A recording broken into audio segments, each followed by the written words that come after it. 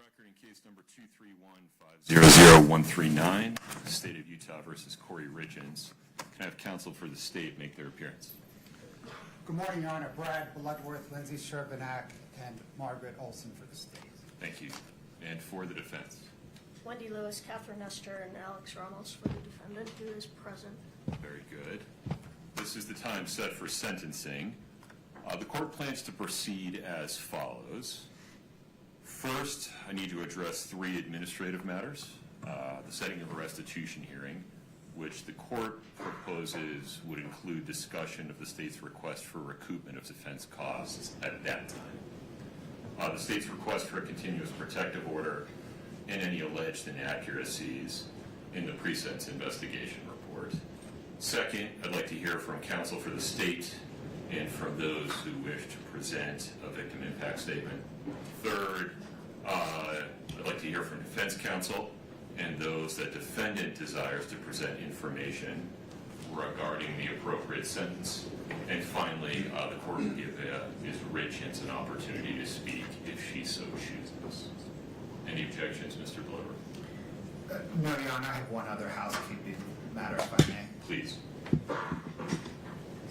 Your Honor, the defendant previously waived the jury as it relates to the domestic violence finding. I cannot recall, or finding the record, whether or not the court has actually made that finding, and the state would ask the court to do that today if it hasn't.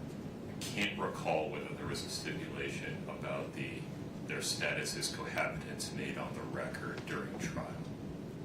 That's the issue. Right. Your Honor. And I think that it doesn't impact the decisions today. It just impacts the record for any future offense that might be committed by this person. that is Right. correct. Your Honor. Well, Your Honor, one thing, it will affect the analysis as it relates to a continuous protective. Well, understood. No, I understand your position. Yeah. Your Honor, I do believe we put that on the record during the jury instruction conference. Okay. We discussed specifically the cohabitant issue, and you got us to make a statement on the record. Okay. Very good. So, I think there's a stipulation among counsel that the record includes a stipulation of fact recorded for the record that Eric Richens and Kouri Richins were cohabitants under Utah law at all relevant times. Anything further, Mr. Blair? No, Your Honor. Ms. Nestor, Ms. Lewis, any objection to how the court intends to proceed? Yes. No. Okay. Fair warning to everyone inside the courtroom. As with the time when the verdict was read, everybody in the courtroom deserves our respect while they are in the courtroom. So, there can be no outward reactions to what's said today. This is an emotionally charged situation, reasonably so, but the bottom line is no outward reactions.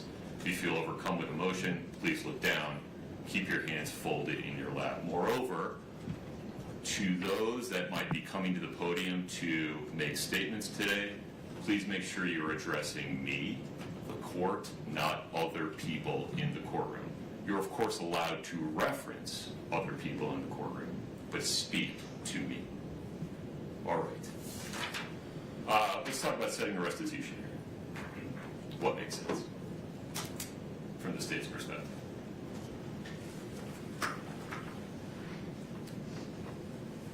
Your Honor, the restitution amounts that the state is seeking are well known in the record, or the defendant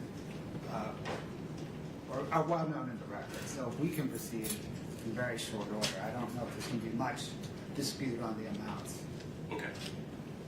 From the defense team, what makes sense, Ms. Nestor? We need an opportunity to brief these issues and do a little bit of research. We were surprised by some of the requests that came The from us. recoupment issues? Yes. Fair enough. So we need to look into that. I know that I'm going to be out of town the first 2 weeks of June. I'm going to be out of the country, so if we could do it before or after, that would be helpful. After would work far better for me. Okay, same. So, other than that. Brittany, what would you recommend? Is there an afternoon in which we don't have a ton of so upset on a Friday afternoon.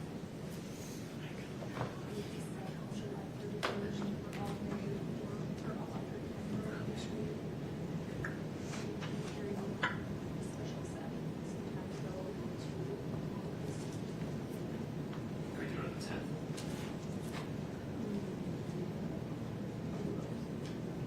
One only, council.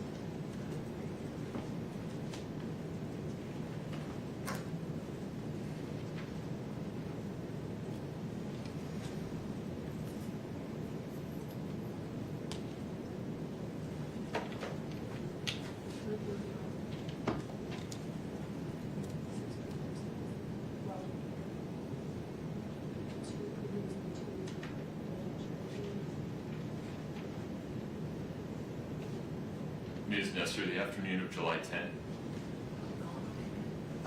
Ms. Lewis will be out of town, and that is the week we are doing the preliminary hearing in my case in Utah County. Understood. Well, maybe July 31, like you said. July 31 works. Does that work for the state? What time, Your Honor? That'll work, Your Honor. All right. We'll say 1:30 p.m. on July 31. Ms. Nestor, would you like to appear in person or by web In extension? person, Your Honor. All right. We'll set a restitution hearing to include discussion of the state's arguments regarding recoupment as made in their sentencing memorandum on July 31, 1:30 p.m. in person. Okay, anything further on that, Mr. Blood? No, Your Honor. Ms. Nestor? No, sir. All right. Mr. Bloodworth, the state's request for a continuous protective order. I looked hard at this. Let me relate some of my concerns and then have you respond to them, and then we can go from there. I looked at the cases cited by the state, I looked at the statute, considered the absurdity doctrine. It seems to me that the legislature has adopted a policy where a convicted person's First Amendment rights are reasonably restricted in domestic violence cases to prevent the survivor of domestic violence from being re-victimized by contact, either direct or indirect, by the convicted perpetrator. And it seems that the legislature has recognized that a survivor of domestic violence can be re-victimized by the perpetrator contacting their family members or other household members. The statute contemplates that. But here, or in a situation like this, where the Domestic Violence Act does not have a survivor, rather it has a decedent, it seems from the face of the statute and other statutes involving criminal actions causing death that the legislature has reverted to the First Amendment being the baseline, and also that there are other remedies available to the family members of that decedent, such as stalking injunctions, if they are receiving contact that constitutes a course of conduct that would cause an objectively reasonable person to suffer emotional distress. Moreover, the juvenile court has tremendous authority to determine whether and how much, if any, contact a parent in this situation should have with the children of the decedent. I'm not sure that I have the authority to enter a continuous protective order in this case. I acknowledge this may not be what the legislature intended, that maybe they didn't see around this corner when passing the statute, and I appreciate the state's position that maybe they should take a hard look at it, but the act says what it says today. Respond to that for me. Your Honor, the state questions the court's kind of read of the act, and when the court relates members of the victims, any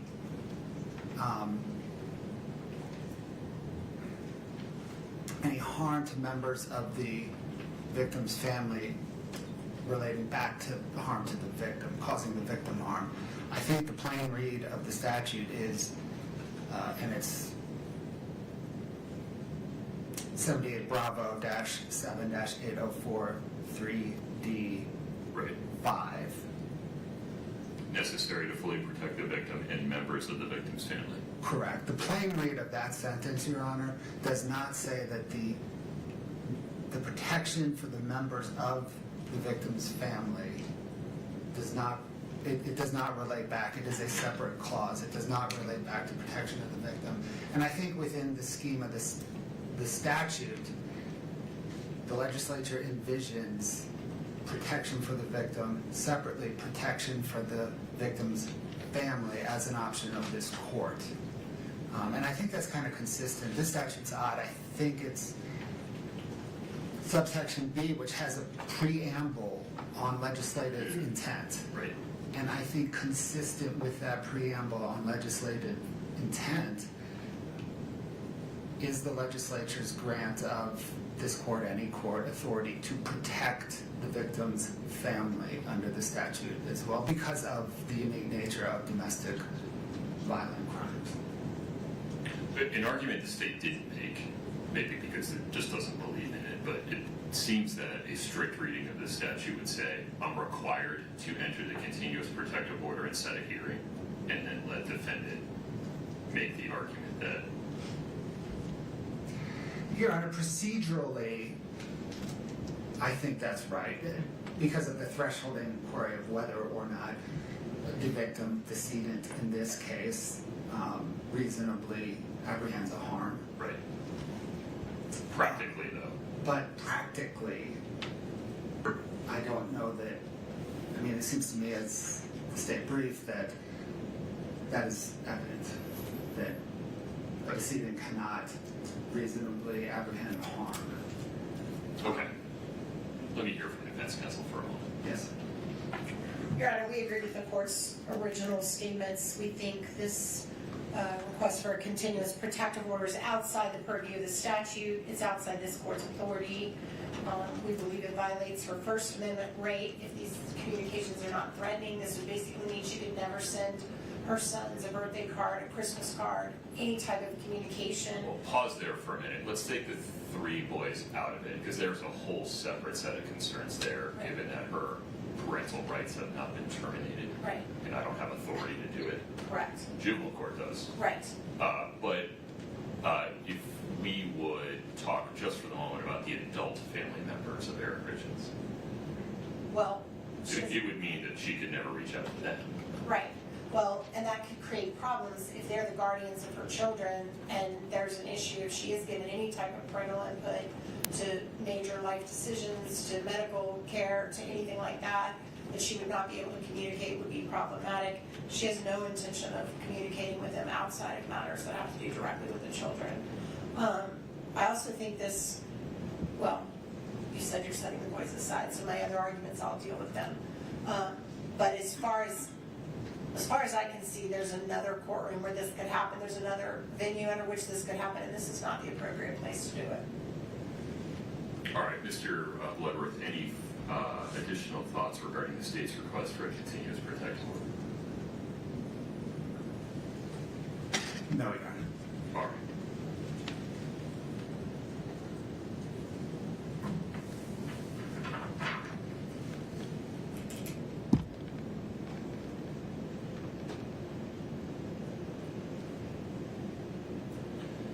All right, in full transparency, I don't like the result, but under this court's reading of Utah Code 78B 7804, subsection 3, the court determines as a matter of law that it cannot issue a continuous protective order in this case because it is evident that the victim of the domestic violence charges, in this case for which Ms. Richens was convicted, cannot possibly have a reasonable fear of future harm or abuse. It very well may be that this is not the result the legislature intended, and I would encourage the legislature to take a hard look at 78B 7804 subsection 3 to fill this gap explicitly. But they haven't done it yet. They know how to do it, and the court is not persuaded that this result is so far outside of what they could have possibly intended, given the overlay of the First Amendment, that the absurdity doctrine requires a different result. And so while the court hopes the legislature will make a legislative change that would provide protections for the members of the family of a decedent in an aggravated murder case like this, they haven't done it yet. The court simply, in my view, does not have the authority to issue a continuous protective order in this case. In so ruling, the court expresses no opinion whatsoever, one way or the other, as to whether Eric Richens' family members might qualify for issuance of a stalking injunction in the future, and expresses no opinion one way or the other as to whether the juvenile court will put in place restrictions regarding Ms. Richens' communications with her 3 boys. Anything further on that, Mr. Blower? No, Your Honor. Ms. Nestor? No, Your Honor. Okay, Ms. Nestor, may I ask you a couple of questions regarding the pre-sentence investigation report? Yes, sir. Have you had a chance to review it? We have, Your Honor. Have you had a chance to review it with Ms. Richens? We have, Your Honor. Okay. Are there any inaccuracies in the PSR that we need to address? We submit there are inaccuracies. They're all related to the factual recitations, which this court presided over the trial and is very familiar with. We have confidence the court remembers what happened at trial and remembers what was presented, and we would submit. Okay. For the purpose of today's hearing, to the extent there are any factual inaccuracies in the pre-sentence investigation report regarding the factual background of this case, the court determines that those factual inaccuracies are not relevant to the court's sentencing decision and do not affect the court's decision regarding the appropriate sentence one way or the other. Anything further on that, Ms. Nestor? No, Your Honor. Okay. Mr. Bloodworth, how would you like to proceed? Your Honor, the state is prepared to present. Please.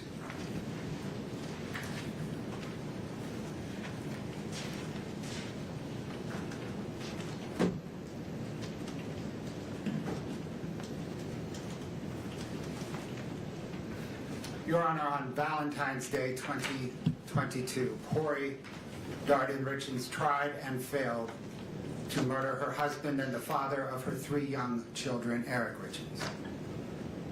Over the next 17 days, she did not think, what have I done?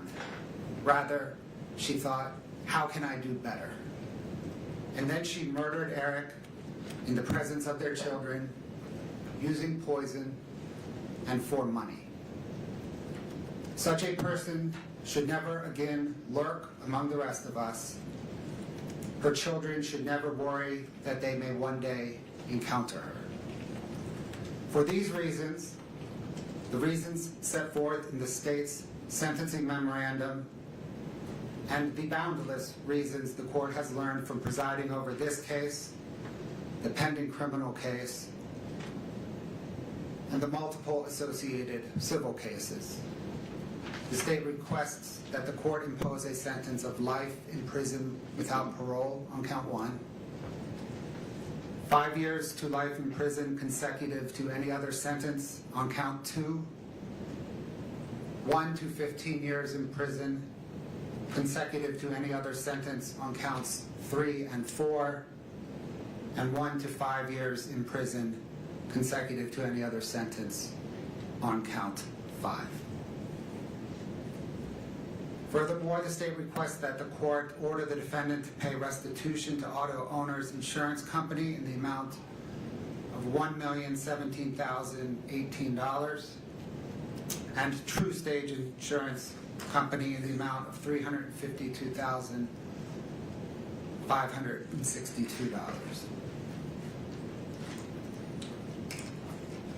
The state requests that the court order the defendant to pay recoupment to Summit County in the amount of $1,391,943. Kouri Richins earned this sentence. Her children deserve it. Only this court can order it. The court's time this morning is best spent caring for a few of Kouri Richins' victims. Fathers are not meant to bury sons. Gene Richens will present his victim impact statement first.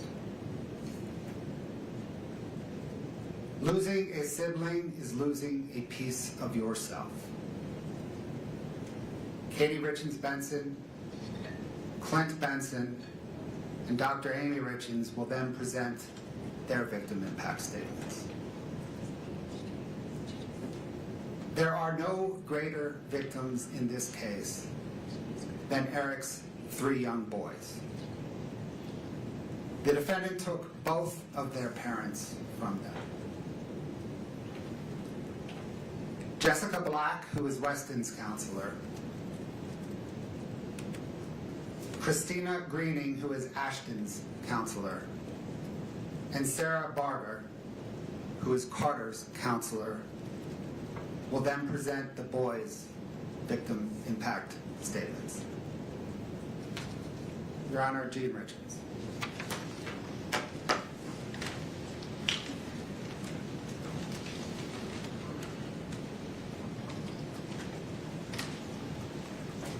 Good morning, sir. Good morning. Please take your time. Thank you. Thank you. Your Honor, my name is Gene Richens. I'm Eric's father. No parent should ever have to bury their child. It's a loss that changes you forever. Eric was taken from us way too soon, and his loss has left a permanent hole in our family that will never be filled, ever. Eric was first and foremost an incredible father. To his 3 boys, Carter, Ashton, and Wes, his sons were his world, and he was theirs also. They didn't just see him as a dad, they saw him as their best friend, their coach, their mentor, their protector. He was present in every part of their lives. Whether it was soccer, baseball, basketball, or any activity that they were involved in. Eric was there coaching, encouraging, and supporting not only his own boys, but every child on the team. Eric didn't just coach sports, he built confidence. He built character and friendships. He gave his time freely because he cared deeply about helping young people grow into strong, kind, and capable individuals. The impact Eric had on these children and families continues even now. On the soccer team that he coached, before every game, the players gathered and called out a cheer. For many teams, it might be something ordinary. But for Eric's team, even 4 years after his death, they still break the huddle with the words, 1, 2, 3, Eric. That simple cheer speaks volumes about a man he was and the lasting imprint that he left upon young lives in this community. He was a light to his sons, to the boys he coached, and to our entire community. A light that was taken far too soon. Eric was only 39 years old. As his father, I miss him every day. I miss our conversations. I miss watching him grow into a man I was so proud of. One of the greatest joys of my life was seeing the kind of father he had become. Eric was patient, loving, dedicated, and fully present in his boys' lives. Watching him raise his sons with such care and devotion was incredibly meaningful to me. Eric was also an amazing brother to 2 sisters, a loving uncle, nephew, cousin, and loyal friend. He was a trusted business partner, a valued colleague, and a respected member of our community. He was generous with his time, his energy, and kindness. He treated people with respect, showed gratitude even for the smallest acts of kindness, and gave freely of himself because that's simply who he was. He worked hard to provide a beautiful life for his family. He gave them a home many would consider a dream. He ensured their needs were met, supported them, cared for them, and treated his wife with love every day. Yet despite everything he gave, his life was taken from him, not by a stranger, but by a person he should have been able to trust the very most in his life. He was betrayed in the most imaginable way possible. His life was taken through calculated, intentional actions motivated by the greed, control, and desire for a different life with someone else. Eric's boys lost a father.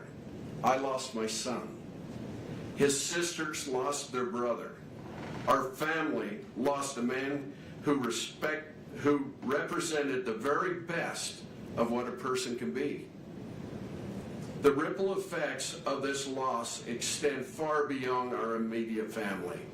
His friends lost someone they trusted and admired. The children he coached lost a mentor, a role model. Our community lost someone who genuinely cared and gave back without expecting anything in return.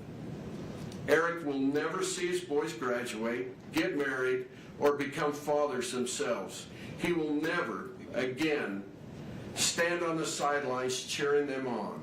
He will never offer guidance, encouragement, or love in any way that only a father can. That opportunity was stolen from him and from all of us.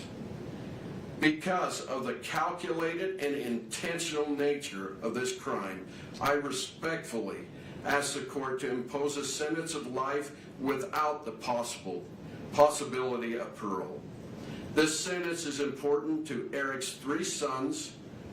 Never have to live with the fear that the person responsible for taking their father could ever harm them again, and to ensure she can never harm anyone else ever again.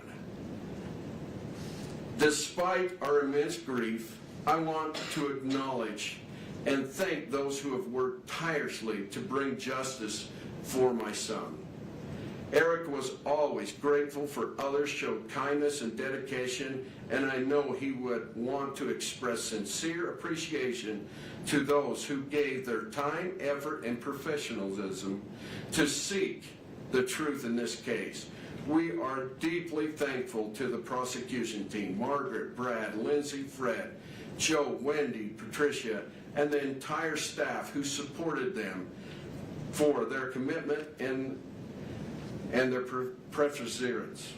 We also want to recognize and thank Todd for his dedication and relentless efforts in helping us ensure justice has been served. We are also grateful to Grace Wardis for serving as a spokesperson and an advocate for our family throughout this process. We thank the Summit County Sheriff's Office, Lieutenant Hemingway, Detective O'Driscoll, Detective Hopper, Officer Woody, Officer Gibson, and all the law enforcement personnel who worked on this investigation. We thank the bailiffs who ensured the safety and the order of this courtroom. We thank you, Your Honor, for your patience, professionalism, and stewardship of this process.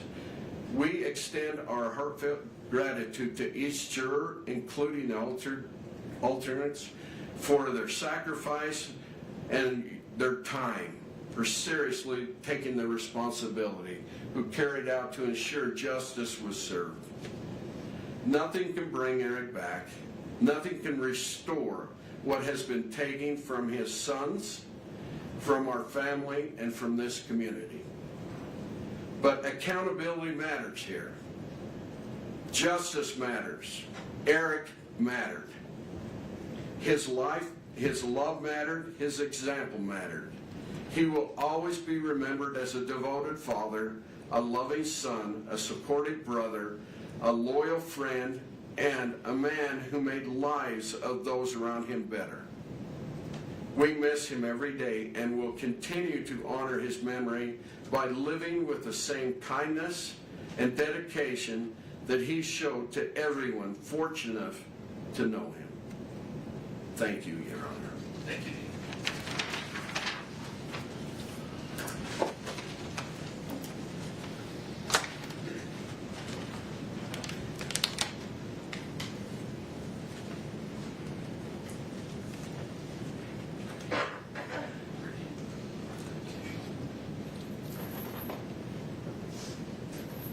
Katie, good morning.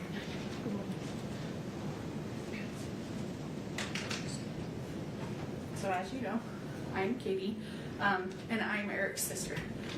To begin, there are a multitude of people who deserve credit and appreciation. Law enforcement agencies across the state of Utah, the Summit County Prosecutor's Office, the Medical Examiner's Office, expert witnesses who worked hand in hand with law enforcement, Eric's friends, Eric's co-workers, my friends and my family, our entire team of lawyers and experts in the civil lawsuit. There are far too many people to mention by name, and I suspect if I try to, I will inadvertently leave someone out. But to all of you, please know that this would not be possible without your efforts, your support, and the strength of the community that has stood beside us. Both my family and I are forever grateful to each of you. I am also very grateful to you, Your Honor, to this court for the dignified manner in which it presided over the trial, and to the members of the jury for faithfully performing their civic duties. Okay. Today is Eric's birthday. I stand before you because he can't. He was taken away from my dad, my sister, his nieces, his friends, our community, and worst of all, from his 3 amazing sons. Sorry. He was taken away from us by a person he should have been able to trust, the person he should have trusted most in the world, his wife. It's impossible to fully describe how devastating Eric's death and Kouri's crimes have been to our family. Nearly every aspect of our lives has been permanently changed, and we have no choice but to live with those changes and with Eric's loss forever. Eric was a phenomenal brother, father, son, nephew, grandson, cousin, friend, and businessman. Eric and I were extremely close. We went through school together and navigated life side by side. Wherever Eric went, I was usually tagging along right behind. In school, Eric's nickname was Richie, and mine was Little Richie, a reflection on how inseparable we were. He wasn't just my brother. He was my constant, my protector, and one of my closest friends. Eric was the kind of father who anticipated his children's needs before they ever had to ask.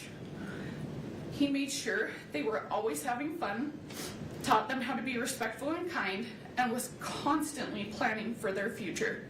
His mind and heart was always on his boys, always. Everything he did was for them. Eric was the very best uncle. He made his nieces, my daughters, feel truly special. He always found ways to have fun with them. He doted on them with love and attention. Eric was an incredible son, always there for my parents, stepping in without hesitation and helping in every way he could, without being asked. The bond he shared with my mom was truly special. We would often joke that the umbilical cord had never really been cut, but in truth, it spoke to the deep, unbreakable love they had for each other. This is who Eric truly was, a man defined by love, integrity, and unwavering devotion to his family. He is none of the things that Kouri tried to portray him as. Those mischaracterizations were nothing more than a vile effort to deflect blame. And those mischaracterizations stand in stark contrast to the reality of the man we all knew and loved. Eric's life and his actions and the profound impact he had on those around him speak for themselves, and they tell a story of goodness, strength, and character that cannot be rewritten or diminished. The saddest part for me in all of this is that I got something with Eric that his sons never did: time. I feel cheated that I only got to spend a few decades with my brother, but I should feel lucky in comparison. As Eric's eldest son told me shortly after his dad's death, he and his brothers did not even get 10 years with their dad.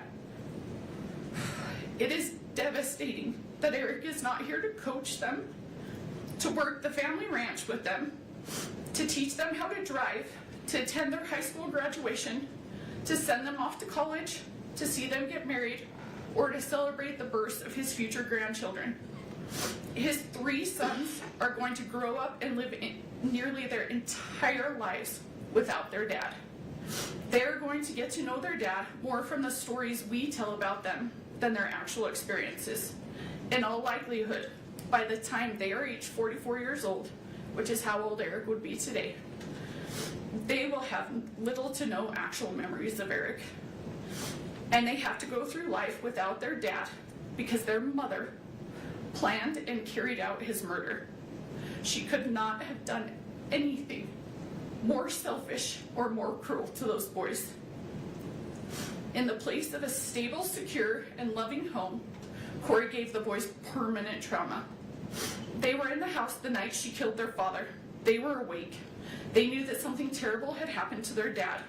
As we heard on the 911 call during trial, one of them even walked into Eric's bedroom, where Eric's body lay dead, poisoned by someone who his son should have been able to unconditionally trust, love, and depend on. No child should have to bear that trauma. But Eric's 3 innocent sons will bear that burden, and they will bear it for the rest of their lives. Kouri's selfishness and cruelty did not end with Eric's murder. In the time after Eric's death, Kouri has done nothing but isolate, manipulate, deceive, and do harm to those boys. Almost immediately after Eric died, she cut them off completely from our family, from Eric's family. The isolation was calculated and strategic. Kouri used the boys as bargaining chips with my dad. She repeatedly threatened not to let him see his grandsons unless he could convince me, as Eric's trustee of his trust, to capitulate to her legal demands and give her all the trust assets. While isolating the boys, Kouri provided them with false and harmful information about me and my family. When DCFS took custody of the boys following Kouri's arrest and asked where they would like to go, they expressed fear of my family. The fear was not based on reality, but on what they had been told. For over a year, Kouri led them to believe that I hated them, that I was attempting to take Eric's money for myself, and that I intended for them to be left without support, that they would be homeless and starving. These statements were entirely false and had no basis in reality. Had they not been subjected to that influence, they would have known the truth. Prior to Eric's death, our families were very close. My daughters and his sons had strong friendships, and I had a meaningful individual relationship with each of my nephews. I spent time riding horses with one, helping another identify summer coding programs, and the youngest participated in ice skating lessons with my daughters. Our families shared holidays, worked together on our family ranch, took trips together, and I was present the day each of the boys were born in the hospital. The boys have expressed their confusion about these circumstances. They have stated that prior to their father's passing, both Eric and Kouri frequently told them if anything were to happen, they should go with me. that I would care for them and support them. Following Eric's death, however, those messages changed. After Eric passed away, Kouri prevented all contact between our family and the boys. She prohibited communication and continued to provide them of false information about us. When we were finally able to see the boys again, approximately 15 months after Eric's death, the boys hardly recognized the relationship we had. Instead, they viewed my family and me with fear and hesitation, as though we were strangers. Kouri also went to great lengths to jeopardize the boys' financial futures. I know you are very aware of this. Among other things, she drained the personal bank accounts that Eric had set up for his boys as college funds. She allowed the boys' Social Security survivor benefits to be funneled to individuals who were not taking care of the boys. And she sued me in my role as Eric's trustee and personal representative, not once, not twice, but 3 separate times. The goal of her lawsuits is singular. She wants all of Eric's assets for herself. Despite her lies and fanciful public portrayal, she knows that none of Eric's assets are going to me, my dad, or my sister. In fact, she knows exactly where Eric wanted everything to go, and that is to his boys. And yet, for 4 years, she has aggressively tried to take their inheritance from them. Even now, despite her erroneous debt, a murder conviction, and a string of pending felony financial charges, Kouri's civil lawsuits live on. Those lawsuits have been emotionally grueling, all-consuming, and unimaginably expensive. And tragically, every dollar on those suits is a dollar that Eric's boys will not get. Of course, Kouri can't have other people or the public thinking that she's trying to take away her children's inheritance. So for the past 4 years, both in court and in the media, she has demonized and vilified me. She has hurled wild accusations in my direction, including that I hacked her bank accounts, forged her bank statements, paid off witnesses, unduly pressured law enforcement into investigating her, and quietly pulled the Summit County prosecutor's strings. It is despicable that for doing nothing more than trying to honor Eric's wishes, Kouri has cast me as the evildoer here. Just as bad, honoring Eric's wishes has landed my sister and myself, and unbelievably, my 2 daughters in Kouri's crosshairs. One of Eric's sons recently told me that Kouri used to say, "I will get them one day." Apparently, she was talking about me, my sister, and my daughters. Her infamous walk the dog letter, the part the jury did not hear, confirms her desire to harm me. In it, she talks at length about her plans to get at Amy and me, including by targeting my daughters, both of whom are under the age of 10. It takes a sick mind to target children. The mere thought that someone who has so little regard for human life or decency might one day walk free is horrifying. I worry about the safety of Eric's boys, my daughters, my sister, and myself. There is nothing Kouri will not do, and no one she will not hurt, to achieve her own selfish ends. I am not the only one that is afraid. There are 3 little boys who, instead of fearing those who love and adore them, as Kouri would prefer, worry constantly that Kouri might show up one day and take them away. Eric's sons deserve so much better. They are not bargaining chips. They are not cash cows. They are not props for some twisted children's book about grief and loss. And yet that is what they've been reduced to by Kouri. To my unending sadness and horror, Eric himself understood all too well the danger she posed to his children and to his family. When Eric told me he had changed his estate planning and appointed me as his trustee and personal representative, I begged him to end the marriage and go his separate way. By that point, he had already consulted with a divorce attorney and was deeply afraid that he might not be awarded sole custody of his children. He made the heartbreaking decision to stay because he could not accept the risk of what might happen to his sons if Kouri had equal custody. He told me he would live his life through hell every single day of his life until his youngest was 18 because he believed Kouri was the most evil person he had ever met. He knew that his sons did not like her. He told me as much many times. He knew that they would prefer to be far away from her, but he also knew that divorce carried significant risks. And he said he could never allow his children to spend half of their time alone with her because he was certain they would be exposed to harm and things no child should ever experience. He made it clear that in his mind, if Kouri were given equal custody, his children would be in the care of someone he believed to be deeply dangerous. He feared the people they could be exposed to and the damage that could be done. At the same time, he spoke with deep love and admiration for his boys. He told me that they were the most amazing boys in the world, and that none of this was their choice, and none of it was their fault, and that he would do everything in his power to protect them for as long as he possibly could. Kouri loves to go on and on about how this case is a media sensation. She's right. News outlets from here to Europe have covered it. There have been countless newspaper articles, podcasts, and TV specials about it. Every hearing is live streamed on numerous YouTube channels. Every filing is scrutinized by internet lawyers and true crime junkies. There is no question that this case is famous and that Kouri is now famous. But what Kouri never mentions in talking about her fame and notoriety are the reasons why this case is now famous. It is famous for how appalling and sickening it is.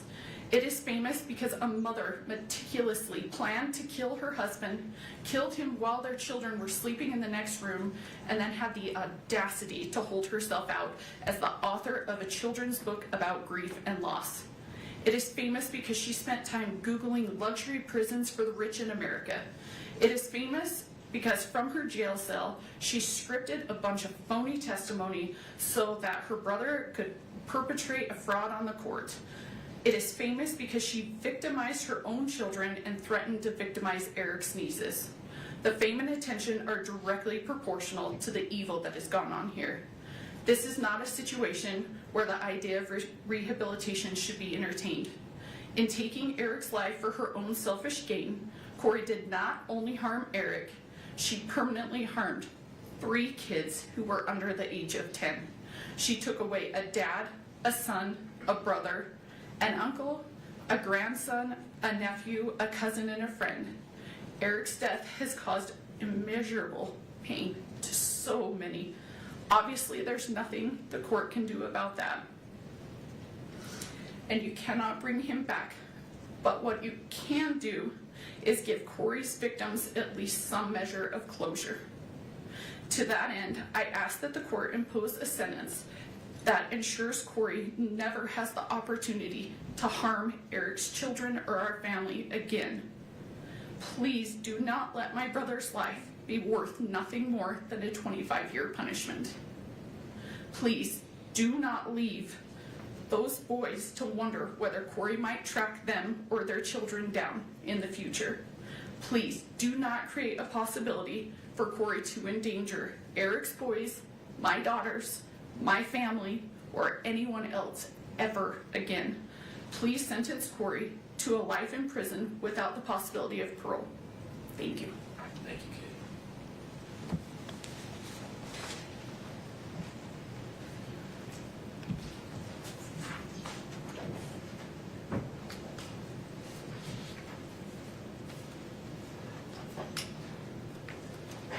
Morning, Clint.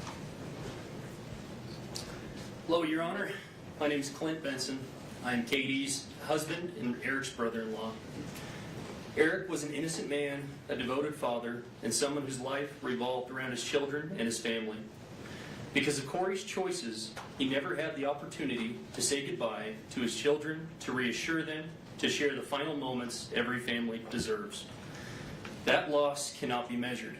His children will spend the rest of their lives carrying the pain of a father taken from them far too soon. What makes this tragedy even more painful is the calculated nature of the crime. This was not a momentary mistake, a lapse in judgment, or a crime of passion. It involved planning, preparation, testing, and deliberate action. Eric's death was carried out in a way that caused fear, suffering, and helplessness. Kouri either watched or sat by as Eric succumbed to fentanyl poisoning instead of providing any kind of aid to him. She was fantasizing about a dream life funded by Eric's death. Eric was killed in his home by a traitor sleeping next to him in one of the most cowardly acts imaginable. We are profoundly grateful to every investigator, prosecutor, detective, law enforcement officer, juror, judge, forensic expert, and public servant who worked tirelessly and honestly to uncover the truth.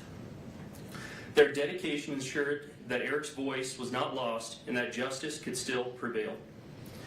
We are equally grateful for the incredible community surrounding us. This community has shown unwavering support and has been there for Eric's boys without judgment and through some of the most difficult times imaginable. The boys are succeeding and thriving because of the people around them who continue to provide support and look out for their safety. Going through every aspect of this murder easily led to a dark place while fighting against an individual focused on only chaos and vengeance. However, the people surrounding us, including the sheriff's officers, principals, teachers, school staff, coaches, counselors, neighbors, and church members, created an unbreakable force for what is good, just, and right. No sentence can bring Eric back. No outcome will erase the suffering caused by these actions. But accountability matters, truth matters, and justice matters. Kouri continues to shirk responsibility for her actions, for the pain she has caused, and for the resources she has squandered, both Eric's and the state's. Even after everything that has been revealed, Kouri has demonstrated zero genuine accountability or remorse for the devastation she has left behind.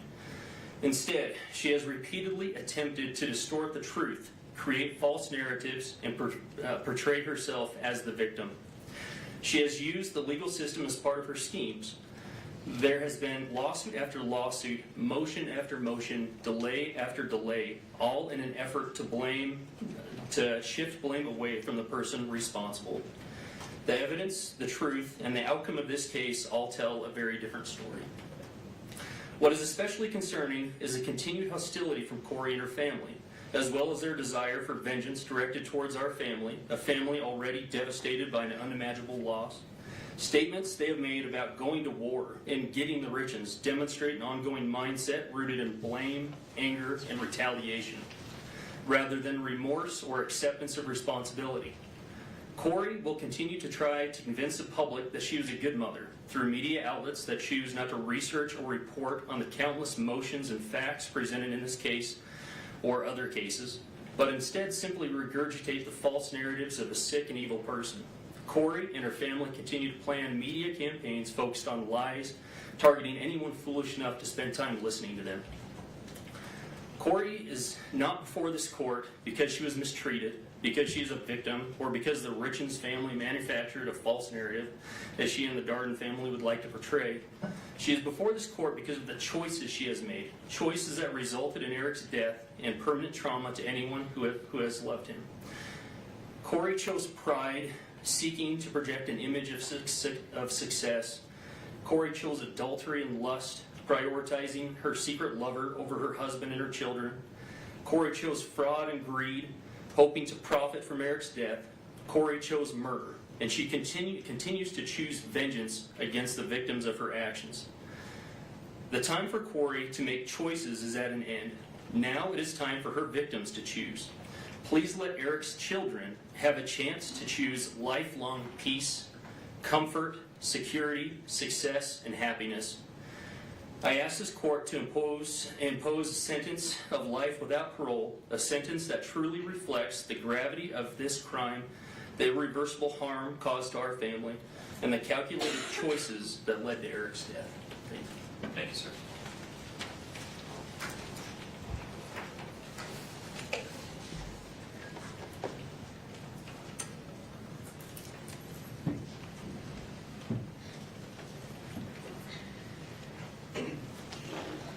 Amy, good morning. Good morning. Honorable Judge Morasic, my name's Amy Richens. I am Eric Richens' sister. Today, I'm here to speak as a victim and to speak for Eric because he no longer has a voice. I addressed this court in 2023 when we were living in a state of visceral shock. Now, 3 years later, we are here at sentencing on a date that carries a weight I can barely describe. Today's Eric's 44th birthday. Birthdays are supposed to be proof of life, a day to celebrate another year of growth. Instead, today is a cruel reminder of another year Eric will never see, and a reminder of the fatherhood that was stolen from his 3 sons. Before I talk about what this crime has done, I need you to know who Eric was, not as a headline, but as a person. Over the course of this trial, so many people described Eric in strikingly similar ways. They called him outgoing, confident, funny, competitive, dependable, driven, and fiercely loyal. He was a leader, a hard worker, a rancher, a businessman, a coach, a best friend, a brother, a son. But more than anything, people described him as a phenomenal father.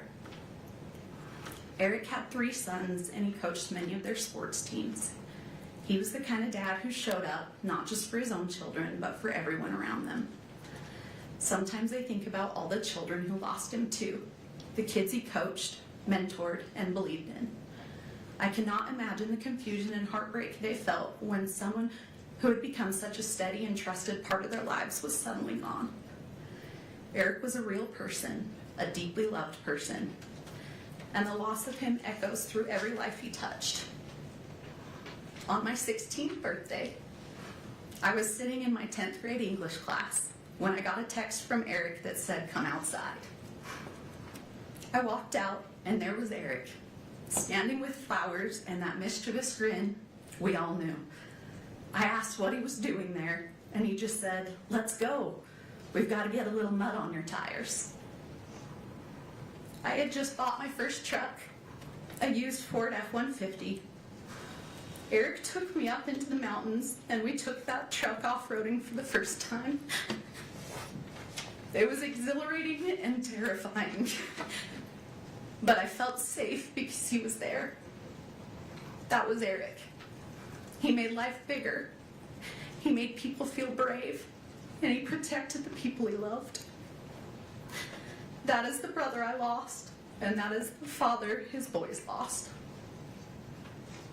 In 2023, I told this court that I was tormented by the sequence of events of that night. Today, that torment has not faded. I still wonder when Eric realized he was in mortal danger. I wonder what Kouri said to him in his last moments. I'm still haunted by the question, did his boys hear their father's final struggle? If Eric had died of an illness, we would have cared for him. If it were an accident, there would have been kindness. But there is no comfort here. In his last moments, after being intentionally poisoned, my brother was faced with the ultimate betrayal. Eric's sons were 9, 7, and 5 when their world was shattered. They are now 13, 11, and 9.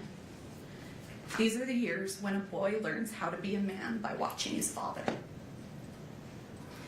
What makes this crime uniquely heinous is that their grief will never pass.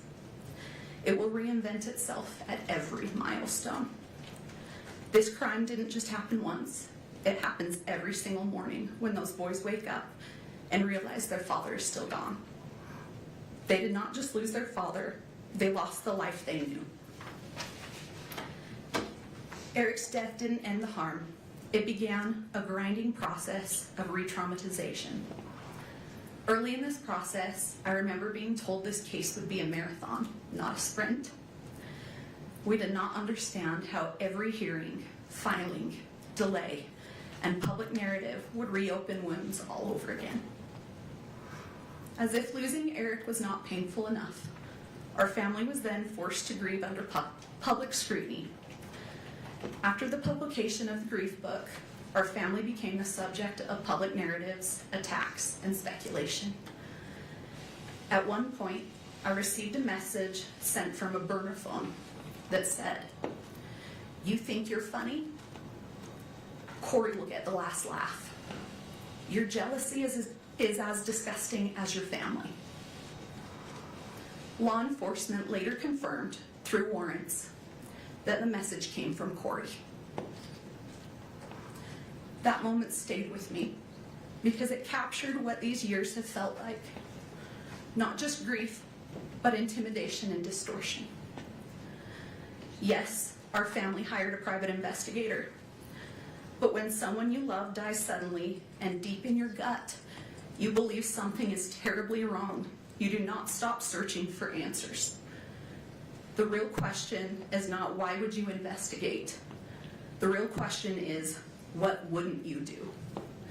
What wouldn't you do for your brother, for the truth? I also feel compelled to address the emotional toll of the trial itself.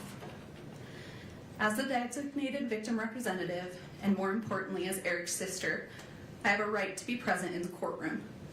Yet during the proceedings, I was essentially kept in the dark. Due to the courtroom layout, I could not see the exhibits or the evidence. When we requested simple accommodation, we were told that the trial was being broadcast on court TV and I could excuse myself and watch from home with the rest of the world. Being told that my right to be here was interchangeable with a television broadcast was a profound violation. I did not want to watch Eric's life and death as content from my couch. I didn't want to go home after a grueling day and listen and watch it all over again. I had a right to be here, to face the evidence directly. Still, to this day, I have not been able to rewatch the trial because it's so time-consuming and painful to relive. I still have not seen all the evidence that was presented. Your Honor, I need to say this clearly. Someday, those boys will grow up and look back at the records of this trial. I need the truth to be the only thing they find. The claims made against Eric's character were not just legal defenses, they were acts of secondary violence. Eric was a protector, not a predator. These lies were a desperate attempt to justify the unjustifiable, and they have added a layer of cruelty to our grief that is nearly impossible to bear. I also need to correct the record on a few misrepresentations. First, the prenup. It was provided well before the wedding, not in a last-minute way. Second, the incident between Kouri and me. I never touched her. Kouri pled guilty to assaulting me. Yet she and her circle have continued to spread false narratives. This is a pattern of distortion that has kept our family trapped in conflict. There is something that has haunted me for years. And I found out Katie was the exact same today. I begged Eric to leave too. I begged him to divorce her. But Eric was trying to protect his boys. People often struggle to recognize intimate partner violence when the victim is a man. But Eric's actions spoke for themselves. He documented conversations. He tried to protect himself. He knew after Valentine's Day that she had tried to poison him, but he also believed that if he left, he could not fully protect his children. So he stayed because he was trying to keep them safe. This trauma has seeped into every corner of my life. And also, It has also deeply affected my own family and marriage. My husband, William, watched me be consumed by the pursuit of justice. For 4 years, we have lived in a constant state of stress, grief, and emotional exhaustion. I lost my job as a professor at Montana Tech University on the very day I was subpoenaed to appear in this court. Eric was so proud of me earning my PhD, and teaching students was something I loved and that made me proud. It now seems like another thing that Kouri's actions have taken away from me. But the most devastating loss is one that isn't in any police report.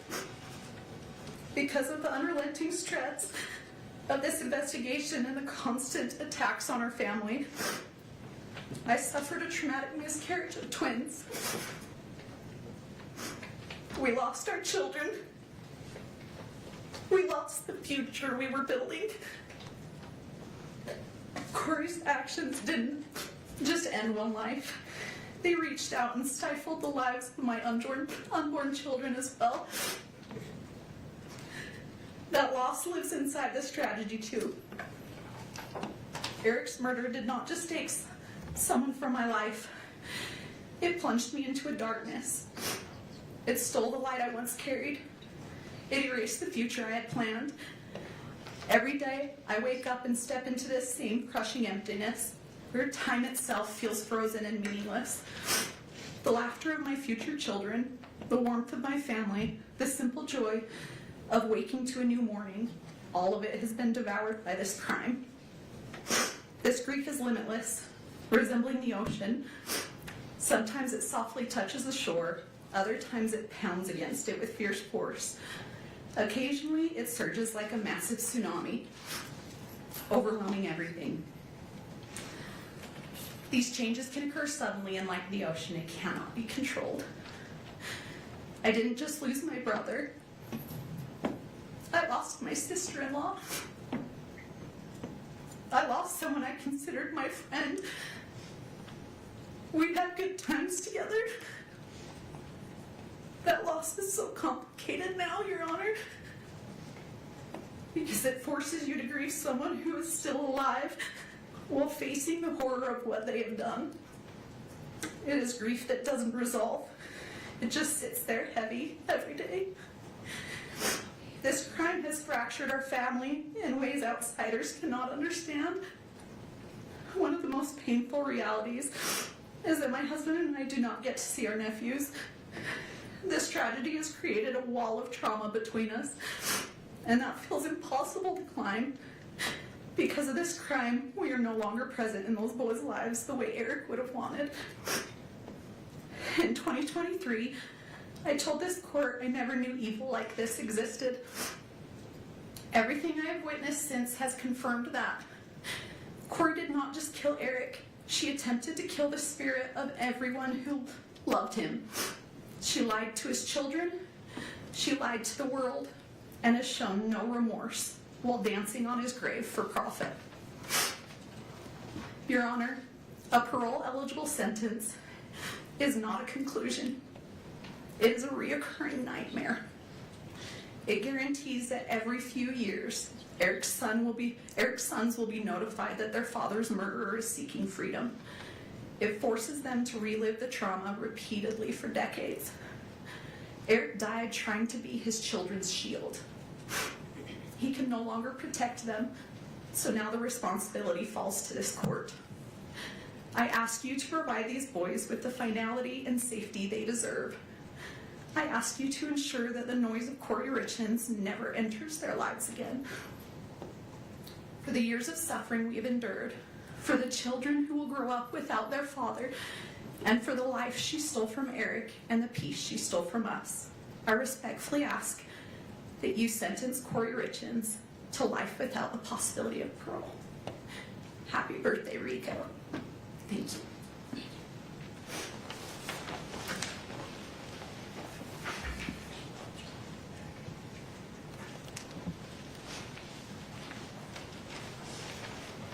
Are you Jessica? Good morning. Good morning, Judge. Take your time. My name is Jessica Black. I'm a licensed clinical mental health therapist and a registered therapist. Myself and my colleagues are here today to read the victim impact statements for 3 children. We are here as advocates on their behalf. After a developmentally appropriate process, the boys were able to decide individually how they wanted to share their statements, and this is what they chose. Our roles are to read their words exactly as they wrote. The boys want the court and the world to hear their side. This is from WR. I woke up to sirens, and there were a lot of people at my house, and I was definitely scared. I felt confused. I was in a bedroom with my brothers, and I didn't know what was happening. At first, I was really scared because I didn't know what was happening, and I had no control, and I felt helpless. I felt really overwhelmed.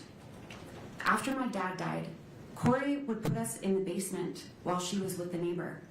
I felt scared because I thought something really bad was happening again. She would take me to places that smelled really bad.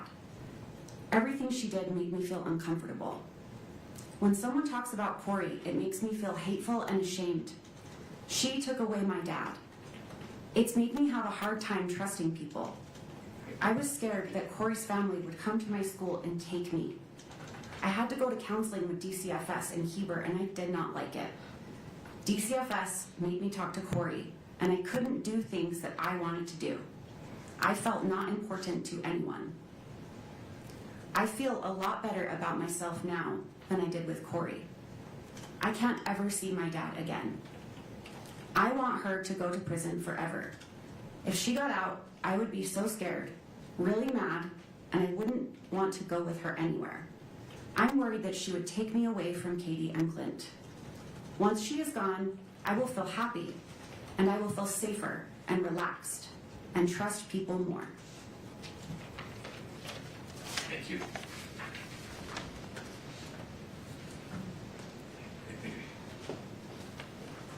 Christina. Good Your morning. Honor, I am Christina Green. I'm a licensed clinical social worker, not registered play therapist, and I will be reading for AR. You took away my dad for no reason other than greed, and you only cared about yourself and your stupid boyfriends. You were not caring and watching over me and my brothers. I had to be a parent to W. C and I would walk him to the bus stop, feed him, and watch him. You were not concerned about our health. When we got hurt, you didn't even care. When C got run over by a side-by-side, you still made him go to the soccer game that day without taking him to the doctors first. You would lock C in his room, and I would have to go to the kitchen and bring him food. You shamed us when we didn't want to eat uncooked lasagna you made. We threw it away because we couldn't eat it. Then you made us watch videos of children starving in war areas. You wanted to scare us into eating something that wasn't cooked. You wouldn't let our dog outside, and then the dog would pee inside. You created this problem, then you would smack my dog on the head as hard as you could. You wouldn't let me put my kitten in the garage for safety at night, and we found it eaten by raccoons the next day. You wouldn't let us turn on and use the heater lamp for the chickens and bunnies, and they froze to death. You would always argue with my dad and lock the door. You were not playing the role as a real mother does. You were doing the opposite. Now my dad can't be my coach anymore, can't be at any of my games. He won't be at my birthdays. He can't teach me how to drive. He won't be at my graduation, and he can't take me camping or fishing. You made me paranoid about sleeping on my dad's side of the bed by saying I might die or get harmed when I was just trying to be close to my dad after you killed him. You took away everything from me and my brothers. I don't want you out of jail because I will not feel safe if you are out. You have never said sorry for anything that you have done to me and my brothers. I don't want you to hurt anyone again. I know that you will need to stay in jail to fully take accountability for what you did to me, C, W, and my dad. With you in jail, I will be able to continue to feel safe and live a happy and successful life without fear of you hurting me or anyone I love. Thank you, Your Honor. Thank you.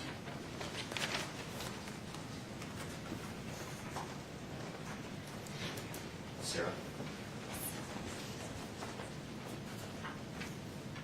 Yes, my name is Sarah. I'm a licensed clinical social worker and registered play therapist, and I'm going to read the victim impact statement for CR.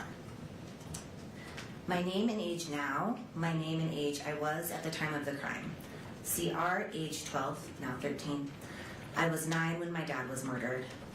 What I would like to see happen if the perpetrator is convicted of the crime, I would like to see Kouri get a life sentence. My thoughts regarding an appropriate sentence for the person who is accused of this crime and if they are found guilty. I think Kouri should get a life sentence because what she did is very sick, because it had no reason to happen and it impacted a bunch of people, including me. These are some reasons why I think she should have a life sentence. The information I feel is important for the judge to be aware of in sentencing. I think the judge should know that my dad was a good person and very thoughtful and kind and helped whoever needed help. He was always taking the extra mile to help people. My physical injuries as a result of this crime are as follows. I was sleeping and then I went to get a drink of water, then went back to bed. And when I woke up shaking and Bailey called the ambulance and they came and I couldn't talk for a while, I think Kouri had something to do with it because she didn't call the ambulance. She called Bailey and Bailey called the ambulance. At the ER, Kouri resisted to have my blood drawn, and kids who usually have this kind of seizure is when they are a few months old to a year old. I learned later that Kouri bought more fentanyl and had it in the house when this happened. I think this is what happened. She did what she did to my dad in the living room. My experienced emotional injury because of this crime is described as follows. Sad. I feel mad that I have to feel sad. I went from being scared for my life to feeling really good. I was scared for my life because I didn't eat that much. Kouri was always drunk or gone. I was always locked in my room. I can't remember, but I am pretty sure the lock was on the outside. Kouri threatened she would kill my lizard because we didn't want to watch some weird show with her. All of our chickens died because there was no food or water. My rabbit died because we didn't have food or water. The goats almost starved to death because she bought moldy hay and she didn't water them. Nothing ever got fed or watered. It didn't feel good to worry about my animals. I felt like I had to take care of my siblings. Ash mostly took care of me though because I was locked in my room. Ash would bring me food. Kouri would lock me up if I told her she was drunk. This happened pretty much daily. I feel angry that she locked me in my room. I am angry almost all my animals died. I am angry she threatened to kill them. I am angry she killed my dad. I started to feel really good when I moved into a safe place. It was safe because the people around me were safe, Katie and Clint. I felt safe at Jake and Shalina because I wasn't with Kouri anymore. Counseling. I feel annoyed that I have to go to counseling and tell the story about what happened 55 million times. I feel better now because I know it's to help me. I would like to not have to go to counseling. I would like to have to not worry about anything after this trial is over. I want the judge to know I hope Kouri gets convicted to a life sentence. Kouri is always drunk. I want the judge to know my dad was a good person and I miss my dad. I miss my dad, but I do not miss how my life used to be. I don't miss Kouri, I will tell you that. Thank you. Thank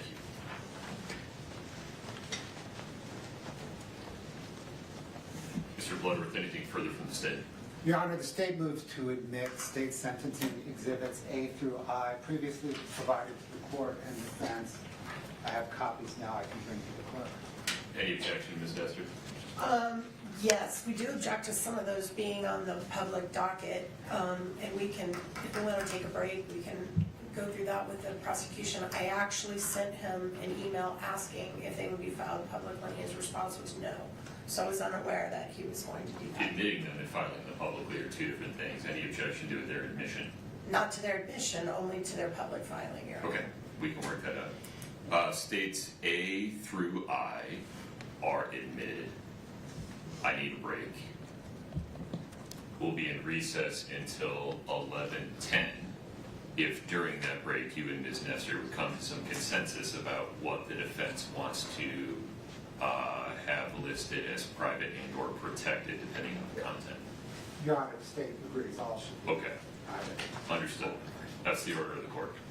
We'll be in recess until 11:10.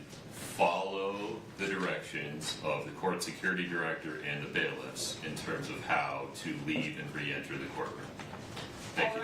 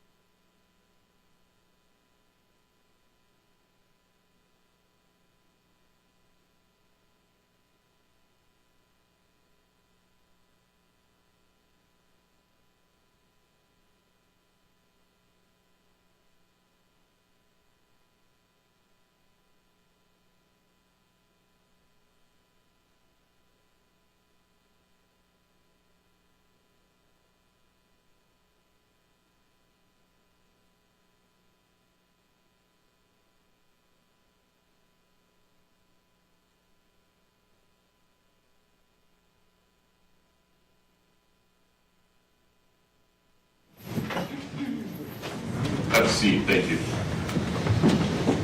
We're back on the record in 231-500-139. Mr. Bloodworth, just to confirm, anything further from the state? No, Your Honor. Okay. Ms. Lewis, Ms. Nestor, please tell me what's contemplated. Your Honor, I have some opening remarks, then we have some letters that some of which we've been asked to read, others are here to read themselves. Due to the excessive publicity, several of the people have asked that only you and the prosecutor know their names, and that we not say their names. And so I'm going to provide you with each letter as we go that has their actual names on it. All of them are willing to confirm with you privately that they've written these letters as officers of the court. We assure you they have, but they did not want to appear on camera. That's fine. And then, after we do a set of the letters, Mr. Ramos has some very brief remarks, and then we're going to put on 3 more. Then Ms. Lewis will close out remarks, and then Ms. Richens will do her allocution at the very end. Understood. If that's sufficient. Please. Thank you.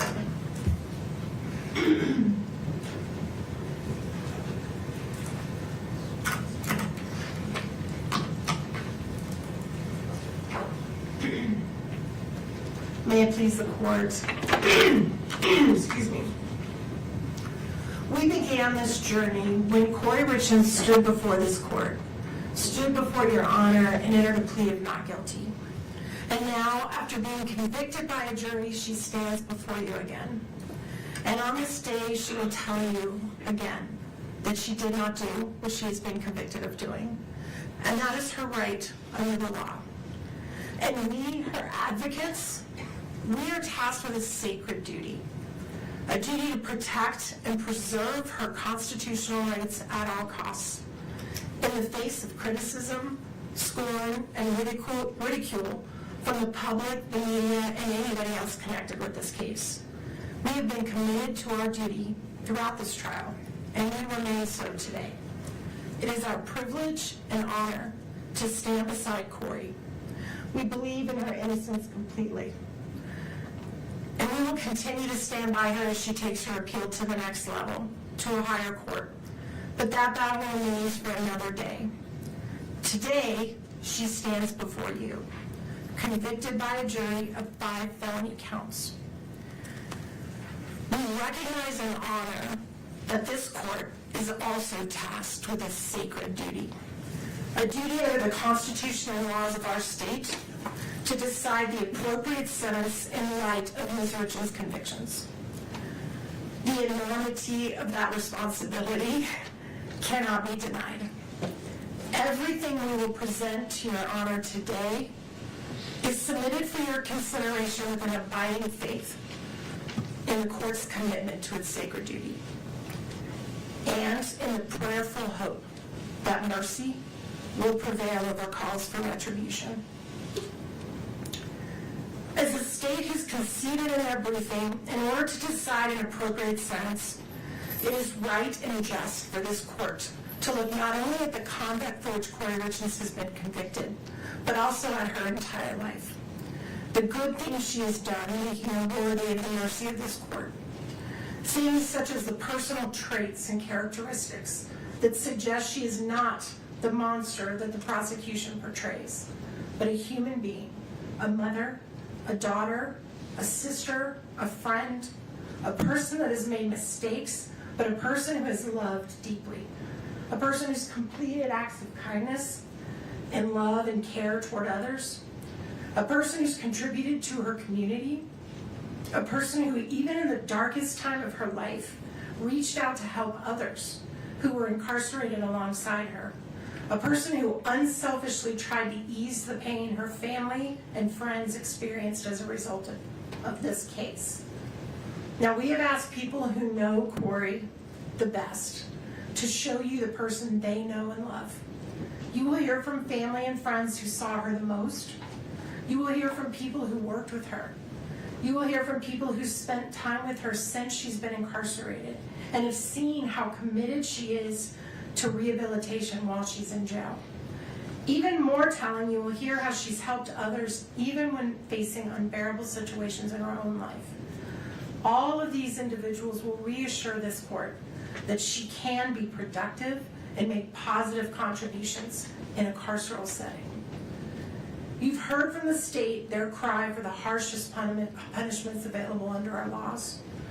Yet you also presided over this trial. You saw the evidence and the absence of facts that would justify such penalties.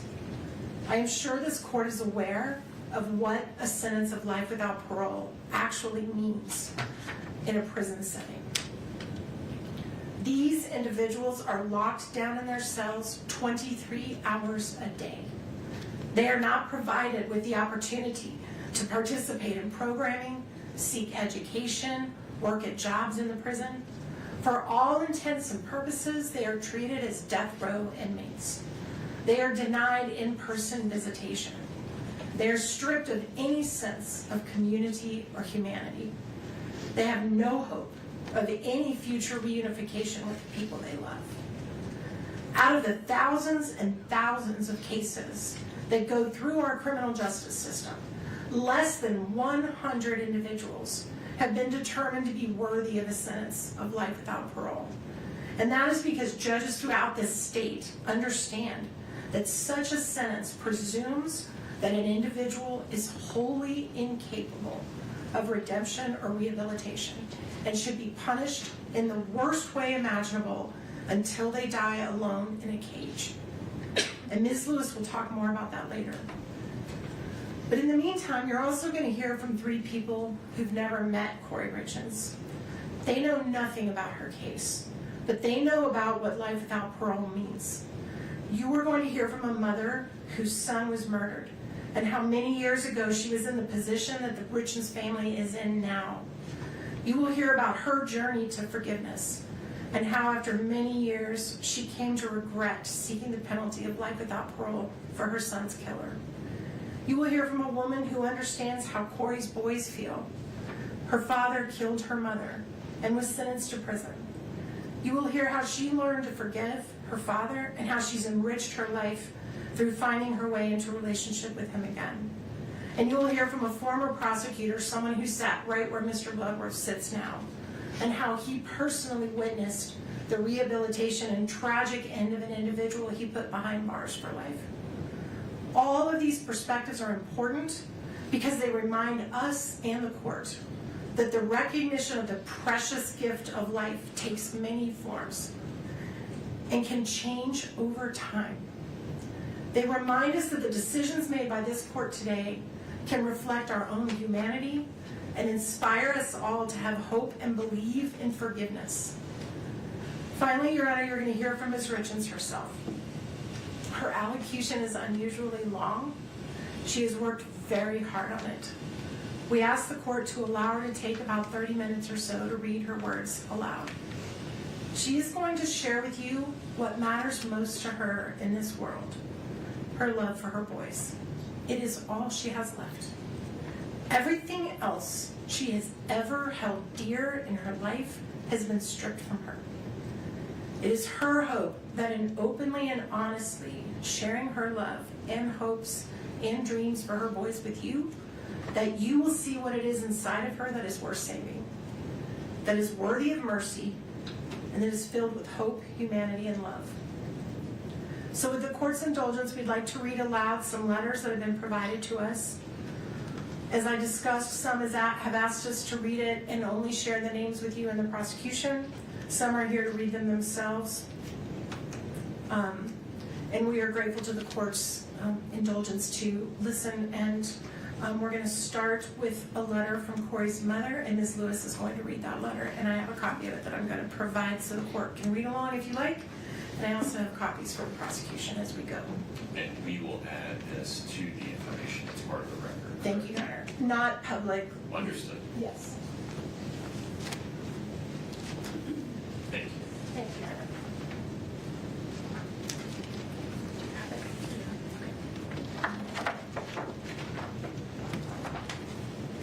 Good morning, Your Honor. Kouri's mother, Lisa Darden, is here in the courtroom. She's actually, I feel, given me the privilege to read her words. She was concerned about her ability to read them herself. Your Honor, Kouri is my daughter. I write to you today carrying grief that words struggle to hold. First and foremost, I want to acknowledge the loss of Eric. He was my son-in-law, my friend, and a truly wonderful father. Eric had a kind heart and a generous spirit.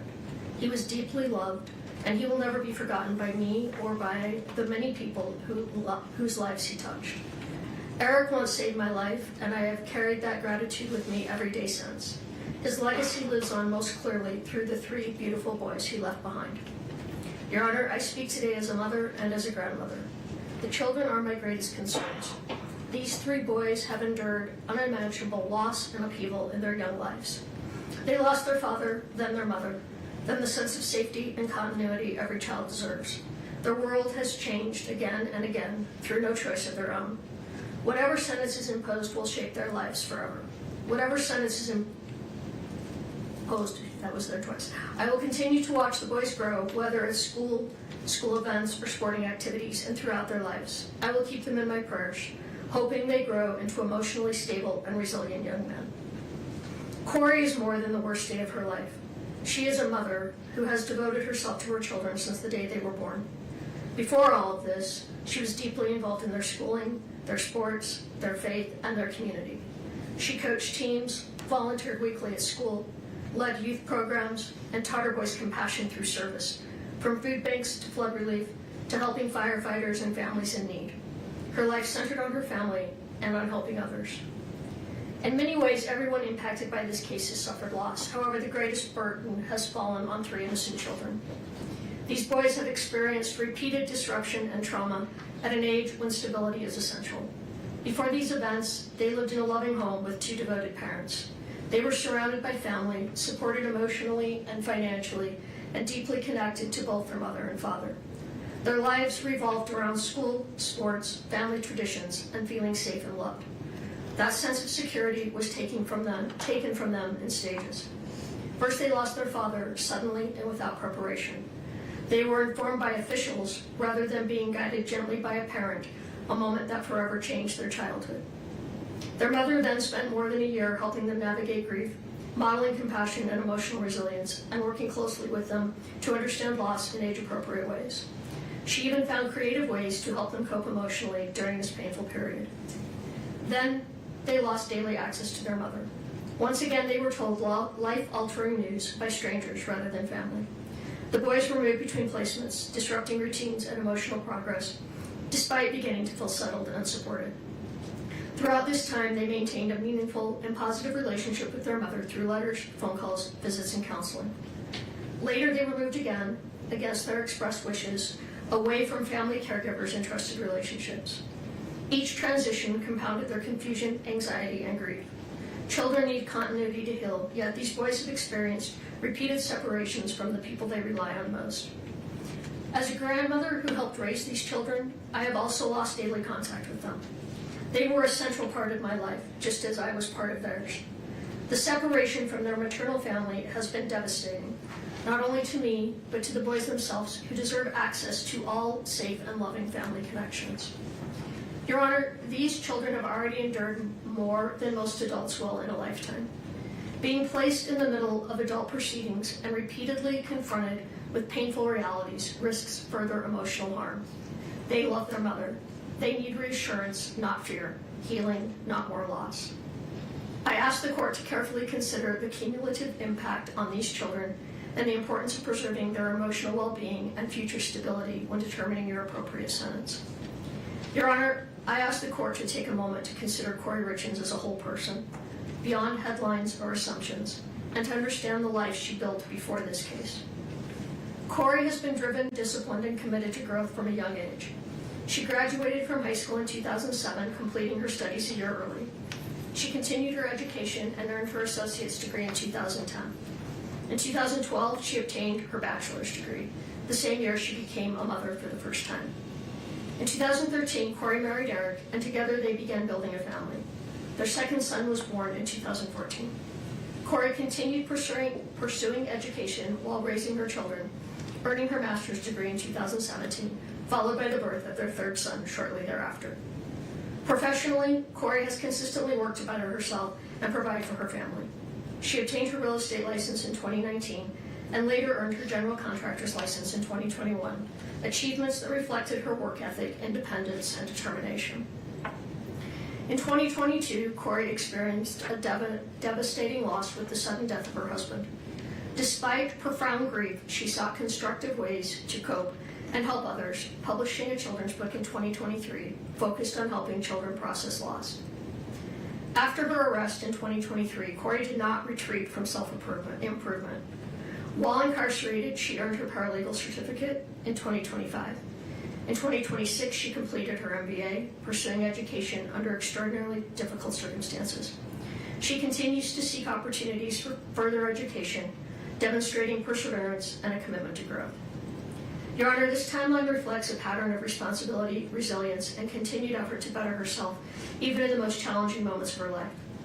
I would like to illustrate Kouri's character through her actions and the way she lived her life, particularly as a wife, mother, and member of her community. Kouri was deeply devoted to her family. She was a committed wife to Eric and a hands-on present mother to their 3 sons. Their marriage was built on partnership and mutual support. Kouri consistently supported Eric in his career, hobbies, and interests, including his involvement in sports and coaching. She encouraged his passions and stood by him throughout their life together. In return, Eric expressed his commitment to caring for his wife and children, and their shared priorities were apparent in the way they lived and parented. As parents, Kouri and Eric focused on raising kind, engaged, and active children. Kouri was closely involved in her son's education, sports, and activities.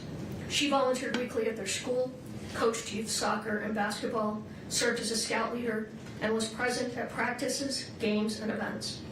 Her time, energy, and focus were always directed toward her children's well-being and development. Beyond her immediate family, Kouri consistently showed compassion for others. She was active in community service and believed strongly in teaching her children empathy through example. Together, they volunteered at food banks, participated in flood relief by filling sandbags for elderly residents, baked cookies for firefighters during fire season, and assembled care packages for families and individuals in need. She also helped ensure that children in the community had proper winter clothes by donating nearly 100 pairs of snow boots to a local elementary school. During the holidays, Kouri made extraordinary efforts to help others, purchasing, wrapping, and delivering hundreds of gifts to families who were struggling. She also demonstrated thoughtfulness in her extended work family by assembling personalized gift boxes and organizing holiday gatherings to bring people together. In 2023, following her husband's death, Kouri published a children's book designed to help grieving children process loss. She donated hundreds of copies to children who had lost a parent and visited schools to read to students dealing with grief. Although the book achieved some commercial success, her intention was not profit. It was to help children feel less alone during one of the most difficult experiences a child can face. Kouri has always viewed her greatest accomplishment as her family, her husband, her children, and the home they built together. Her loyalty to her family is unwavering. As an aunt, she has been a consistent and loving presence in her nieces' and nephews' lives, providing child care support, attending milestones and school events, and assisting her siblings whenever they needed her. She has been the person who organizes family gatherings, holidays, and shared tradition, keeping the family connected. Faith has also played an important role in Kouri's life. She and her children regularly attended church and participated in faith-based community activities, reinforcing values of service, compassion, and responsibility. Your Honor, these are not isolated gestures. They reflect a long-standing pattern of generosity, responsibility, and care for others.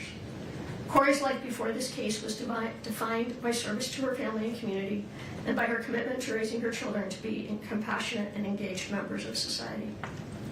From a young age, Kouri demonstrated responsibility and a strong work ethic. While still in high school, she worked nights, weekends, and holidays to help support her aunt's business, using her earnings to pay her own way through college. That sense of responsibility never diminished. She continued to support extended family members whenever they needed help.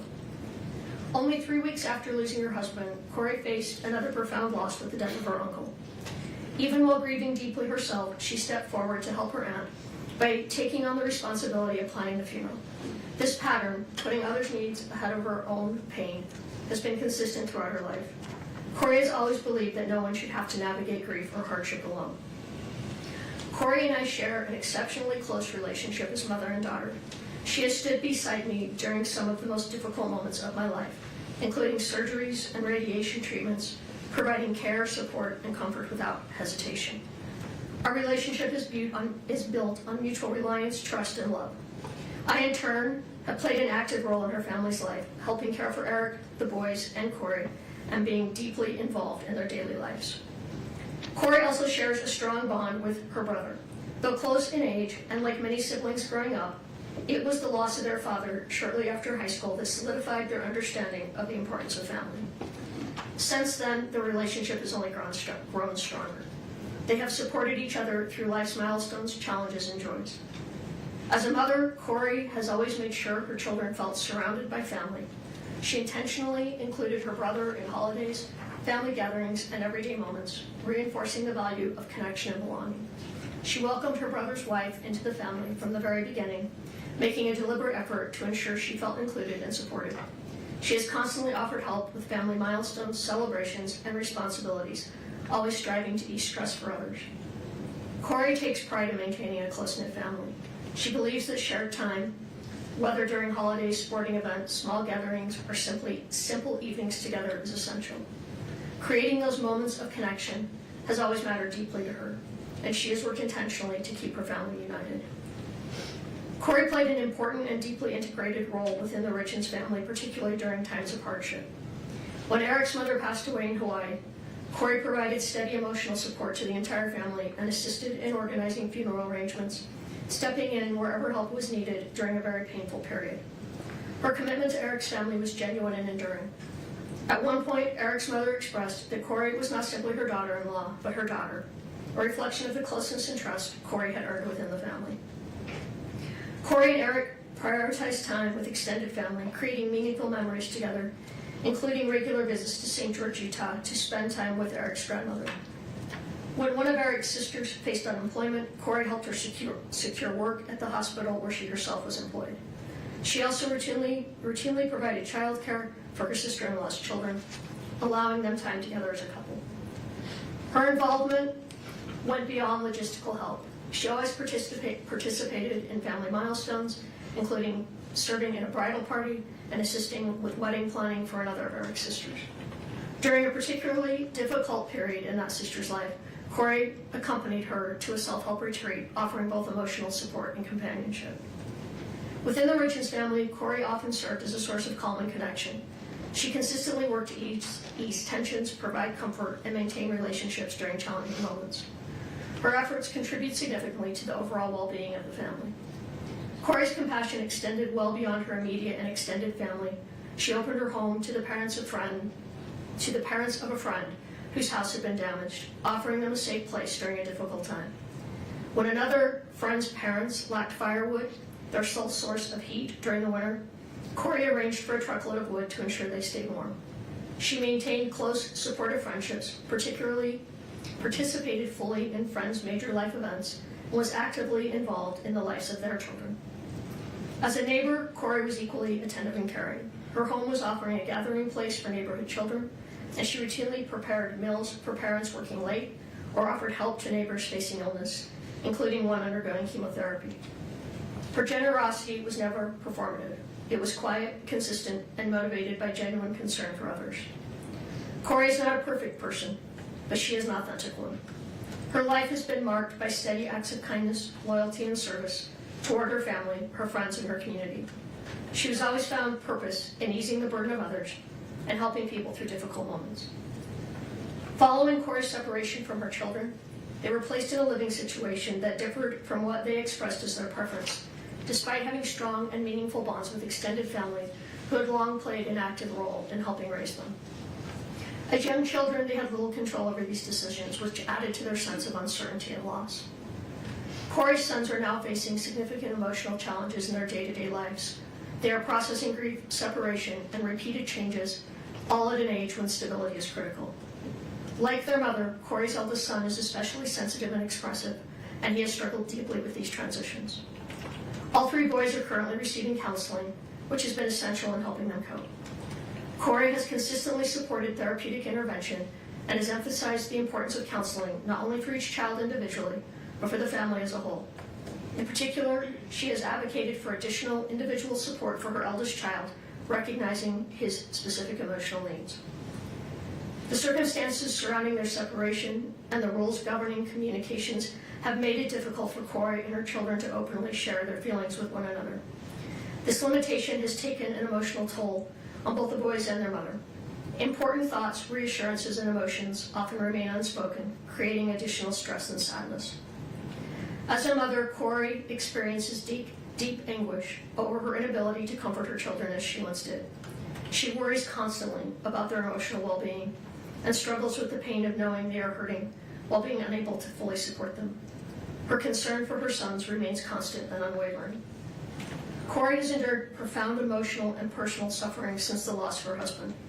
She is grieving the absence of the man she loved and built a life with, while navigating separation from her children and family under intense public scrutiny.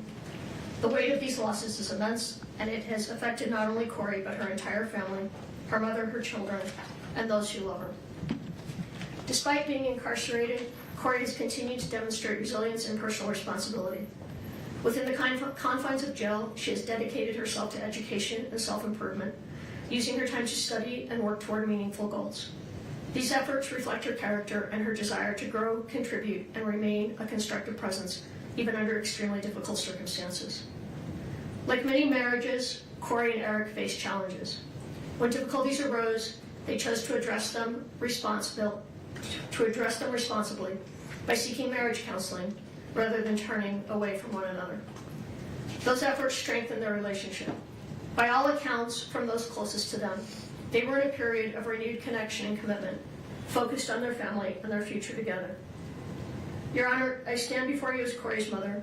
I love my daughter. I have known her for her entire life, not just through this case. I cannot speak to every aspect of what the court has considered, but I can speak to who she is as a human being, as a mother, and as a member of her family.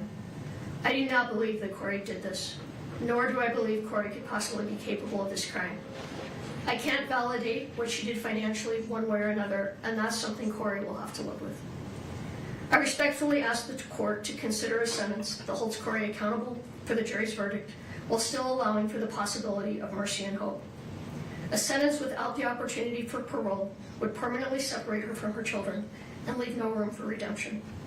Kouri's life has meaning, especially to her 3 sons and her family, and I respectfully ask that the sentence reflect not only accountability, but also the potential for rehabilitation and the profound long-term impact on innocent children. Your Honor, I ask from a mother's heart that Kouri be given a sentence that allows the possibility of a future, one in which she can continue to grow and one day be a positive presence in life and her children's lives again. I firmly believe the jury reached an incorrect conclusion and that this outcome represents a profound injustice driven by personal bias. I do not believe Kouri is capable of committing murder. No one understands or loves her children as deeply as their mother does. Thank you for listening, Your Honor. I love you, Kouri, Carter, Ashton, and Weston. Her story does not end with this sentence. It is the strength of her comeback that will define it. Thank you, Ms. Lewis.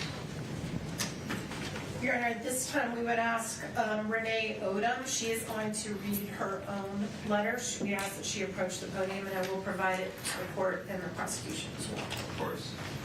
Renee, good morning. Good morning. One moment, please. Thank you.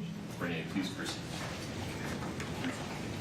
My name is Renee Odom, and I am here today as the sister of Kouri Richins.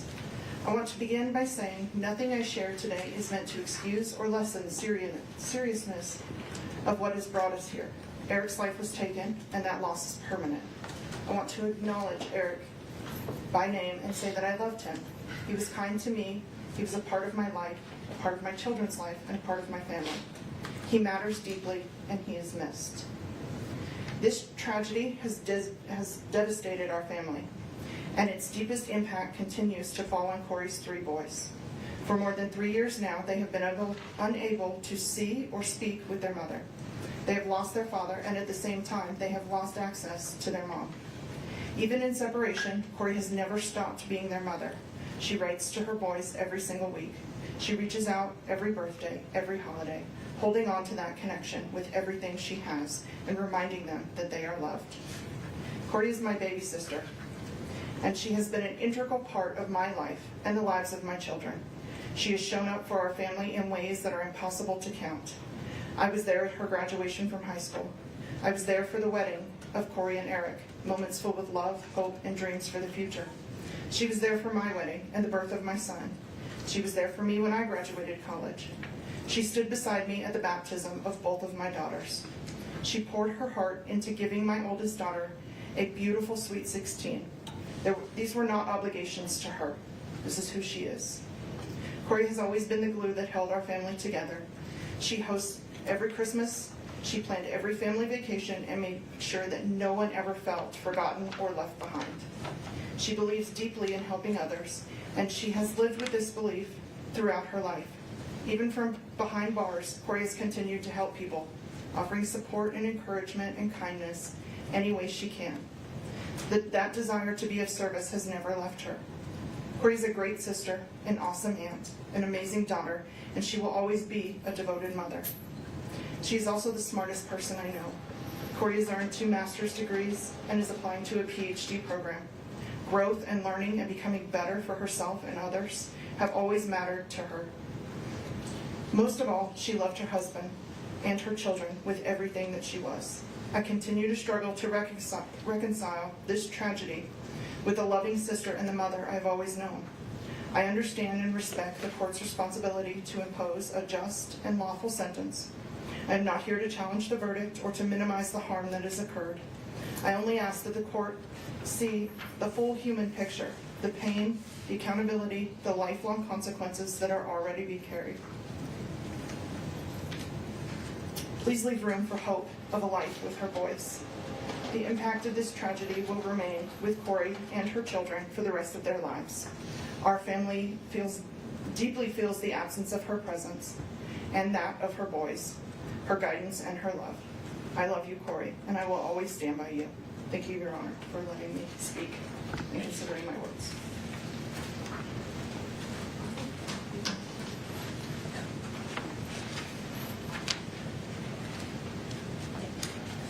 Your Honor, at this time, I'm going to read a letter from Kouri Darden.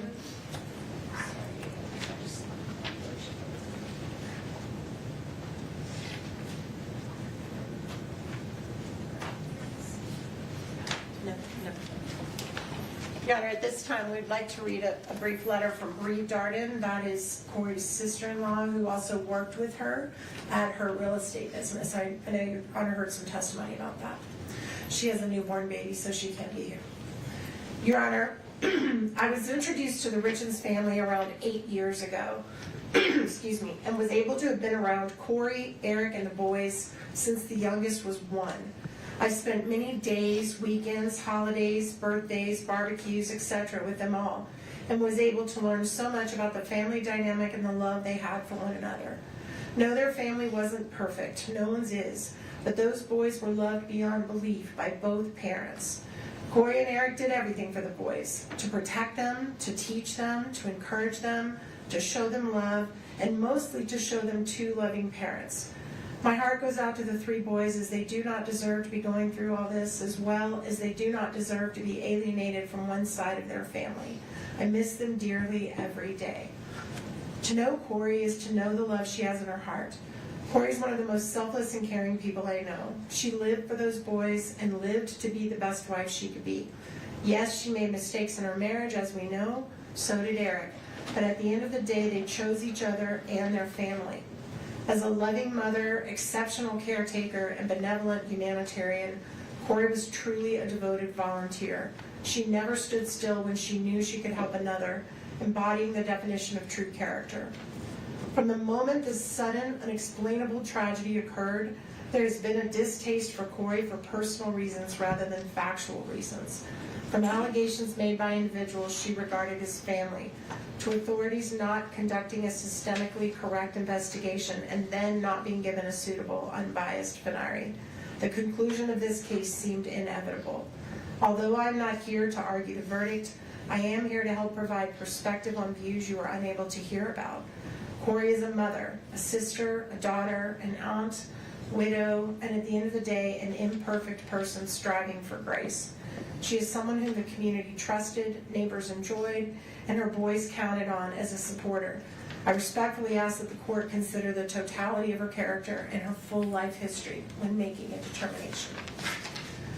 Your Honor, the next individual that spoke is Kouri's aunt.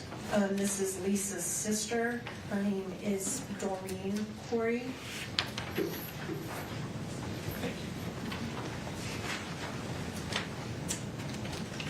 Your Honor, thank you for allowing me to speak today. I have spent many sleepless nights trying to find the right words for this moment because it is heartbreaking to stand here and speak about someone I care deeply about in a courtroom like this. I believe in you, Kouri, and I'm very proud to be your aunt. I stand before the court not to minimize the seriousness of this case, but to speak about the person I have known outside of these proceedings. The woman I know is not the monster these proceedings may have made her appear to be. When I think about her, I do not think about charges, headlines, or verdicts.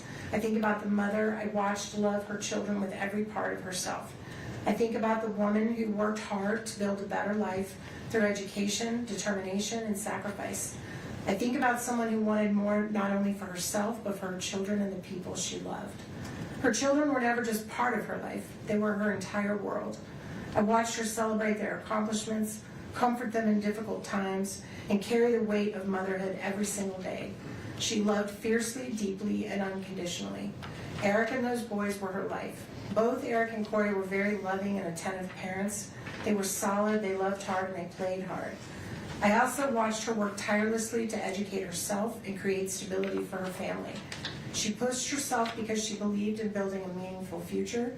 She was proud of what she accomplished, but even more proud of being a mother. This conviction does not erase the years of humanity, goodness, and compassion that existed before this moment.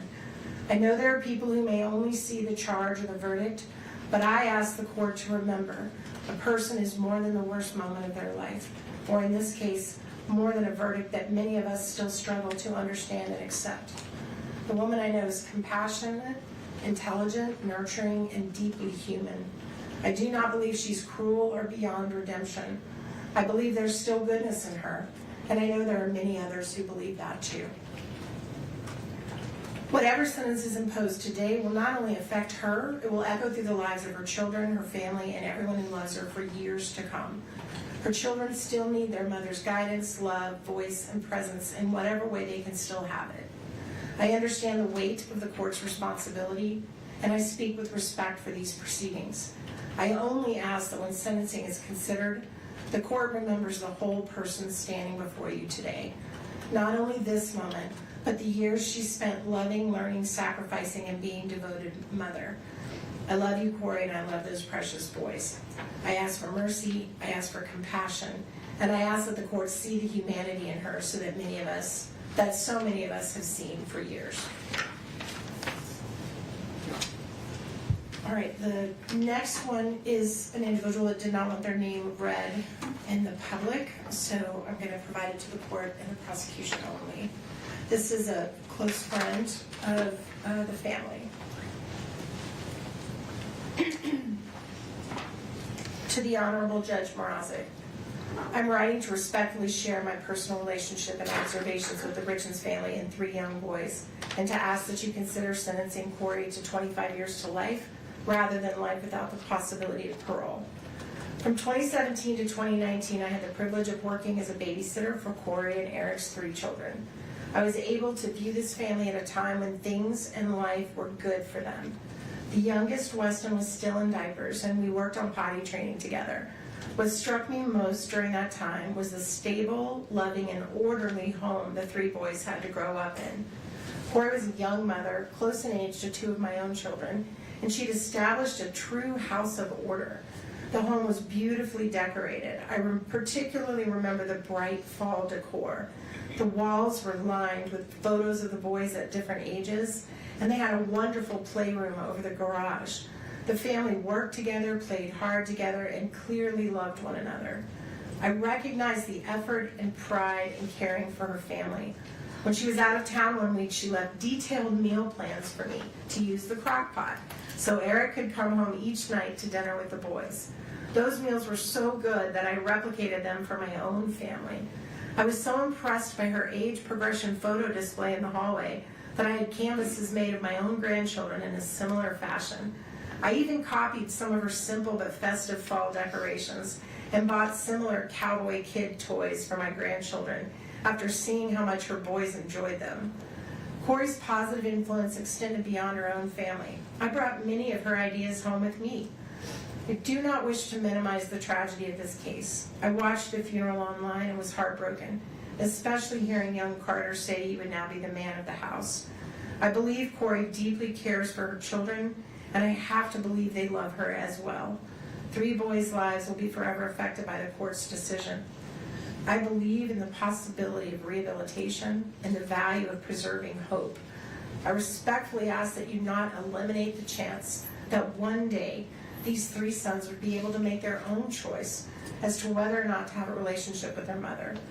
Kouri is not a threat to society. Please give her the opportunity to serve her sentence with the possibility of someday returning to her family. Thank you for your time and considering my perspective. Your Honor, the next individual that's going to be addressing the court is going to do it himself, and that is Mr. Greg Hall, and he's here to read his statement to the court.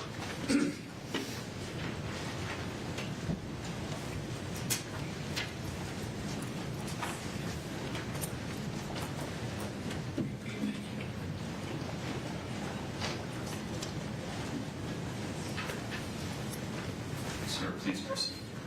Good morning.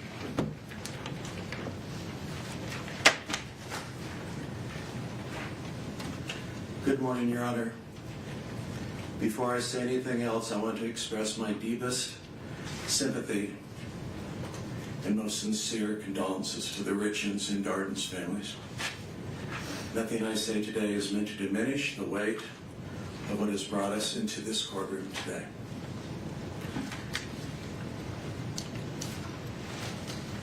My name is Greg Hall. I have known Kouri for over 7 years, both personally and professionally.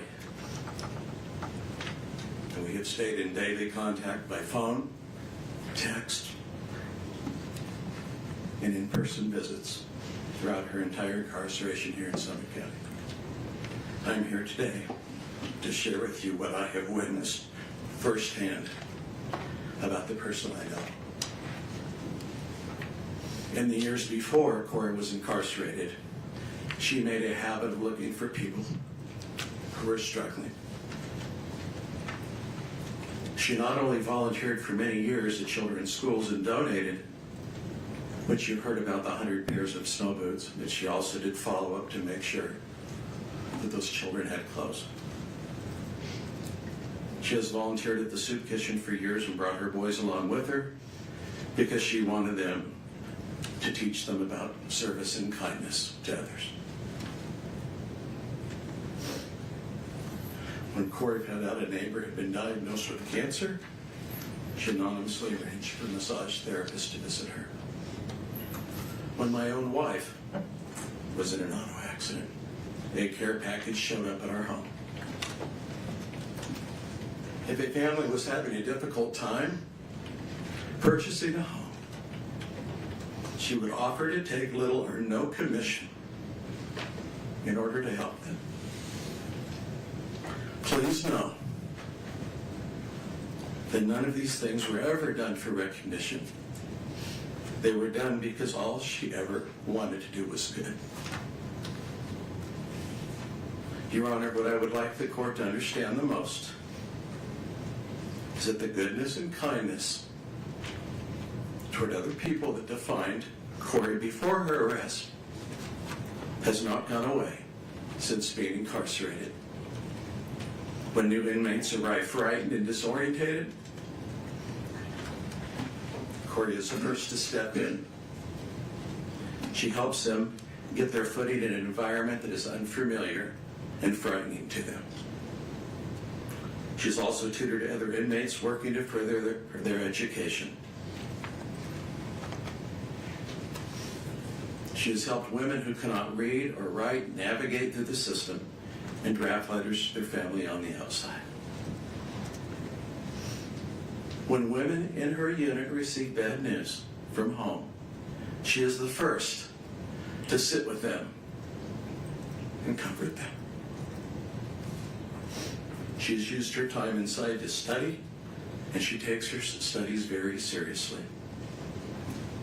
She has earned multiple degrees, including a master's degree since being incarcerated, because she wants to be of use to other incarcerated women who struggle with literacy, with their legal paperwork, and with the simple daily reality of being inside.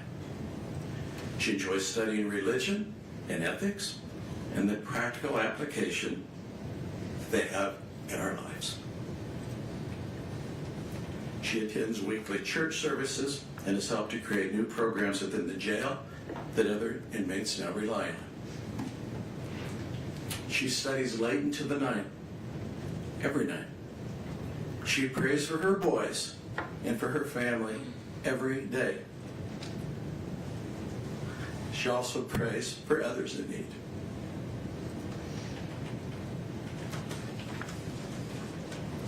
She writes to her sons, though her letters are returned to her unopened. She has not stopped trying to contact them, to express her love for them. Your Honor, the Kouri that I talk with each day is still filled with kindness, with goodness. Even to this day, as we speak to one another, she continues to ask and care about how people on the outside are doing. My family, her family, people we mutually know, before ever talking about herself. I'm not here to argue with the verdict of this court. I am here to tell you that the person I have known for over 7 years is still there, still trying, still useful to people around her in the small ways available to her to continue to be of service and provide acts of kindness.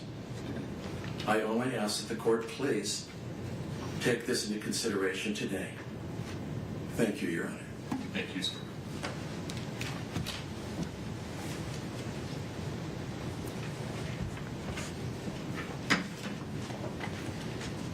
Your Honor, the next two letters are from individuals who are investors with Ms. Richens in her real estate business.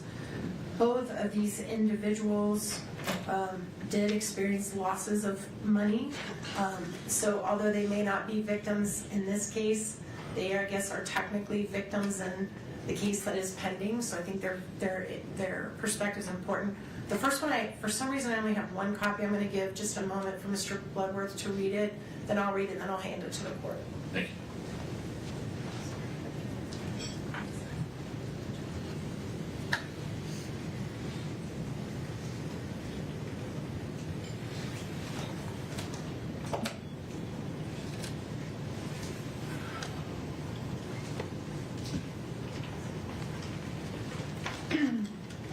Honorable Judge Mrazek, I'm writing to you regarding whatever sentence you need to impose on Kouri Richins. I implore you to impose the lowest sentence possible, including the possibility for parole. Due to the defense resting in this case, you and the jury only heard everything negative that could possibly be said about her from the prosecution, their witnesses, and the media. There was always another side of her that was not presented. As one of the investors in some of Kouri Richins' properties, she never asked that we invest. We always asked her after seeing the quality of the work done. She had a real estate license and got a general contractor's license. Yes, we made money on some of the properties, and yes, we lost money on the legacy property due to her arrest.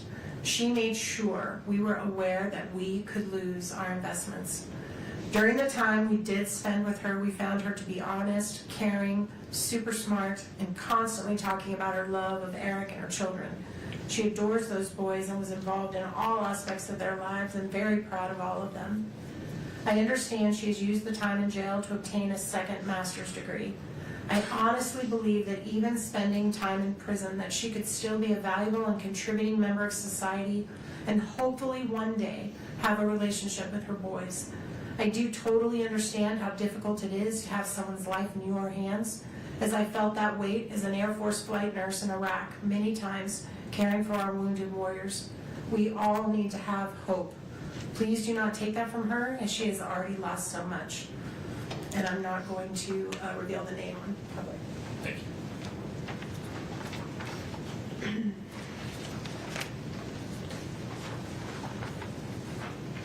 The second one is also an investor, Your Honor, that did lose a significant amount of money. So some type of victim status here. Honorable Richard Mrozik, thank you, Your Honor, for the opportunity to address the court at this sentencing hearing. Actually, okay, I do have an extra of that one.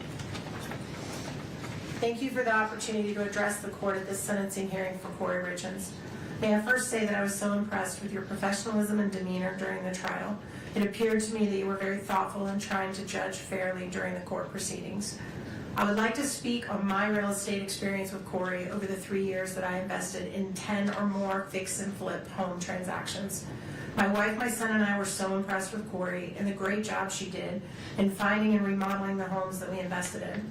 She worked hard at making those properties look beautiful after they were remodeled, and we all made money from them. We could not have been more proud of Kouri and happy for her and her family. Knowing from her brother Ronnie that she'd lost her father at a younger age, I told her once in a text message that I was unofficially adopting her as my daughter. She was a great mom for her boys, and she and Eric were so involved in their lives. What has happened since has been a tragedy for all the families involved. I never met Eric, but knew that he and his workers helped with some of the stonework on the remodels. Kouri and Eric helped stage a house that my son and I remodeled that Kouri found for us in Ogden. She listed it and had it sold in 3 days. Those were good times when the market was great for doing fix and flips, and we all benefited from it. Unfortunately, about the time of Eric's passing, the market changed and interest rates skyrocketed. Those who had house remodel properties suddenly found the buyer's market dried up and houses were not selling. We lost money as well as many of our friends in the real estate business. In watching some of the proceeding on court TV, I personally did not think that the state proved beyond a reasonable doubt that Kouri was guilty and responsible for Eric's death. I was surprised at the jury's verdict because it left doubt in my mind based on the testimonies given. Kouri has lost everything: her husband, her 3 young boys, friends, family, and her home. May I appeal to the court that her sentencing may grant her the possibility of parole at some future time. Thank you for your kind consideration. And also this name we are not reading out loud. We also have several very short statements from people who have worked with Ms. Richens in the jail. These are volunteers that give their time, no money, that come to the jail to help people that are incarcerated to try to better themselves and better their lives. This first one is from the art class facilitator, Ms. Katie Fish. Dear Judge Mrozik, I'm writing to you today on behalf of Ms. Kouri Richins. I have known Kouri over the last 2 years within the context of the educational programs for the Summit County Justice Center. I facilitated an art class as a representative of Mountain Life Church. In that art class, Kouri's carried herself with ease and warm regard to the other inmates and those of us present as facilitators. While she's shown care for the other inmates, she has also been very respectful to those of us facilitating. Even when she had been carrying challenging emotions, she's conducted herself with respect and grace. I understand that my interactions have been limited and have been laced with an expectation of certain polite behavior, but it is also not just a given that inmates will uphold that same respect and decorum. She has chosen to present with ease, care, and grace. From the brief conversations we've had about her life, I do believe she is a different person from who she was before being there. I hope and pray that her heart continues to be led toward faith and transformation. Thank you for your time. The next individual is another volunteer who teaches the class of biblical truth at the jail. This individual is named Eric Aper.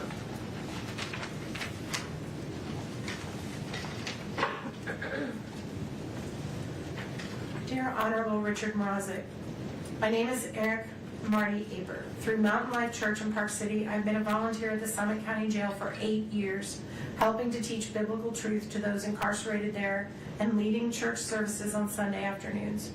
Kouri Richins has been a regular attendee of these services since May of 2023. the start of her incarceration and has shown an amazingly consistent and upbeat, positive attitude. Kouri contributes in the church service discussions. She frequently comes alongside other inmates and encourages them to attend church as well. Not only does she encourage church attendance, she also carries the applicable issues that we discuss back to the pod where she resides, looking to find the peace and love of Jesus Christ in difficult situations where the inmates live. I have witnessed her kindness in talking with and encouraging fellow inmates that they can succeed in drug treatment programs, complete education programs, and work to overcome frustrations that come with poor decisions that end up with incarceration. Please call me with any questions or let me know what I can do to help with regards to Kouri Richins. And then the last one is also, I believe, a pastor that leads church services.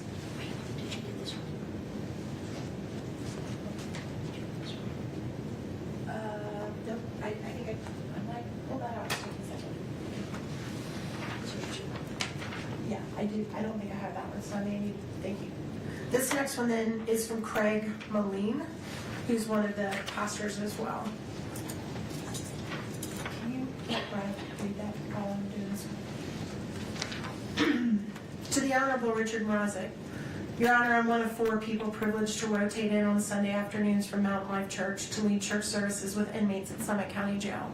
On any typical Sunday, we will pray with inmates, sing a couple of songs, no matter how bad it may sound, read a psalm and discuss it, and then teach on a subject from Scripture. For 3 years now, Kouri Richins has been in attendance to those services. We've seen her be hospitable to other inmates, inviting them to services. She's participated in discussions, and we've seen her as a help to other inmates. At the beginning, we gave her a study Bible that helps give life application hints along with an explanation of the text. I smiled recently when I saw her Bible sitting in front of her, and I observed it doesn't look new anymore. It looks like a well-read book. In our teaching and discussions, we have talked about being intentional about posturing our hearts before sovereign God and coming to Him with humility with our prayers. We talk about what it means to have a personal and intimate relationship with God through Jesus. She has acknowledged her faith in Jesus and acknowledged she has felt His peace in rough times, what is often expressed in the Psalms. She has commented, when life around you falls apart, we still have a God to lean into and who reaches down and cares for us and gives us comfort and hope. The Kouri I know will thrive where she is. She will trust in her God for peace, and she will pray. She will continue to pray for her loved ones, and she will be a positive influence to those around her. Respectfully submitted. And then one last letter from the jail. Oh, yes.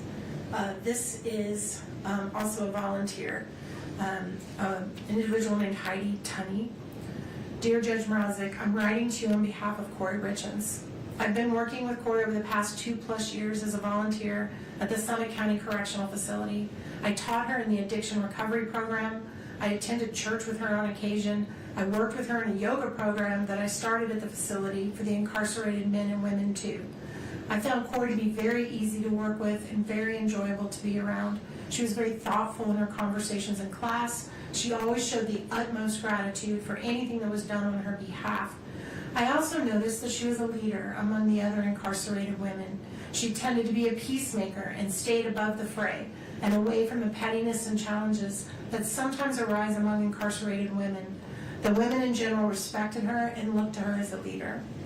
Kouri actually was one of the women that asked me to get a yoga program started for the incarcerated women. She saw a need there and she acted on it.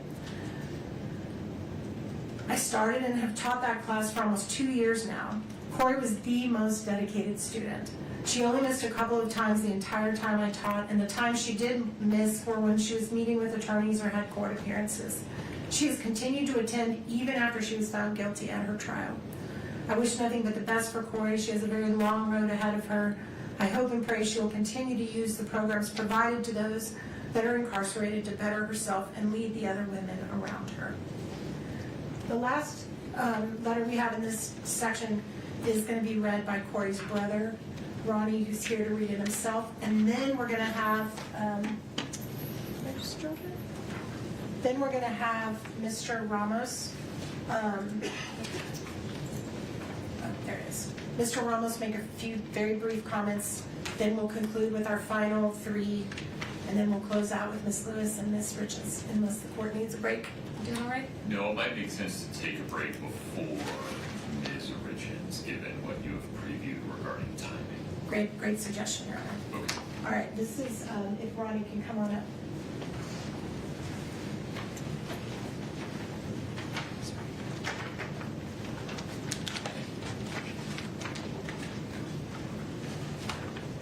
Good morning, Your Honor. I'd like to address the court with actually a personal letter that I've written to Kouri. Okay. Little sister, I love you.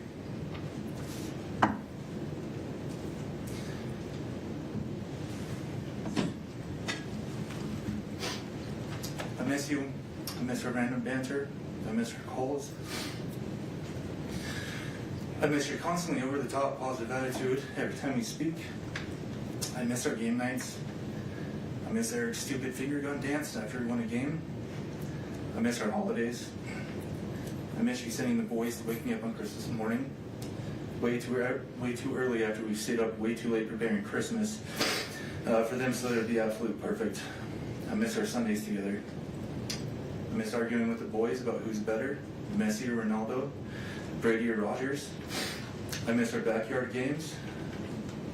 I miss me and the boys running all over you at sports in the backyard and Eric getting mad because you weren't competitive enough and you were really just out there to have fun and laugh. I miss you constantly luring me into your newest ideas and getting me excited about them. I miss vacationing. I miss family volleyball. I miss playing Madden and FIFA with Eric and the boys. I miss your stupid goats.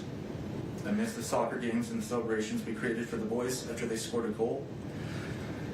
I miss Carter's smile and his obsession with goat videos.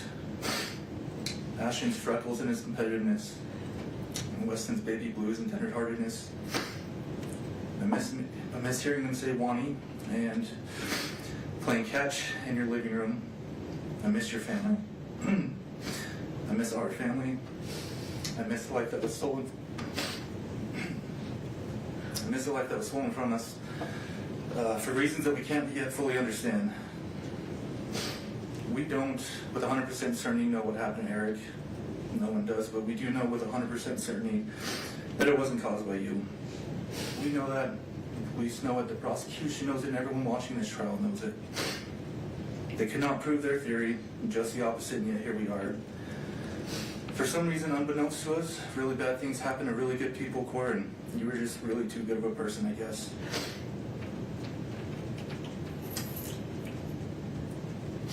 I promised Dad a long time ago that I'd always look after you and Mom, and I intend on keeping that promise. We will get through this together, and the injustice that's occurred here in this courtroom, it'll be righted in time. Your innocence will shine too brightly to be contained once you've actually had a fair shot at defending yourself. When the day comes, I just know somehow that you're going to change a lot of lives that really need your help. Until then, little sister, just know.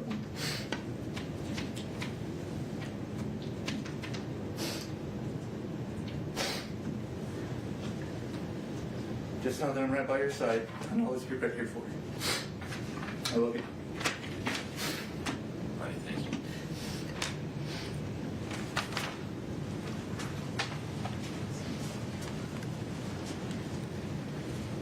Mr. Owens. Morning, Judge.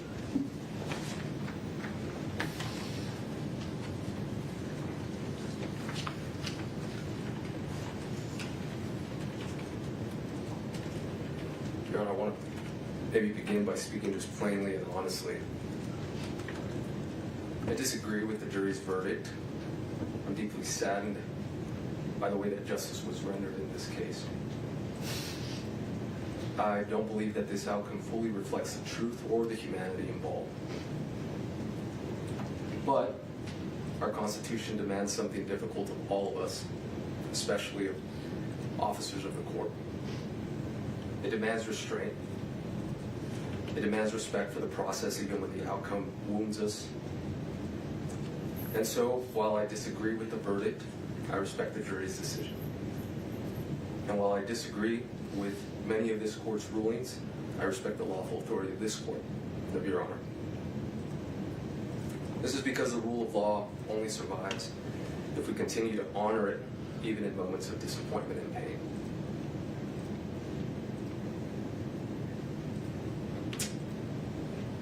But as a Catholic, there's one authority higher than any courtroom, verdict, or government power, and that is God.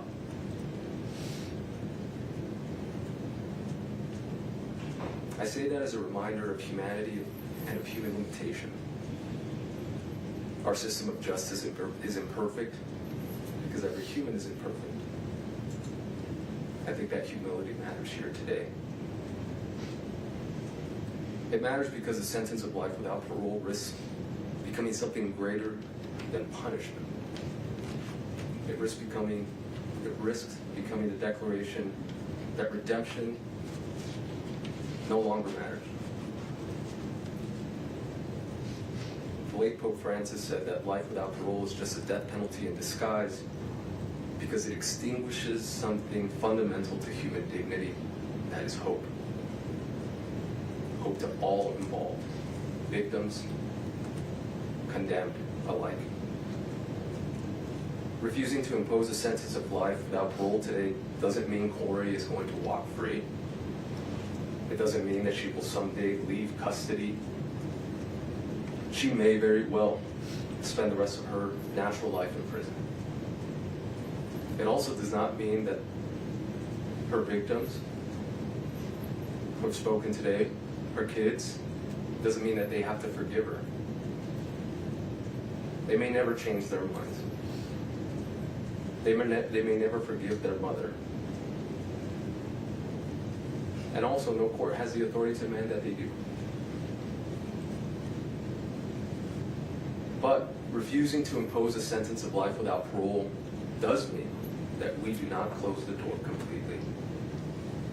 It means we do not presume to know with absolute certainty what a human life, victim or condemned, may become decades from now. It means that we do not extinguish hope entirely. Time changes people, pain changes people, grief changes people. Even victims and victims' families over years and decades sometimes arrive at places their present suffering could never foresee. Some discover forgiveness, some discover peace, some simply discover that healing and permanent condemnation are not always the same thing. And others don't. A sentence of life without parole assumes none of that human change matters. Not the change in the person condemned, not the change in those harmed. A life without parole sentence freezes every human being, victim and condemned, inside the worst moment of their life and declares that moment permanent. Our Constitution demands more restraint than that, because the real measure of justice is not what we do when mercy is easy. It is whether we preserve humanity when mercy is hardest. No sentence handed down today will undo suffering. A different verdict wouldn't have reversed tragedy.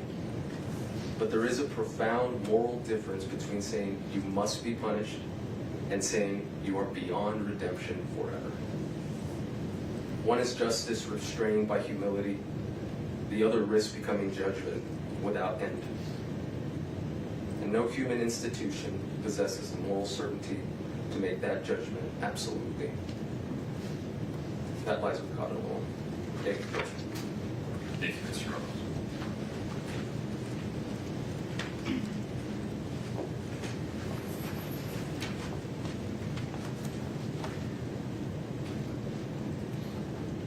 Your Honor, I told you in the opening statements that we were going to do something a little bit different when we called upon some perspectives of people that don't even know Kouri, but that have been through this horrific journey through no choice of their own. One is from a mother whose son was murdered. Again, we're going to just share her name with only the court and the prosecution.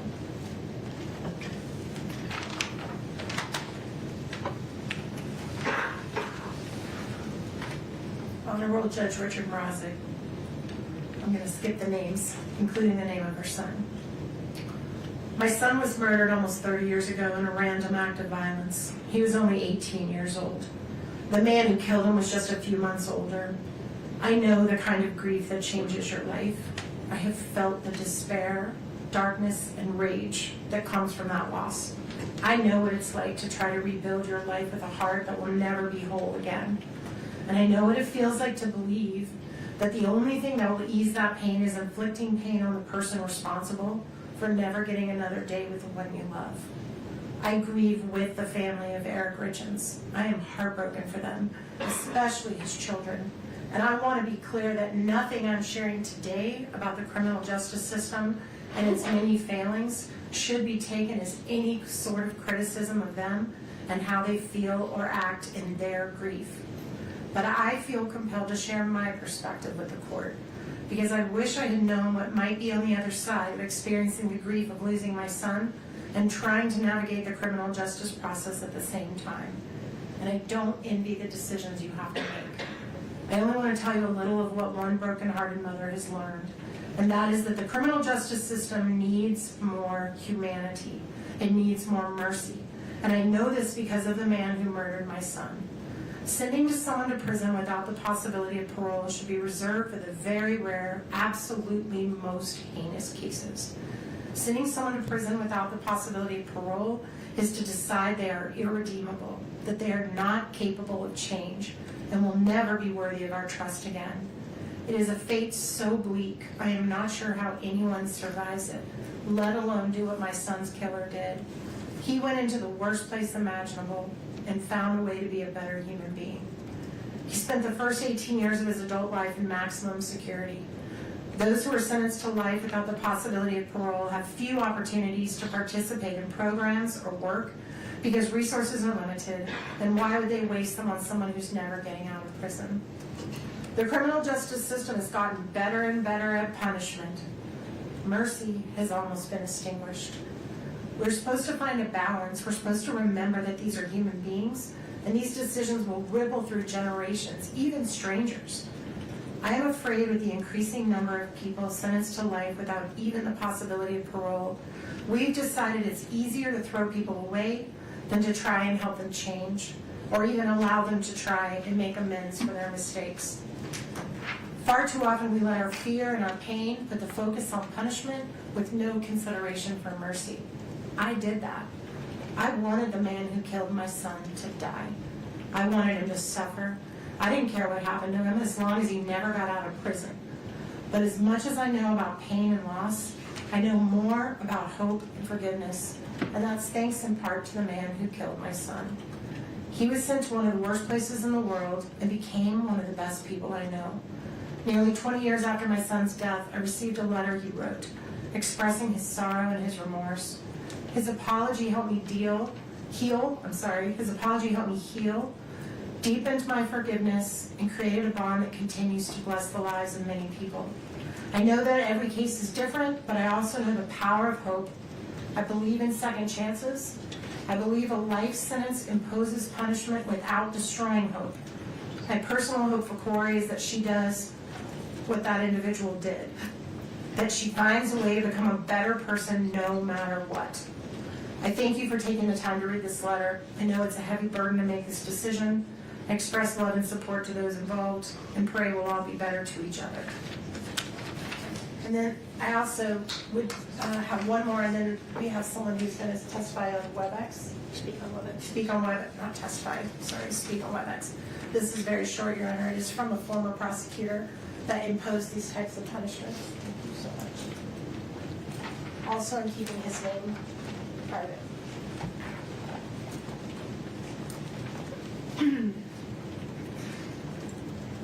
As a matter of fact, I'm going to skip the very first sentence because it would reveal who he is.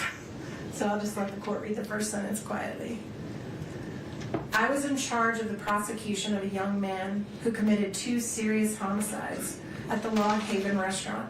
He was prosecuted and found guilty. He was sentenced to 2 consecutive 5-to-life terms. 20 years later, while no longer a prosecutor, I happened to be at the Utah State Prison on government business. I was given a tour of the prison industries unit, and I saw an individual sitting at a large desk in front of a bank of computers. I asked about him and was told that he was the individual who had committed the crimes at Log Haven. I was told he was a model inmate, spoke 5 languages, had 2 master's degrees from Utah State, and was used as a go-between when there was unrest among inmates. He was respected by his fellow inmates. He was indispensable at the industries and had set up the entire computer system to run the unit. Coincidentally, the very next day I was speaking with the son-in-law of the father of one of the victims. He related to me how there had been a complete reconciliation between their family and the killer of their son. They had long ago forgiven him and wondered if I could help getting him paroled. I still had connections in the criminal justice system, and I told them I would try. I subsequently met with him at the prison, and I was equally impressed with how he had turned his life around. We were able to get him an expedited parole hearing. Tragically, he died from suicide a few months later when he was falsely accused of inappropriate access of the state computer system and removed from his position into a secure unit of the prison. This case was a textbook lesson of how rehabilitation can work. He was not the same cocky druggie that we sent to prison 20 years ago. I saw absolutely no reason why he needed to spend more years in custody. Even his fellow inmates told me they were convinced he had done everything to reform himself and become a valuable member of society. I agreed. Keeping someone incarcerated when they've proven themselves is just plain wrong. Prison sentences without possibility of parole create the same issue. I believe it should be reserved for the most violent and dangerous of individuals. Thank you for taking the time to read this. And then Ms. Lewis will introduce the final speaker, and then she'll have her comments, and then we'll take that break. Who is the person you'd like me to? Emery Blanchard. One moment, please.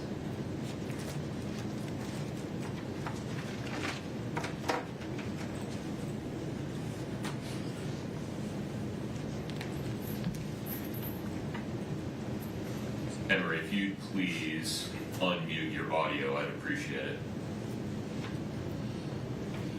Are we able to see her now? Oh, my apologies. Thank you.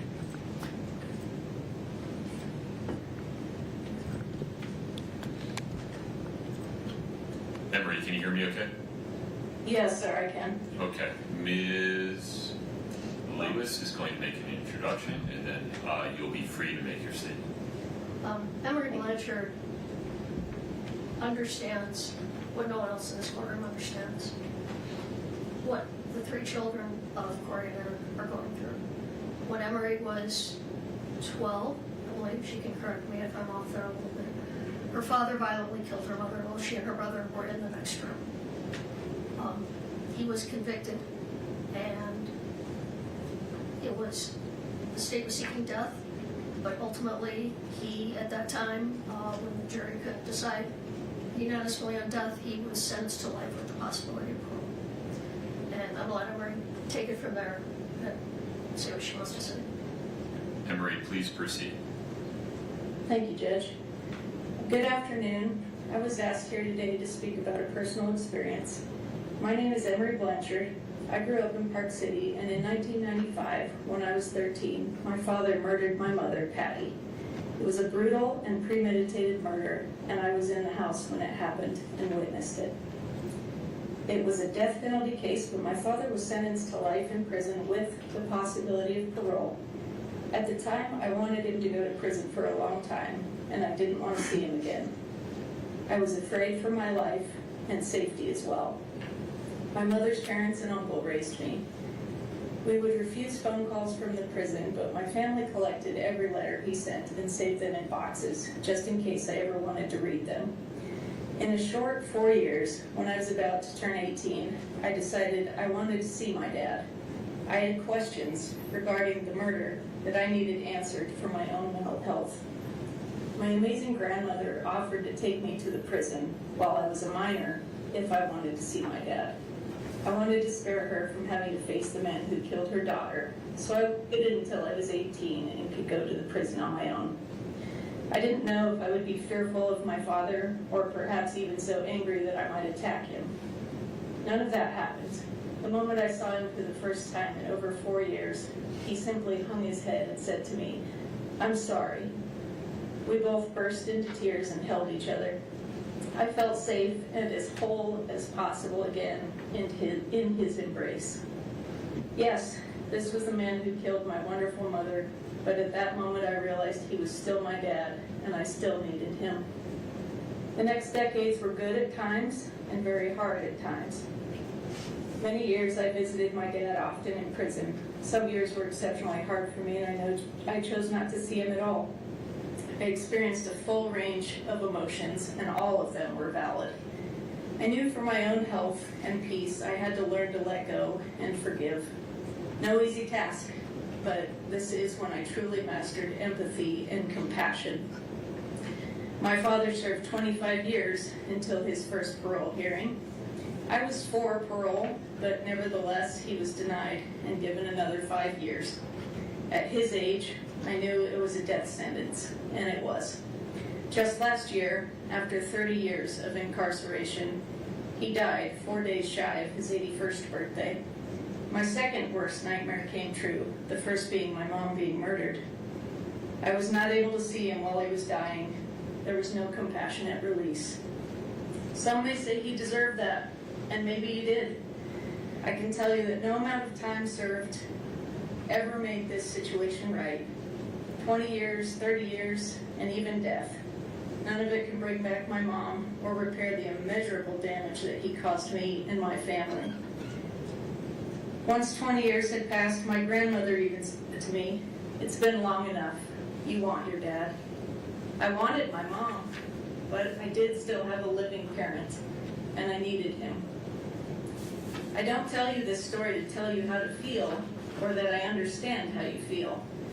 I'm offering that hearts and feelings can change over the years. To honor my mother, I'm a victim advocate who supports people in domestic violence situations, and I now help people with PTSD heal at my ranch in southern Utah using nature, horses, and farm animals as teachers. I teach compassion for humans and animals alike, and I found a way to turn my pain into purpose. But I will tell you honestly that life is still hard, and losing both of my parents at that young age harmed me greatly and left me with a very sad and lonely heart. No amount of prison time made me feel better, and in the later years my father's incarceration wore on me severely. What I will leave you with is this: hold tightly to the good memories of your father, and in time, perhaps your mother too. Cling to your family and siblings for love and support. Please let love reside in your hearts and not hate. I pray for your family and for your peace and healing. And thank you for allowing me to speak today. Emery, thank you very much. Thank you, Emery.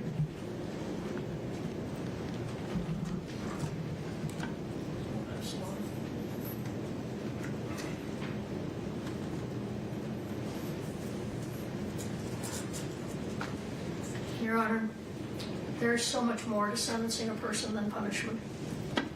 That is why in sentencing someone, the court must consider the totality of the circumstances, the whole person, and who that person is beyond their worst act. In their sentencing memo, the state cited to State v. Holland, which was a death penalty case.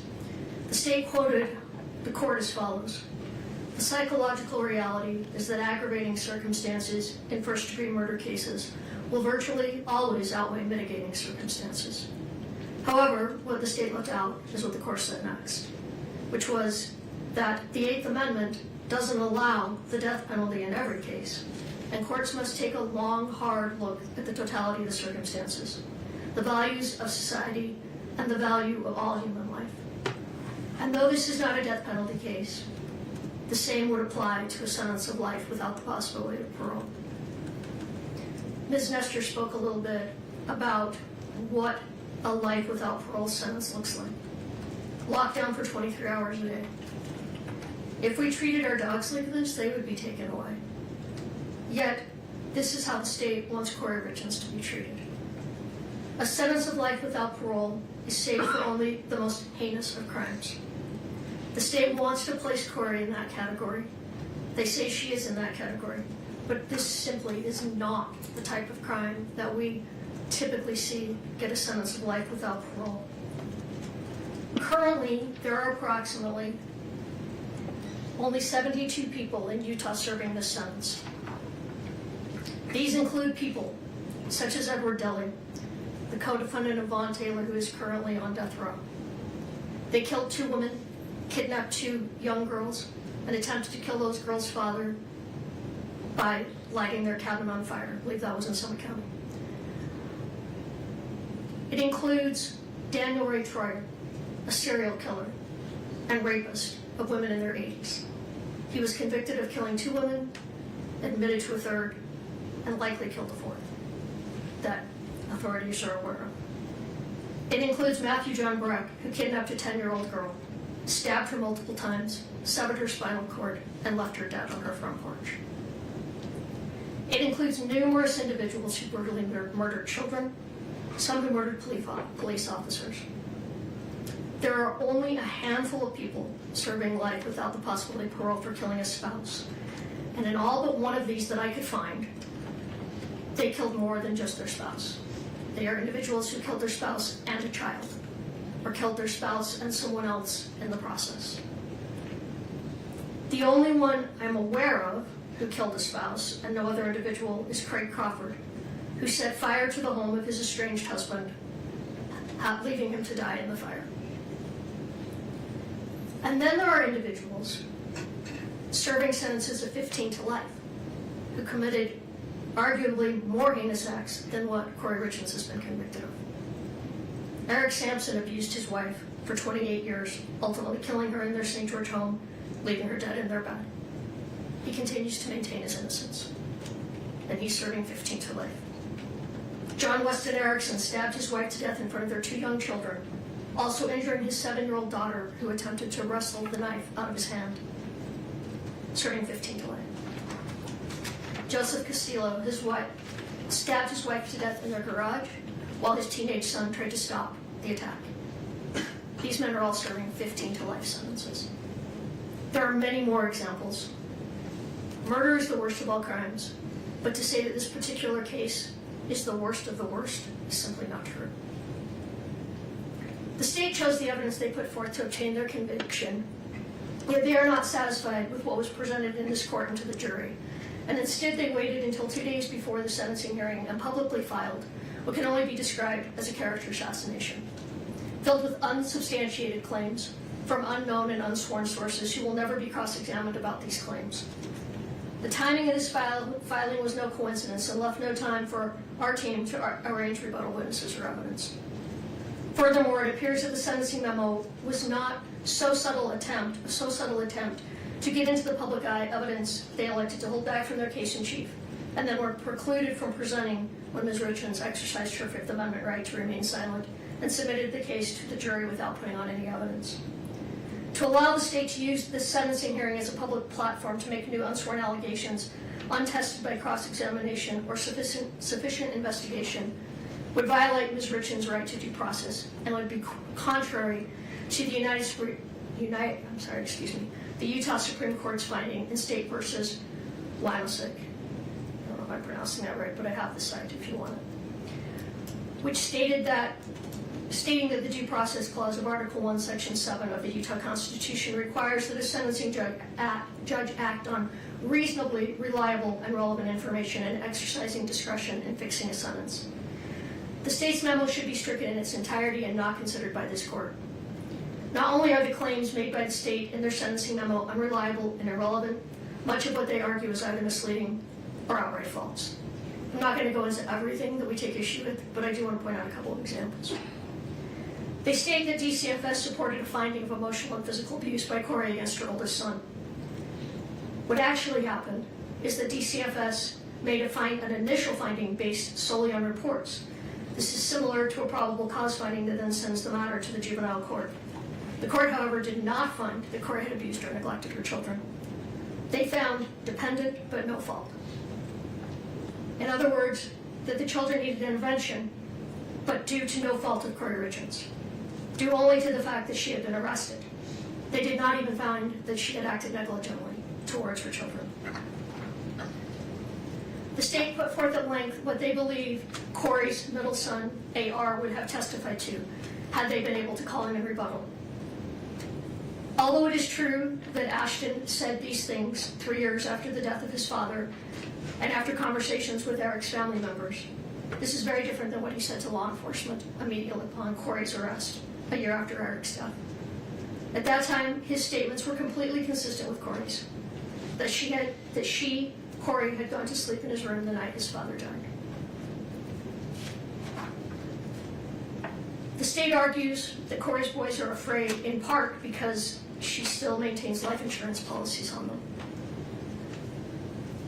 Kouri was of the belief that these policies were no longer in existence since she had not made any payments on them in over 3 years. And in fact, a letter was sent, or an email was sent from Brian Freckleton, who testified, to Ronnie Darden, as Ronnie is the owner on these policies, that this was over a year ago, that the life insurance policies are lapsing, and wanted to let them know if they chose to do anything about that, which they did not do anything about that. So we only discovered yesterday, Kouri only discovered yesterday that at least 2 of these policies are still active, as the payments have been automatically taken out of dividends. So in other words, the policies have been paying for themselves. These are policies that Eric and Kouri took out together in 2017. However, now that Kouri knows that these are still active, she will cancel them. Hopefully, in all sincerity, this will be one less thing for those boys to worry about.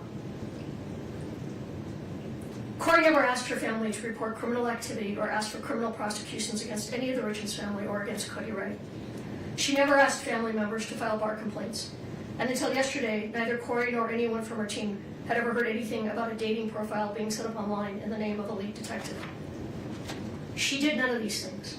And if they were done by others, it was not at her request. We are asking the court to discount any and all allegations in the sentencing memo that have not been previously raised in court and order them stricken from the record.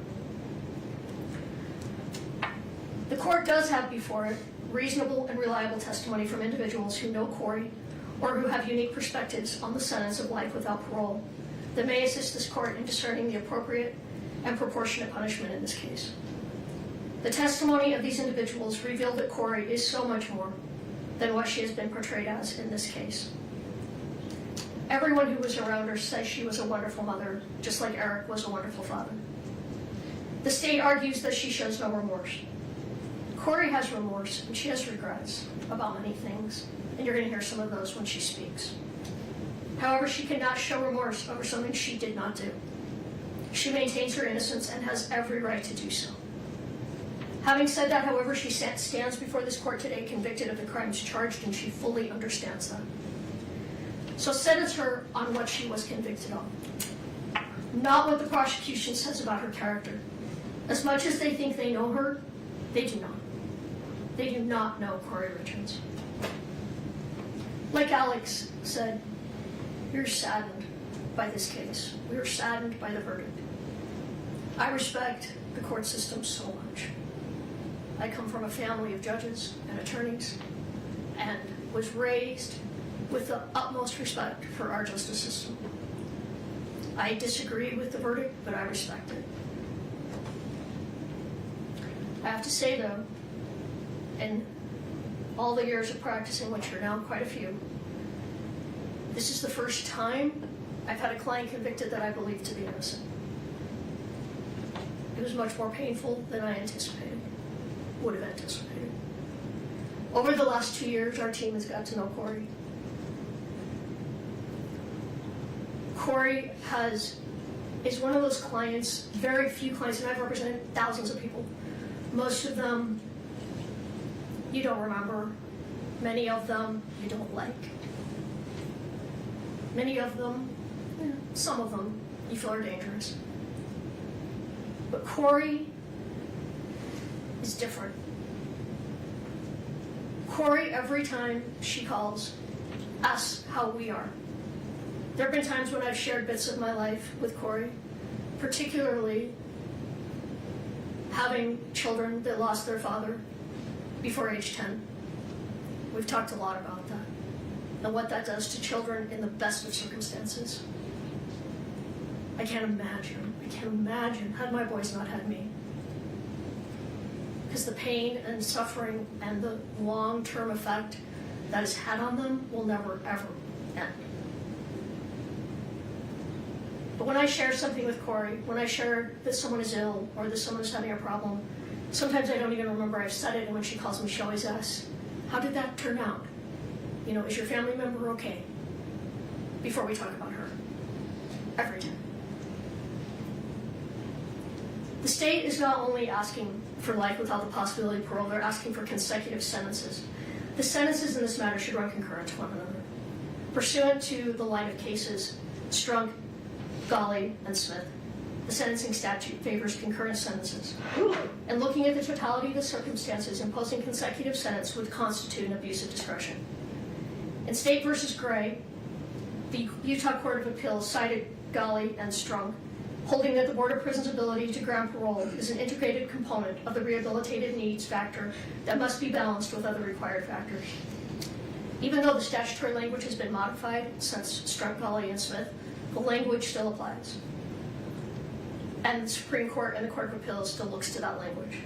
The board should still be allowed to function and make the decision if regarding the rehabilitative needs of Ms. Richens. Running sentences consecutive to a sentence of life without parole is senseless. And if this court imposes a sentence of 25 to life on the aggravated murder, but runs the other charges consecutive, the effect will be the same. She will likely never get the opportunity for parole. I don't think that's true. Have you run the initial guideline? It's a genuine question. Yes. I think it only adds. The guideline on the attempted murder is 192 It only months. adds 41 months if we run it consecutively. Before she's eligible Right. for parole. Yeah. But, well, I'm going to come back to that. Yeah, if I will. you're running the guideline differently, I'd like to know. I mean, no, I'm not running the guidelines differently, but the sentence is, well, I talked about understand this. your larger point, and I apologize for That's interrupting okay. you, but if you do have a different running of the guidelines, those forms are not obvious. I'd appreciate knowing. Well, I would say a sentence of 25 to life, and then if she serves additional time, does not guarantee parole. And I'm going to talk more about that. Okay. And it's almost unheard of for someone to be paroled at their first parole hearing on these serious offenses. And looking at the totality, there are mitigators. Kouri had no criminal history at the time of Eric's death. She was involved in positive ways in her community. She volunteered regularly. She headed up a sub for Santa every year. She was a friend, a daughter, and a mother, and excelled in these roles. She educated herself. She was involved in every aspect of her son's lives. There is no reason to hold her in prison for life. We asked this court to impose a sentence of 25 years to life. When you put aside all of the media, all of the intrusives, and you look at the crime she is convicted of, this is an appropriate sentence. A sentence of 25 to life is not a sentence that guarantees the release of Kouri Richins. It is not saying that she even should be released. What it is saying is that the decision whether she should be released is a decision for someone else to make on another day. A day that will be, at a minimum, 25 to 30 years in the future. A future that could look very different than today. Although today is not a day for forgiveness, that day may come. A sentence that allows for parole is a sentence that gives a pathway to forgiveness. You heard from Emery Blanchard, the only person in this room that understands what the Richens boys have been through. You heard how the day came when she missed her father. She wanted her father in her life. I know that she came to a place that she hoped to spend one more day outside of the prison walls with her father. And that day didn't come. He was not paroled, and he died in prison. I don't minimize what Kouri's boys are saying today. I understand it's contradictory to what other people are saying regarding Kouri as a mother. I don't know why they're saying these things, but what they think and feel today, they are allowed to think and feel those things. They should be. Their feelings are valid, and it's okay. And I think Kouri will say this too, but she wants her boys to know it's okay. People change. All of us change. Kouri will change. Those little boys will change. A sentence of 25 to life will not be easy time. It will be hard time. The first part of that sentence is generally served in maximum security for the first 3 to 4 years. But if the day comes when her children want to see her face to face, a 25 to life sentence will make that easier for them. If they, like Emery, decide someday they want a relationship with her, even one behind the walls of the prison, a 25 to life will make that possible. And a sentence with the possibility of parole, like I said, does not mean she will be paroled. It's very possible she will spend her life in prison. And quite frankly, if her case does not come back on appeal, and she is in prison and she maintains her innocence, parole is highly unlikely. But the Board of Pardons is uniquely qualified to make that decision. That is their job. And it is a particularly important job in the most serious of convictions. They will be the ones looking at a woman who will then be in her 60s or possibly 70s. They will decide if she has been rehabilitated and if she is a danger to the community. These are not decisions that can be made today. We don't stand here today asking you to give her a second chance. We ask you to let those best qualified make that decision when the time comes. When Kouri's and Eric's boys are grown. When they can tell the board if they feel the same way that they do today. You heard a letter read today from a woman who once stood in the shoes of the Richens family. At sentencing, she wanted life without parole for her son's killer. Now she does not. She has changed. Her views of prison have changed, and her feelings towards the man that took her son's life has changed. But a life without the possibility of parole, the sentence cannot be changed. If Kouri and Eric's boys someday change their mind, and it is too late to say something different than what they've said today, this day will become one more day that haunts them.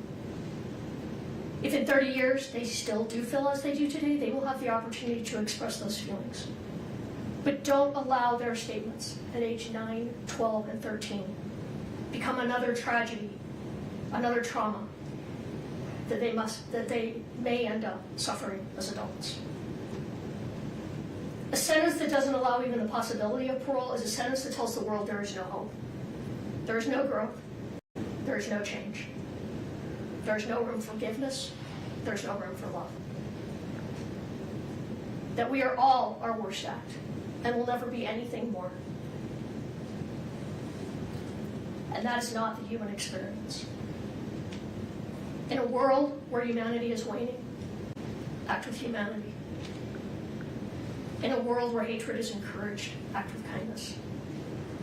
In a world where forgiveness is seen as a weakness, act with compassion. A sentence of 25 to life with the other charges turned concurrent reflects the seriousness of the offense, takes into consideration the totality of the circumstances. Further, it follows the recommendation of the pre-sentence report, and it is the appropriate sentence in this matter. Thank you. Thank you, Ms. Lewis. It is 12:55. We're going to take a break until 1:25 to make sure Ms. Richens gets an opportunity to use the restroom and eat something. Mr. Bloodworth, you look like you have something to say. Your Honor, does the court want to hear from the state one last time before the question allocates? I do not. I have this firmly in hand.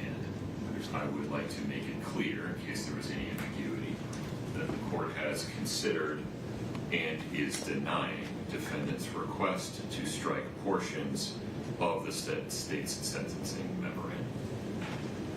Yes, thank you. Court will be in recess until 1:25. Let's make sure that Ms. Richens gets something to eat. Thank you.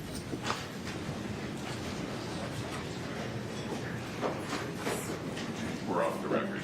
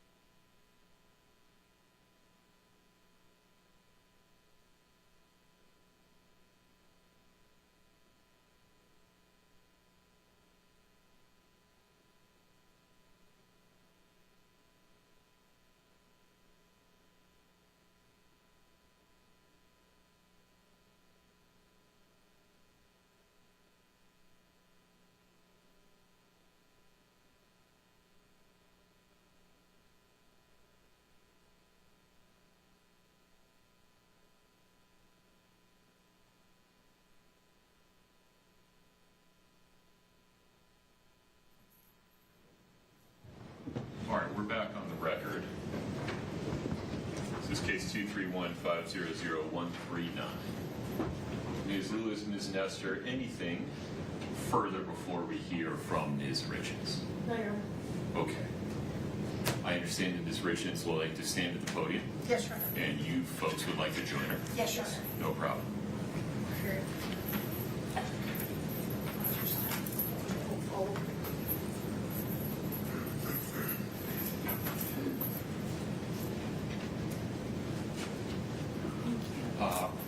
There should be Kleenex up there if you need it. It's right here. Do you want water?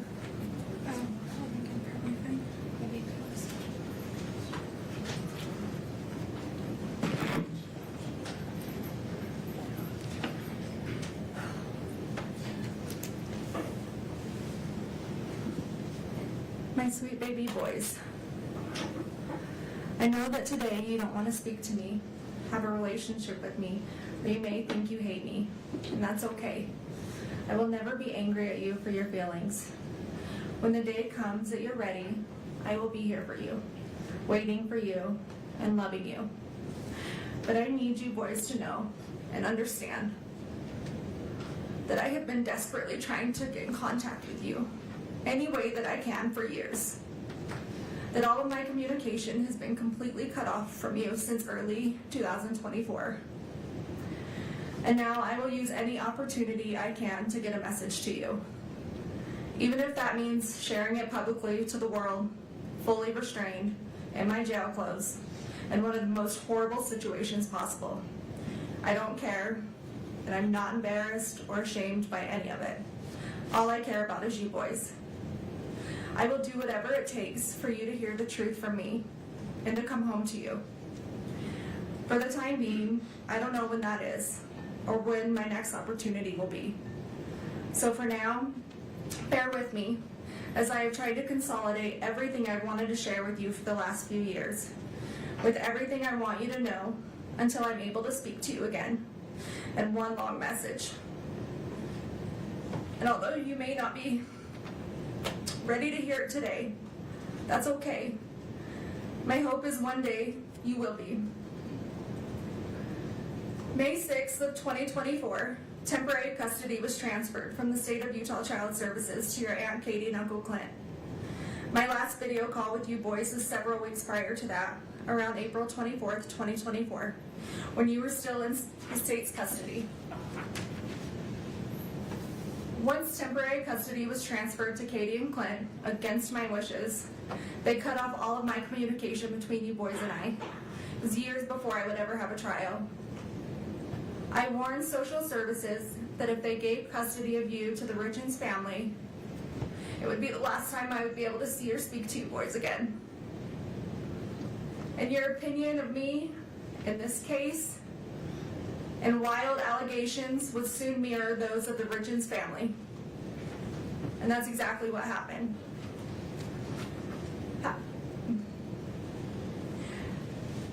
You need to know the Darden side of the family fought a long, hard battle for custody, but was eventually ignored and denied. Since temporary custody was granted to Katie and Clint, they have not allowed me to see or speak to you. No more video calls, no more visits. They blocked the phone number for the jail so I can't call you. Birthday cards, Christmas cards, the letters I would send you boys, they were all returned or rerouted. All of my contact was cut off more than 2 years ago. So please, please ask them. Please ask them for your cards, for your letters, if I've tried calling you. Please, just ask them. Whether it's now or in 10 years. The one thing I need you boys to know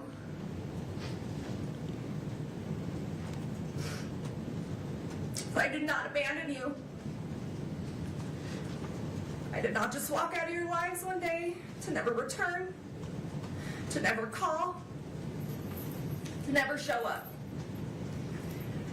Regardless of what anyone tells you, I would never ever leave you boys.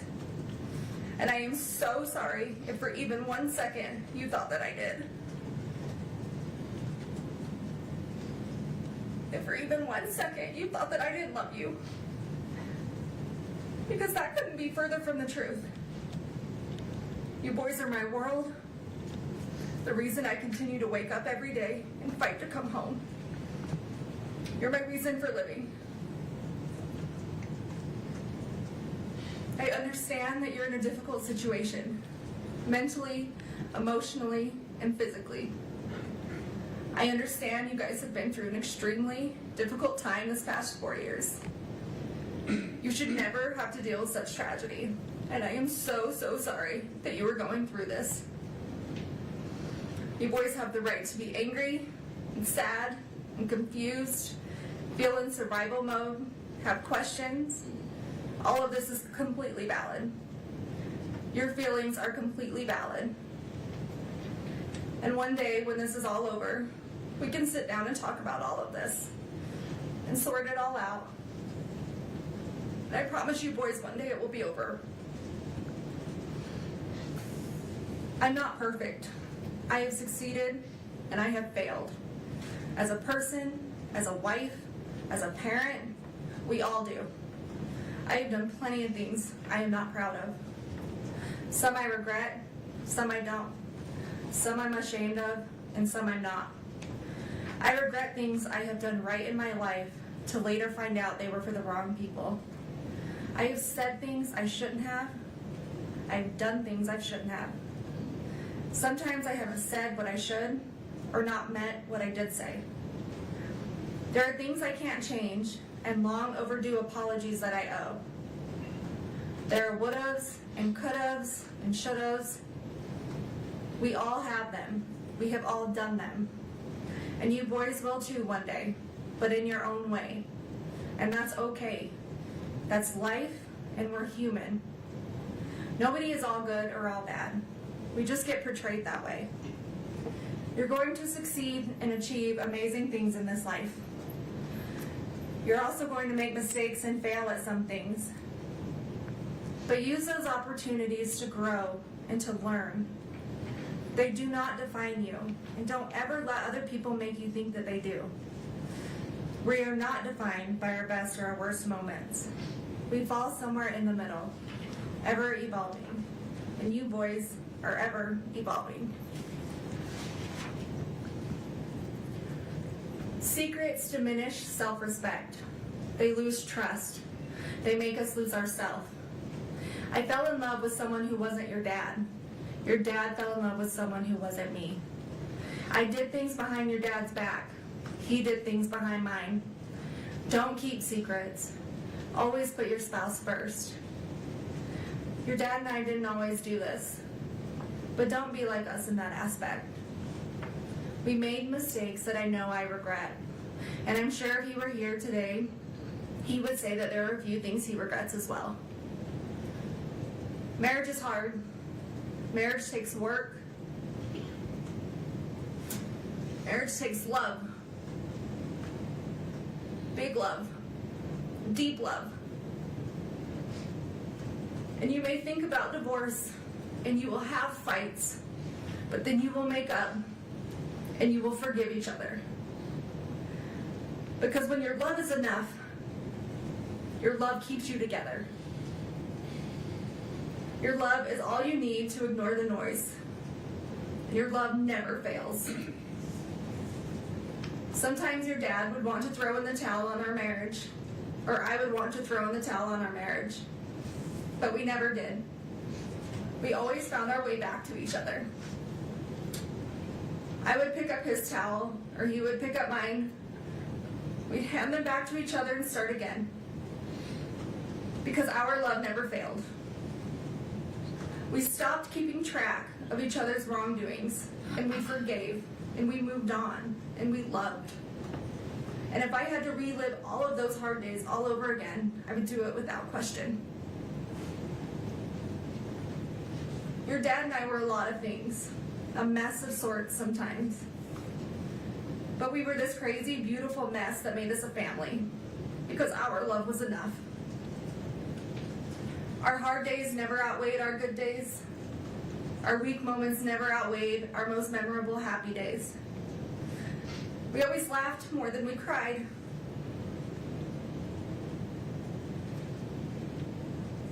We failed at some things, but we never failed at loving you boys. Our love was enough to make our house a home. Our love was enough to stay together, to raise you boys.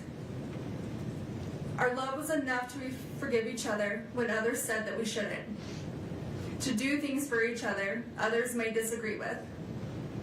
Our love was enough to protect each other, even though it may cost us everything. Love can make you lose yourself. Sometimes it makes you do things you know you shouldn't, but knowing it's not wrong at the same time. Because your spouse is your person, and your love is enough.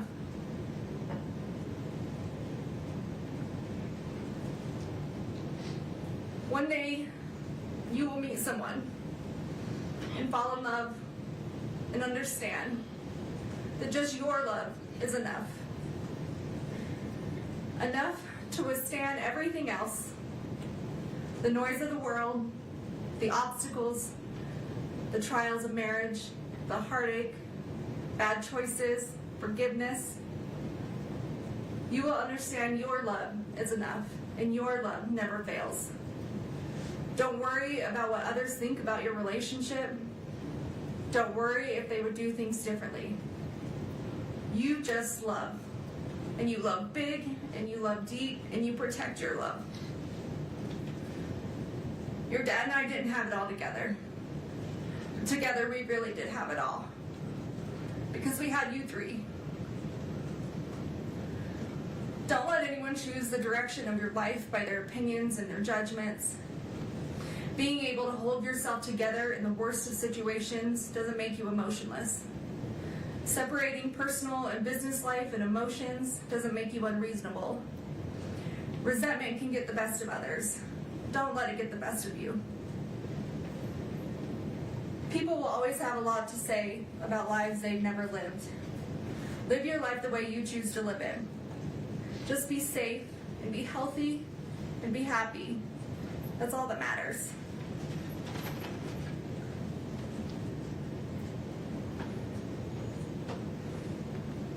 Sometimes people will want you to believe that life is simply black and white. That situations are black and white, but they're not. Life, situations, they are full of color. At the very least, shades of gray. Always question the color, even if you're only questioning the gray areas. Keep an open mind. Question situations and stay curious. You will have some people in your life tell you how their love for you is unconditional. But once your most private life has been revealed, you quickly find out just how conditional their love actually was. Choose the people you hold close to your heart wisely. And always be the friend that walks into somebody's life when everyone else chooses to walk out. Always remember, the only people you owe your loyalty to are those people who never made you question theirs. Every day you wake up, you get a second chance at life. To do whatever you want. Be whoever you want. To succeed in all your dreams. Take the day and run with it. It's a blessing. Don't take it for granted. Sometimes you'll have hard days when all you want to do is count all the ways things are going wrong or have gone wrong in your life. In that moment, stop, take a minute, take a step back, take a breath, and switch your thinking to count all the ways that it has gone right. All the good that has come to you, boys. All the grace, the blessings, and the love. Remember that anyone can give up on something. That's the easy way out. True strength comes when everyone is expecting you to fall apart, but you hold it together, persevering through the hardest of times. Always persevere. Always prove them wrong. Because you boys don't give up, and you boys will never quit. There's always going to be someone out there ready to tear you down, misrepresent you, lie about you, tell half-truths, and judge you. They will judge you on decisions you do or don't make, what you did or didn't do, what you did or didn't say. They will take out of context and twist your words. They will judge you on your emotions or the way you grieve. You may show too much emotion, you may not show enough. They will tell you you're not grieving correctly, you're too angry, you're too sad, you're holding it together too well or not well enough, or maybe you're too ambitious. They will judge you on your demeanor, if you cry, if you don't cry, if you don't do anything at all. And all of this will get misinterpreted into something that it's not, formed by the opinions of who's ever creating it. And then silence is also too often misinterpreted and misjudged. But when people behave that way, it has much more to do with them personally than it does you. Everyone's entitled to their opinion. It doesn't make it true. Remember who you are and what you stand for, the truth, and ignore the noise. Ignore their noise. Ignore their egos, their entitlement, and their biased judgment. Those who abuse the power and the positions they hold will have a higher power to report to one day, and that higher power holds the final truth, their final truth. Don't ever let someone tell you how to show emotion, how you're supposed to react to any given situation. Don't care what others think about you, what others say about you, just let them talk. Just be you, be yourself, be authentic, be genuine. Because those who truly know you, who truly love you, is all you need.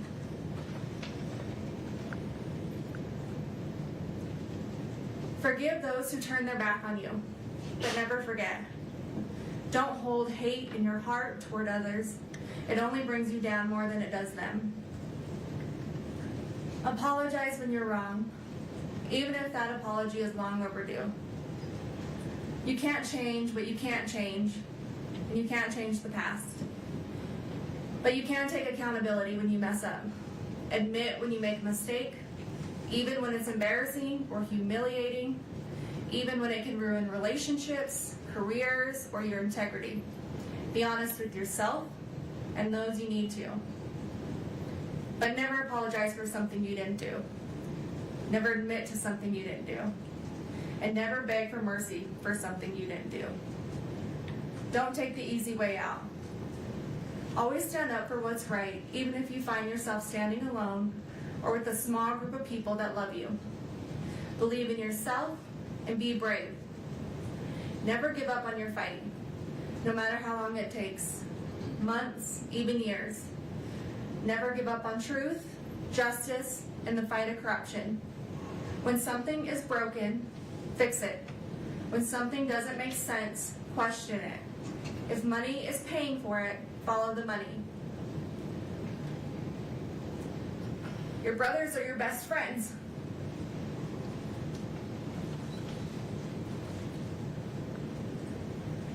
Your dad and I raised you boys that if you cared about nothing else in this world, you care about each other.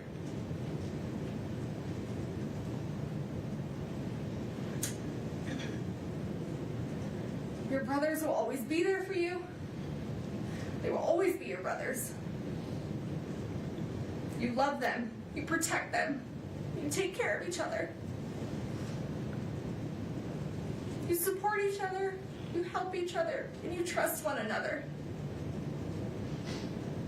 You be loyal to one another, and you keep each other safe and healthy and happy. And you stay together no matter what.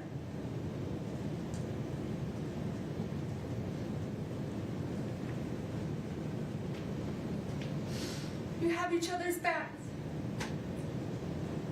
Be patient with one another.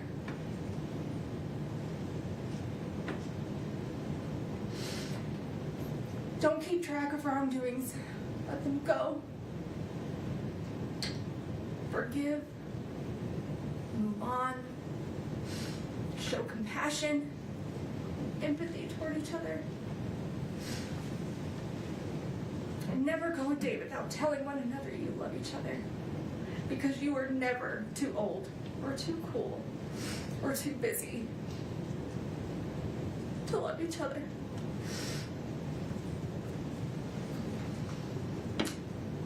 Don't ever settle for just good. Go for great. In school, in your career, in hunting, in fishing, and your relationships and your goals exceed expectations. Be like your dad. Be generous. Be charitable. Stay humble. Give when you have too much. Give more than you take. Help when others are in need. Serve your community. Be like your dad. Never stop learning through education, through people, through travel, culture, through business and friends, from your success and achievements, from your mistakes and failures. Be like your dad.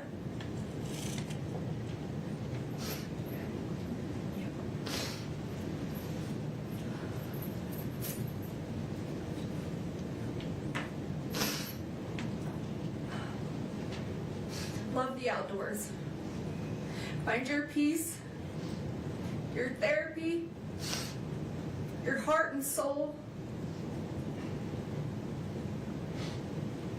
on the top of a mountain somewhere where it's quiet, where it's calm, where you will be able to feel the spirits of those that you love and miss the most. Be like your dad.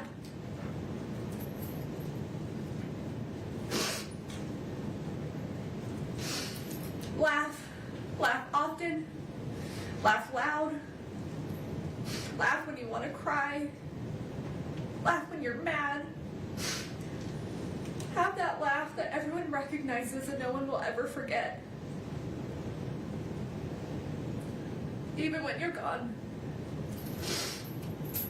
Be like your dad.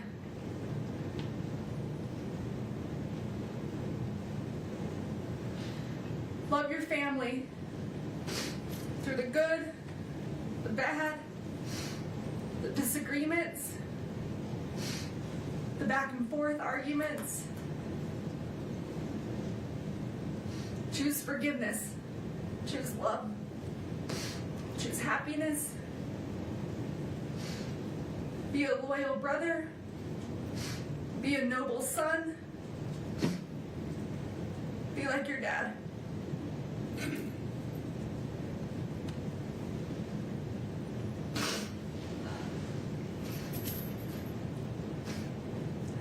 Have the hobbies that bring you excitement and joy, that give you a break from life, but build your life full of people and family who you love and that love you.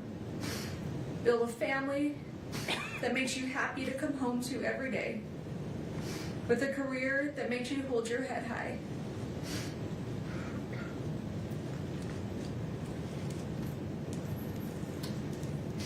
Be the friend everyone wants to be friends with, the dad that everyone wishes they had.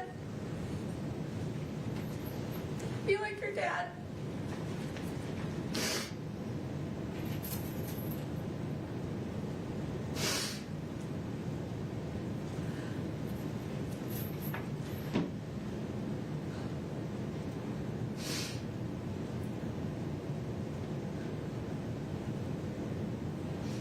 As your parents, your dad and I wanted to give you every opportunity or choice that we didn't have. We would do anything for you boys, or break our backs falling over obstacles and finding our way to be sure you had the best of the best. Even if we didn't always do it well, or have the right answers, or the words, we would give you everything that we had.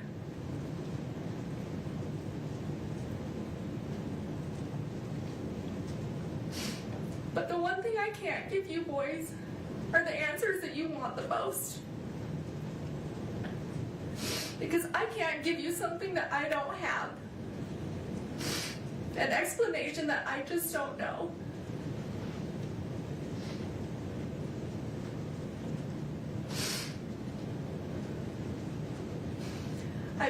lost a son. I've never lost one of my brothers, a nephew, or a best friend.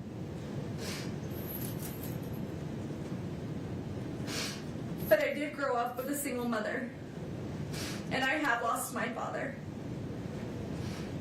I do know what it's like to wonder, what if Dad could have watched me graduate college, walk me down the aisle, be there for the birth of one of you boys? If only Dad were here. I do know what that's like. The lifetime of pain that brings, the sadness and the anger. I would never wish that upon anyone, especially you boys, my own sweet babies.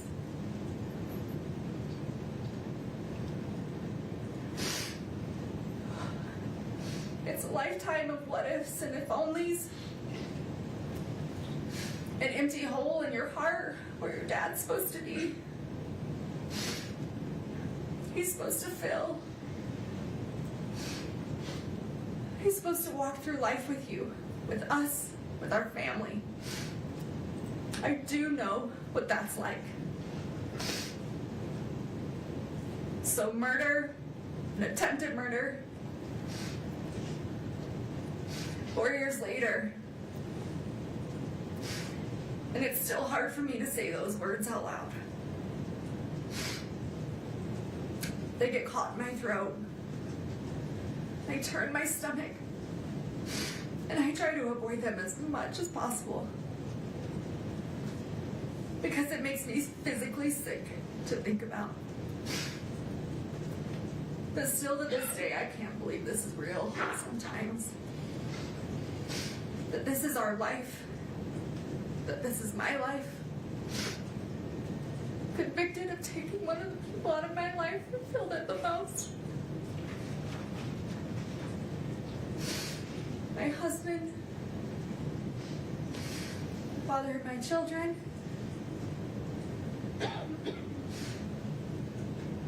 still in shock and still in disbelief.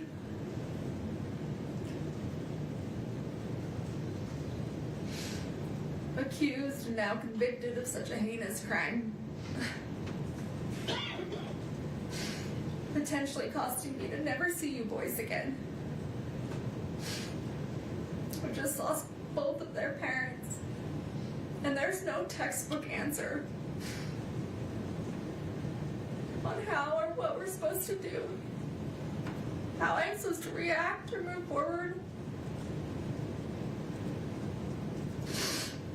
And I'm so sorry you boys are being pulled through the middle of this absolute chaos. Between two families fighting that both love you so very much. Trust and assets, our home, none of it matters. You boys are what matter. Your safety, your health, mentally, emotionally, all of that should be being prioritized. I will and have always prioritized your safety. I am your mother, and that is my job. And for anyone to scare you otherwise is just cruel and heartless.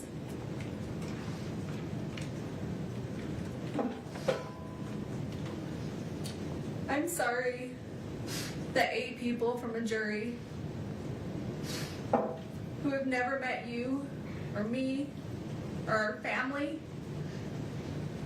had the right to determine our future. And they did that in less than 3 hours. In a perfect world, there might be justice. But in a perfect world, nothing ever goes wrong. Tragedies don't happen.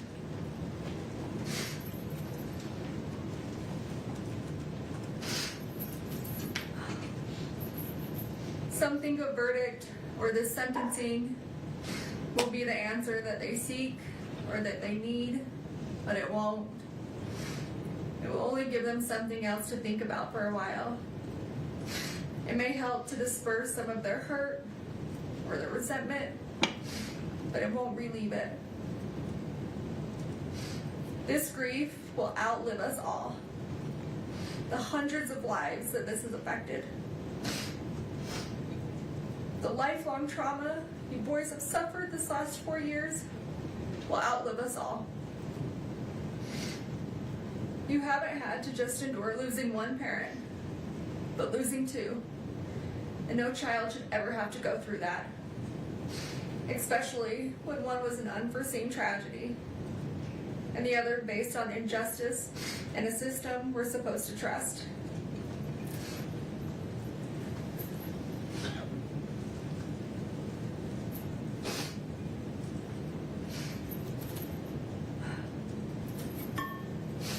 Your dad's memory will always be the kind that's a physical hurt, a tightening in your chest when you think of him, particularly on days like today, his birthday, because he was so loved that no verdict or sentence will ever be able to release that kind of suffering. I'm broken without your dad, I'm broken without you boys. God did not put me in this world to take a life. God put me in this world to give life, your lives. And I don't know who or what I'm supposed to be if it's not a mother. Your mother.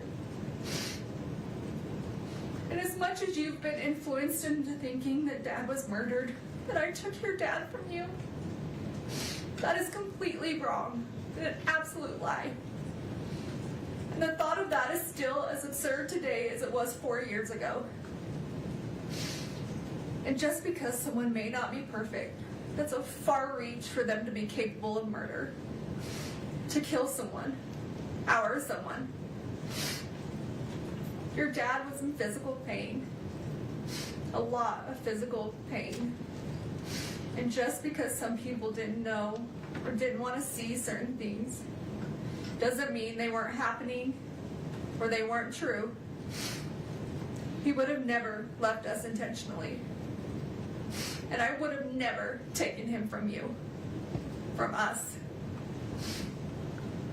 He was the glue that held us all together, that made us, us.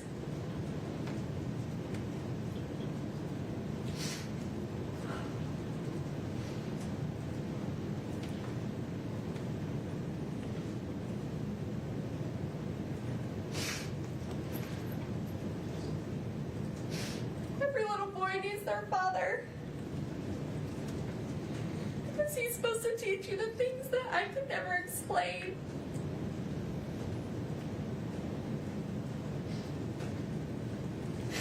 He's supposed to teach you and do things with you that only a dad can do.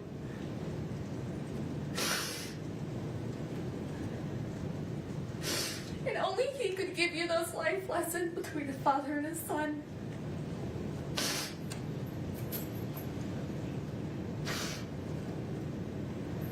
I would have never taken that from you boys. I know how much you need him, how much you loved him.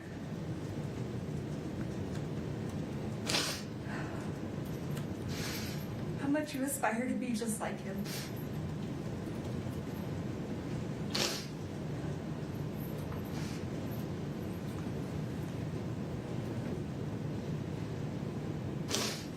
And I would have never taken that from you. And I'm so sorry that I can't bring him back. For you, for me, for our family.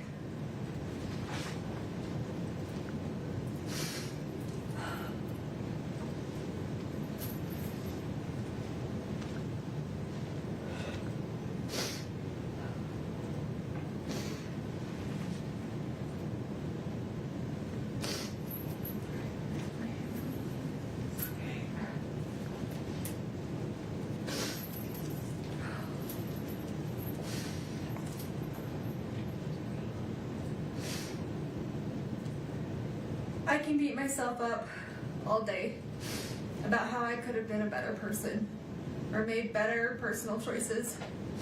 And I can understand and accept you boys being upset about those things. But murder? No, absolutely not. I will not accept that. And I will not be blamed for something I did not do. I will appeal and fight these charges no matter how long it takes. Not because I have anything to prove to this court, to the state, to the Richens family, or to the world.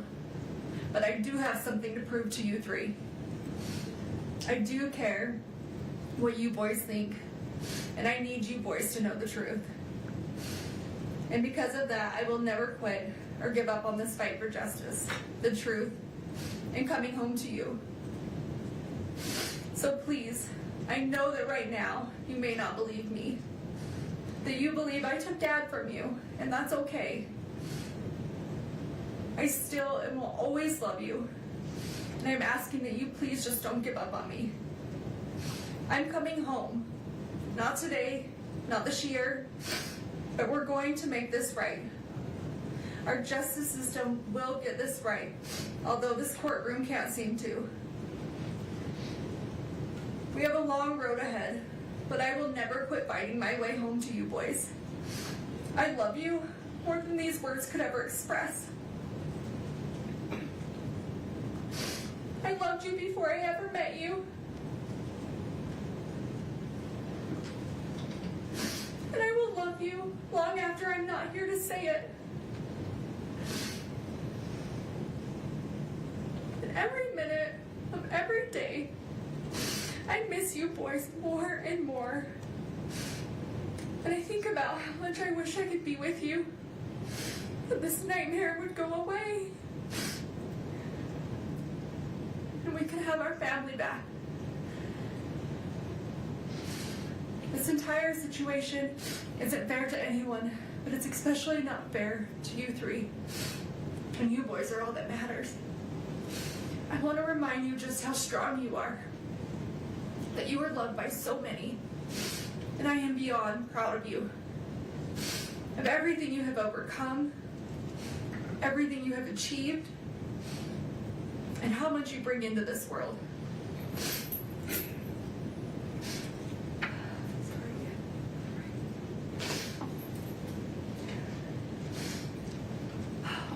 You boys have been through so much, and I wish I could take away all your sadness and all your pain. Tell you how much Dad and I love you, and that everything's going to be okay.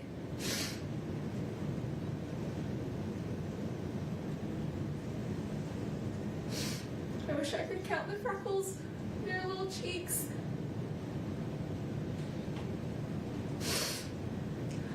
Read you books before bed. And help you with all your homework. Wish I could help you through your toughest nights. And hear your laugh through your happiest days. But for now, that's just not the way it is.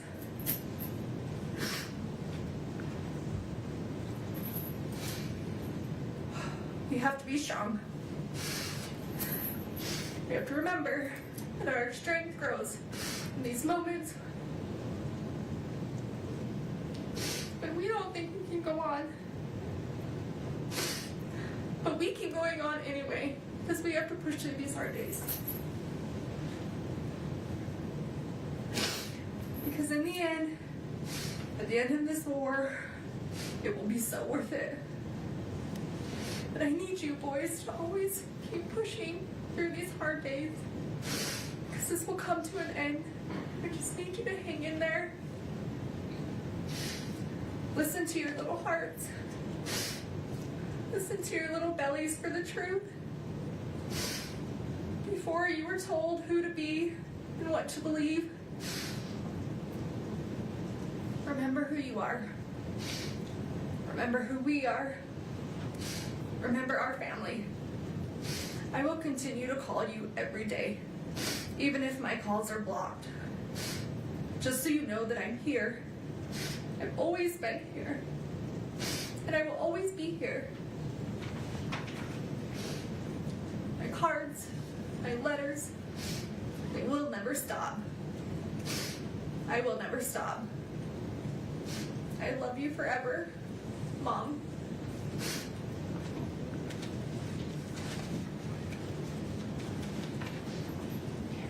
That's all you.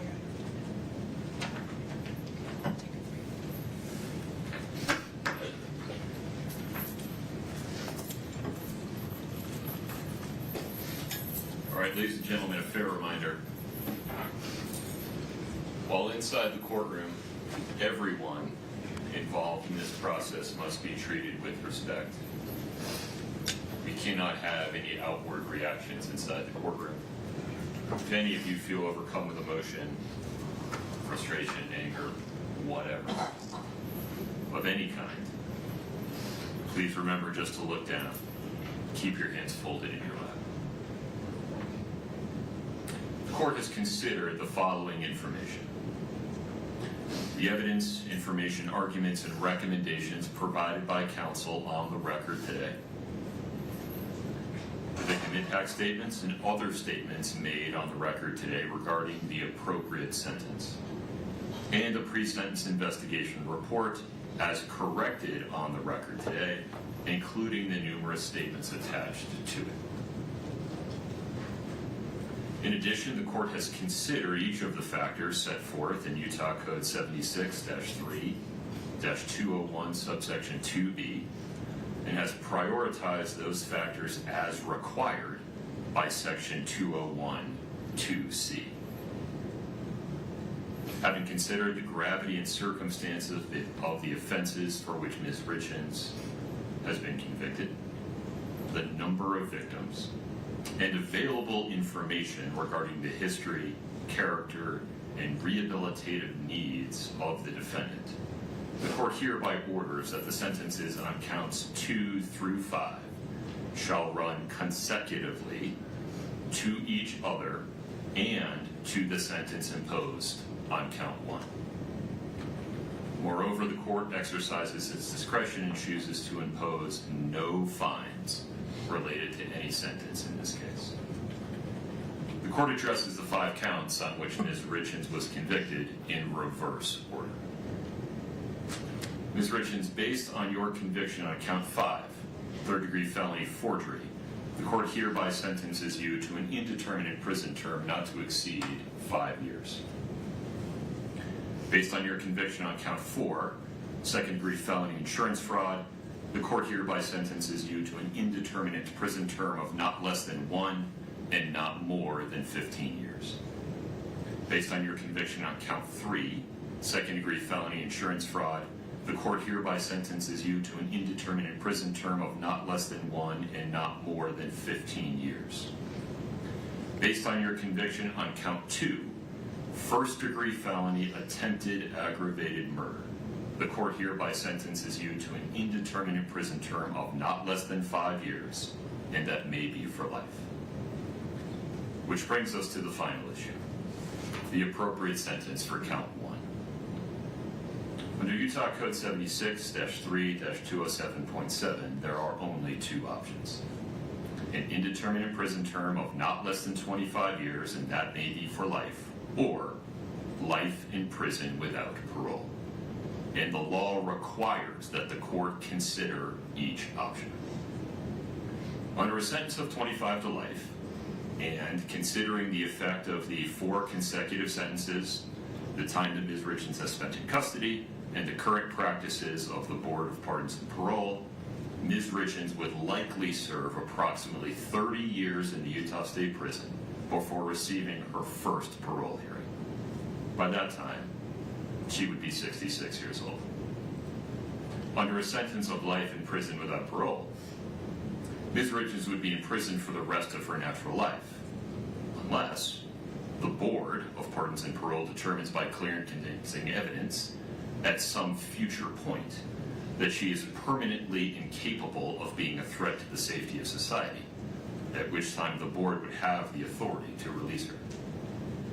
Under either scenario, Ms. Richens will be incapacitated, meaning structurally prevented from harming anyone outside the Utah State prison system for at least the next 3 decades, and perhaps much longer. But the potential impact on the survivors of the tragedy created by Kouri Richins, most importantly, Eric Richens' 3 sons, is more difficult to predict. On one hand, if the court sentences Ms. Richens to life without parole, one or more of those young men may come to resent that the court eliminated any opportunity they might have in the future, decades into the future, to express an opinion as adults with substantial life experience about whether their mother should, for example, be allowed to die with dignity. On the other hand, if the court sentences Ms. Richens to 25 to life, one or more of those young men may spend the next 30 years questioning why the court failed to protect them from the prospect of the person who murdered their father being released from prison at some time in the distant future, perhaps when they have families and children of their own. The court's contemplation of how those young men may come to feel about today's decision some 30 years from now comes from a place of genuine concern for them and humility regarding the court's inability to predict the future. Sitting here today, it is simply not possible for anyone, not even those young men, to know how their view of this case may evolve over the next several decades. My hope is that every person affected by Eric Richens' death will, over time, find their way to a state of peace. As for today, the court's duty is to make a decision, a weighty, long-lasting decision based on the best information available today.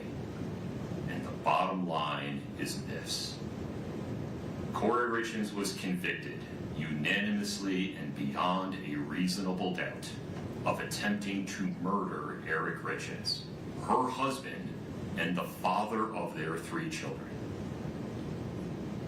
And then, having failed in her first effort of spending the next 17 days not changing course, but doubling down, preparing to try again, and ultimately completing the act through the administration of poison. And for what? Money. All for pecuniary gain. A person if convicted of committing that sequence of acts in that way and for that reason, and who causes the absolute tragedy that has befallen Eric Richins' sons and family, a person convicted of those things is simply too dangerous to ever be free. Accordingly, Ms. Richens, based on your conviction on count 1, first-degree felony aggravated murder, the court hereby sentences you to life without parole. You have the right to an appeal. You must file a notice of appeal within 30 days. You have the right to be represented by counsel on appeal. Mr. Bloodworth, anything further? No, Your Honor. Ms. Lewis, Ms. Nestor. Your Honor, we anticipate filing a motion for new trial and would like a date set. We have a substantial record in this case. We will file a notice of appeal of the conviction and the sentence and ask that everything be stayed pending the motion for new trial as we're entitled to do under Rule 4B. Excuse me, but we think we need sufficient time to file a motion for new trial based on the substantial record that exists in this case, longer than the typical 14 days, because this is not only the trial itself, but the years of litigation and motion practice that preceded the trial. We were hoping that we could get an agreed deadline of 90 days to file a motion for new trial, mainly because for half of June I'm out of the country and for half of July Ms. Lewis is out of the country. Normally we would ask for 60, but there's going to be a month in there where both of us aren't available. So we're asking for 90 days. All right, Mr. Bloodworth. Your Honor, the state objects. The rule provides for 14 days. I can't imagine this is a decision that was made today. I think council's had the last 53 days to prepare the motion, 14 days pursuant to the rule. I appreciate that it's a lengthy record in this case, but the issues available for the trial are fairly narrow. The state recommends the 14-day time period as provided by the law. There is one other thing, Your Honor, on that as to why we need the extra time. So we have asked the county to retain an expert to assist to do a declaration attached to our motion for new trial. And it's going to require us to go before a separate entity to decide whether that funding is approved, and that just takes time. So that's another issue we need.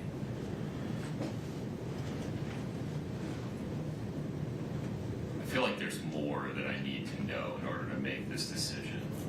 And so I can also appreciate why defendant is concerned about the 14-day deadline so they do not lose that opportunity. Sitting here today with very little information and the state having very little opportunity to respond to this idea, I'll extend your deadline to 28 days. But within that time, if you want to file a motion to extend it, Ms. Nestor, with more detail, you have 14 days to file that motion.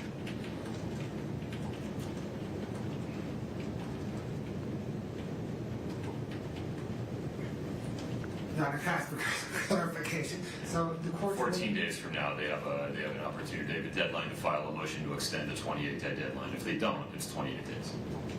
Gotcha. I acknowledge that that 28-day deadline may cause practical difficulties for the state's team, and if I need to extend the state's response deadline, I will certainly give that fair consideration. Understood. Ms. Nestor, Ms. Lewis, anything else today? No, sir.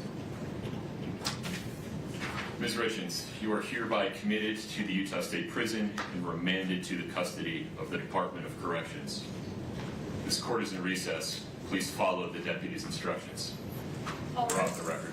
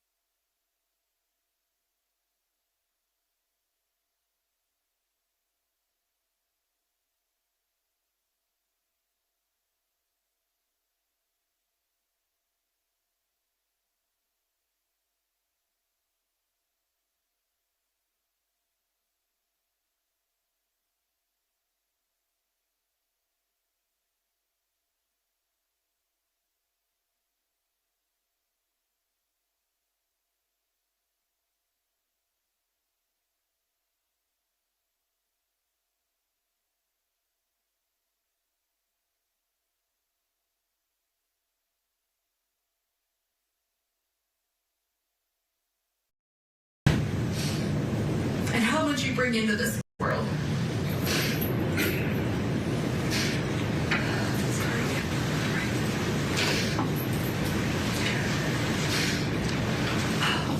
You boys have been through so much. And I wish I could take away all your sadness and all your pain. Tell you how much Dad and I love you, and that everything's going to be okay.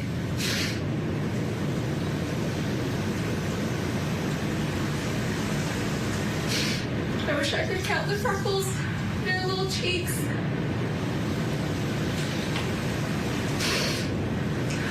Read you books before bed. And help you with all your homework. I wish I could help you through your toughest nights. And hear your laugh through your happiest days. But for now, that's just not the way it is.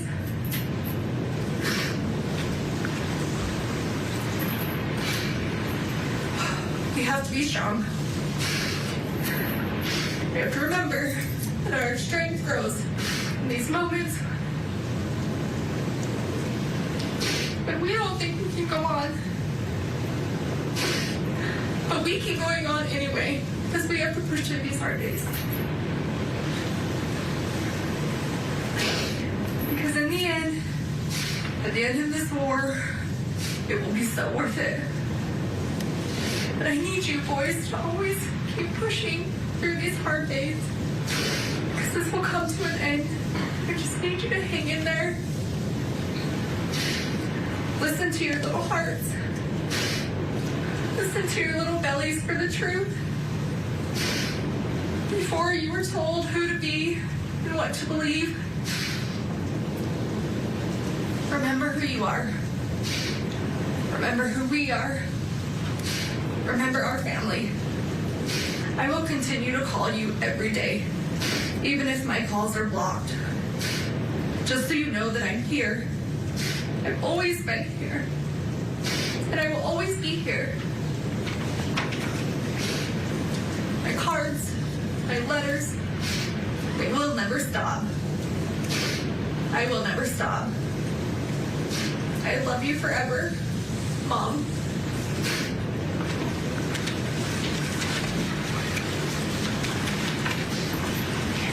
That's all I got. I'll take it for you. She says there, I wish I could take away all your sadness and your pain when referring to her boys. Well, she should have thought about that before she took away these boys' father. Well, hear the judge's ruling on the other side of the break, folks. Keep it right here on Court TV. My cell phone bill kept going up. I started to look around, what are our other options? With consumer cellular, I'm saving over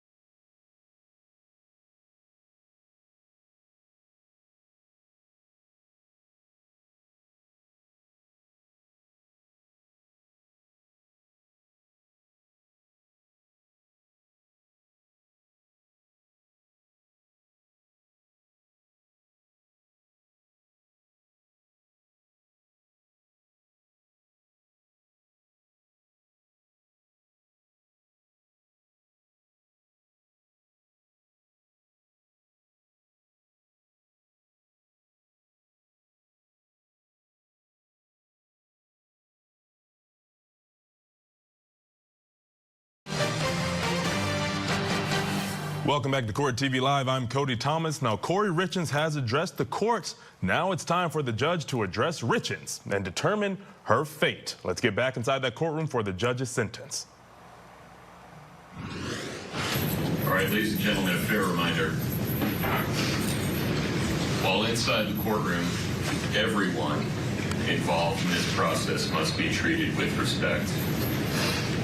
We cannot have any outward reactions inside the courtroom. If any of you feel overcome with emotion, frustration, anger, whatever, of any kind, please remember just to look down. Keep your hands folded in your lap. The court has considered the following information: the evidence, information, arguments, and recommendations provided by counsel on the record today, victim impact statements and other statements made on the record today regarding the appropriate sentence, and the pre-sentence investigation report as corrected on the record today, including the numerous statements attached to it. In addition, the court has considered each of the factors set forth in Utah Code 76-3-201 subsection 2B and has prioritized those factors as required by section 201-2C.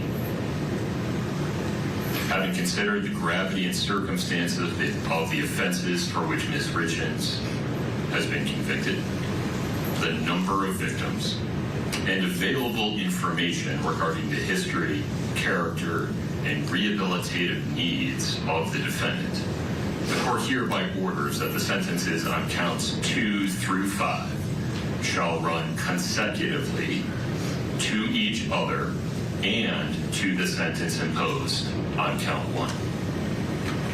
Moreover, the court exercises its discretion and chooses to impose no fines related to any sentence in this case.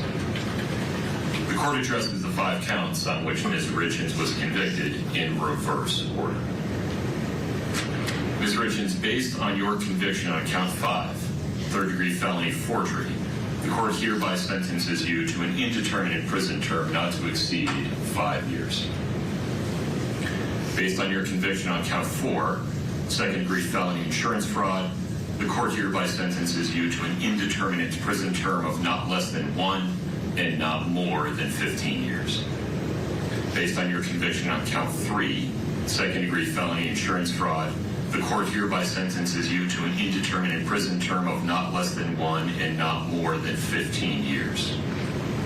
Based on your conviction on count 2, first-degree felony attempted aggravated murder, the court hereby sentences you to an indeterminate prison term of not less than 5 years, and that may be for life.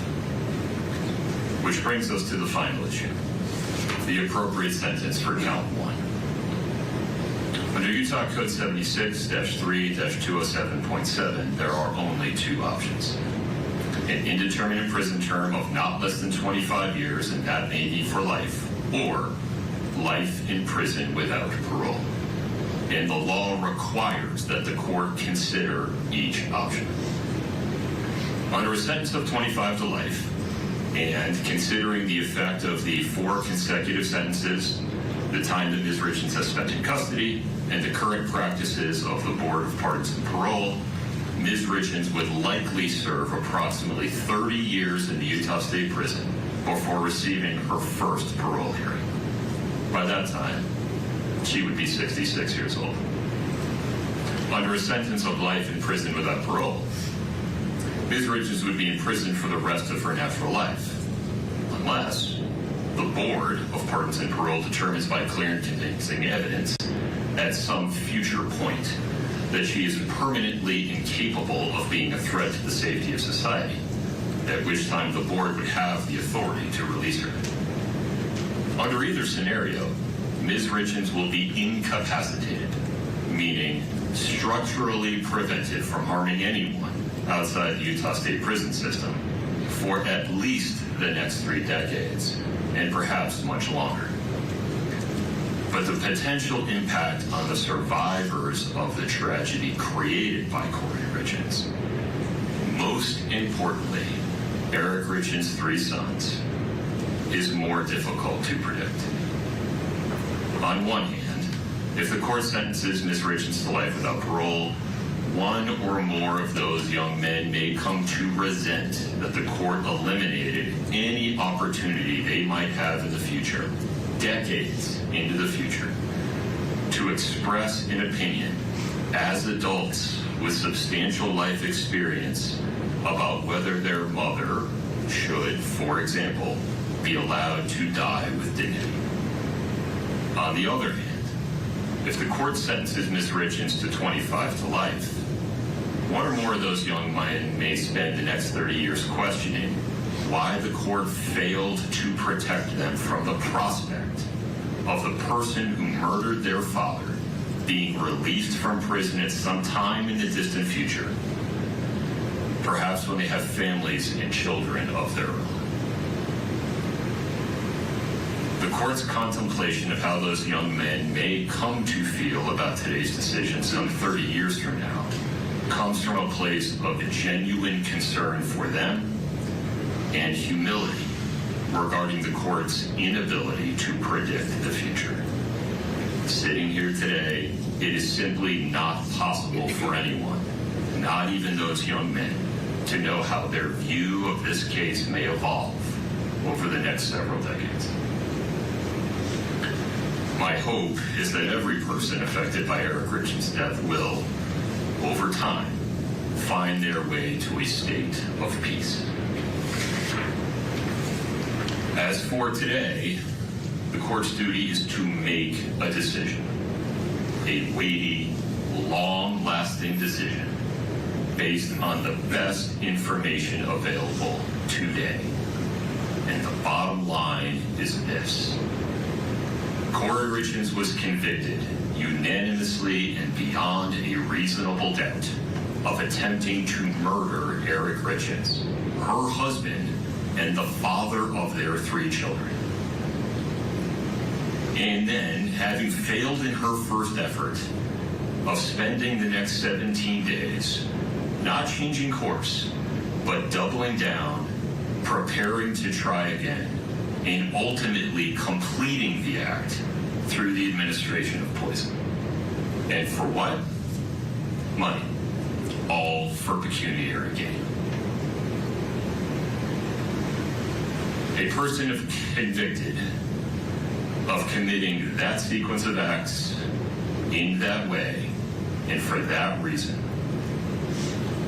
and who causes the absolute tragedy that has befallen Eric Richens' sons and family. A person convicted of those things is simply too dangerous to ever be free. Accordingly, Ms. Richens, based on your conviction on count 1, first-degree felony aggravated murder, the court hereby sentences you to life without parole. You have the right to an appeal. You must file a notice of appeal within 30 days. You have the right to be represented by counsel on appeal. Mr. Bloodworth, anything further? No, Your Honor. Ms. Lewis, Ms. Nestor. Your Honor, we anticipate filing a motion for a new trial and would like a date set. We have a substantial record in this case. We will file a notice of appeal of the conviction and the sentence and ask that everything be stayed pending the motion for a new trial as we're entitled to do under Rule 4B. Excuse me, but we think we need sufficient time to file a motion for a new trial based on the substantial record that exists in this case, longer than the typical 14 days, because this is not only the trial itself, but the years of litigation and motion practice that preceded the trial. We were hoping that we could get an agreed deadline of 90 days to file a motion for new trial, mainly because for half of June I'm out of the country and for half of July Ms. Lewis is out of the country.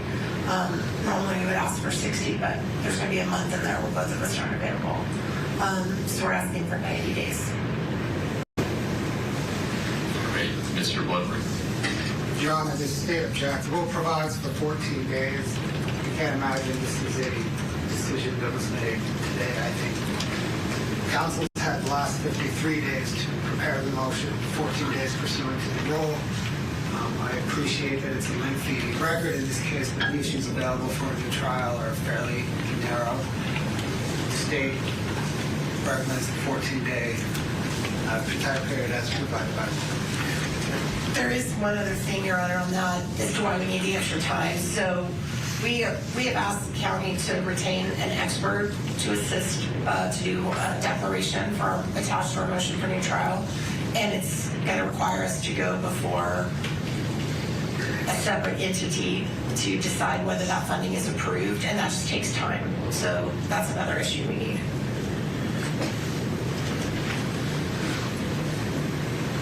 I feel like there's more that I need to know in order to make this decision. And so I can also appreciate why defendant is concerned about the 14-day deadline so they do not lose that opportunity.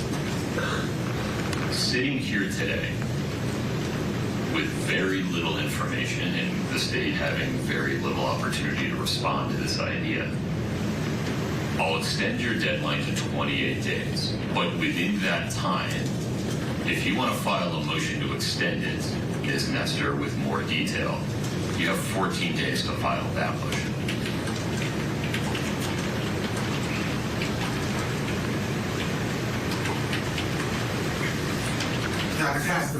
clarification. So the court 14 days from now, they have an opportunity, they have a deadline to file a motion to extend the 28-day deadline. If they don't, it's 28 days. Gotcha. I acknowledge that that 28-day deadline may cause practical difficulties for the state's team, and if I need to extend the state's response deadline, I will certainly give that fair consideration. Understood. Ms. Nestor, Ms. Lewis, anything else today? No, sir. Ms. Richens, you are hereby committed to the Utah State Prison and remanded to the custody of the Department of Corrections. This court is in recess. Please follow the deputy's instructions. We're off the record.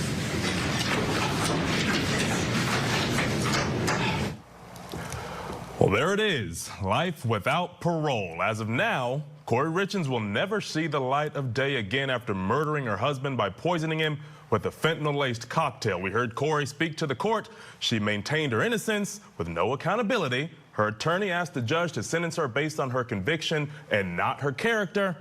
Well, obviously, the judge saw life without parole as appropriate. Big news out of Utah today. Kouri Richins locked away forever.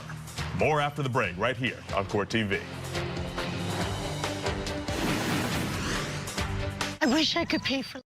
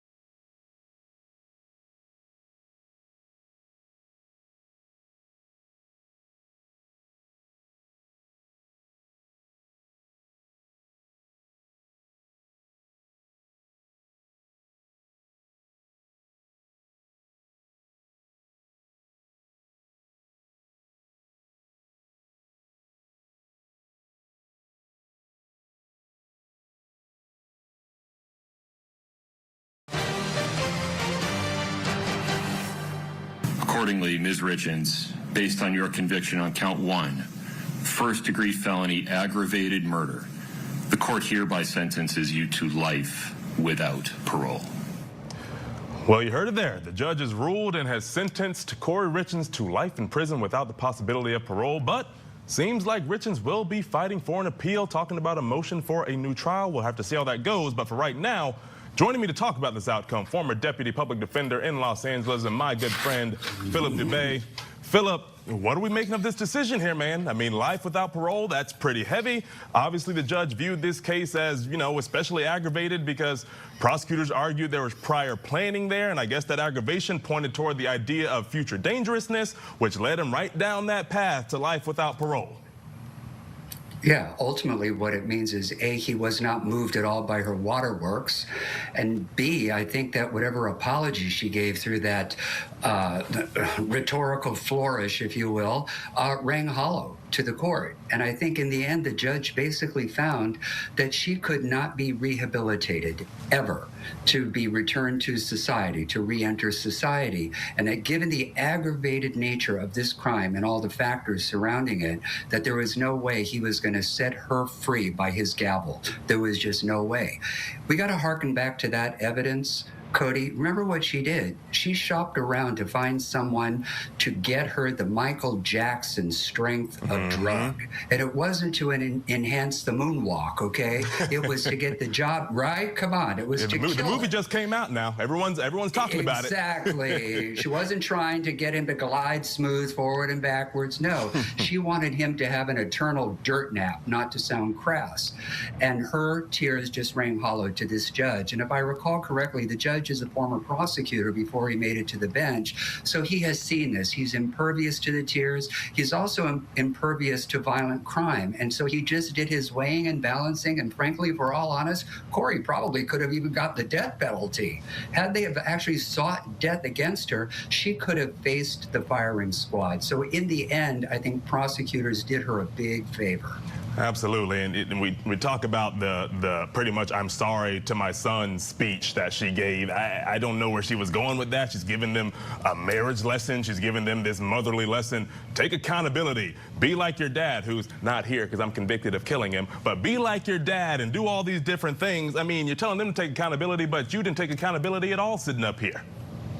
Exactly, and she could have done that all in a letter to her kid. She didn't have to do it on the record in open court like that, because if she thought that that was going to move the monolith toward life with parole, she was sadly mistaken. And my gut tells me, I don't know her defense counsel, they probably told her to sit this one out and let us do the talking for you, because we don't think that it will have any effect on this bench. They know this judge, they know how he rules, they know his sentencing schemes, and there is no way that the judge was going to fall below that. There was just no way. And again, like I said, she's lucky she didn't get the firing squad, because I'm telling you, they would unload and reload until they got the job done. And as far as, future appeals, they heard some quick arguments they were having about the dates and when they're going to file that motion. Do you see a future appeal, a motion for a new trial, being granted? Oh, sure. Never granted. I see it filed. I see a lot of ink, toner, and paper getting wasted, frankly. But you have a job to do as a defense attorney. You got to defend your client. Absolutely. Philip, stand by. Coming up, folks, a live report from outside the courthouse with our live reporter who saw everything take place inside that courtroom in Utah. That's next at the top of the hour.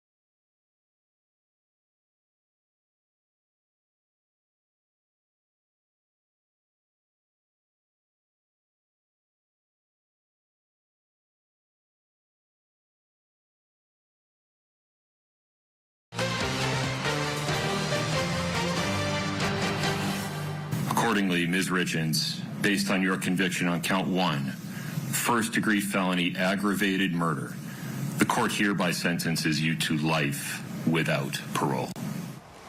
Welcome back to Kouri TV Live. I'm Cody Thomas. There you have it. Kouri Richins sentenced to life without parole. But before that, she gave an emotional statement to the court addressing her children, telling them to be like their dad. Be like your dad. Be generous. Be charitable. Stay humble. Give when you have too much. Give more than you take. Help when others are in need. Serve your community. Be like your dad.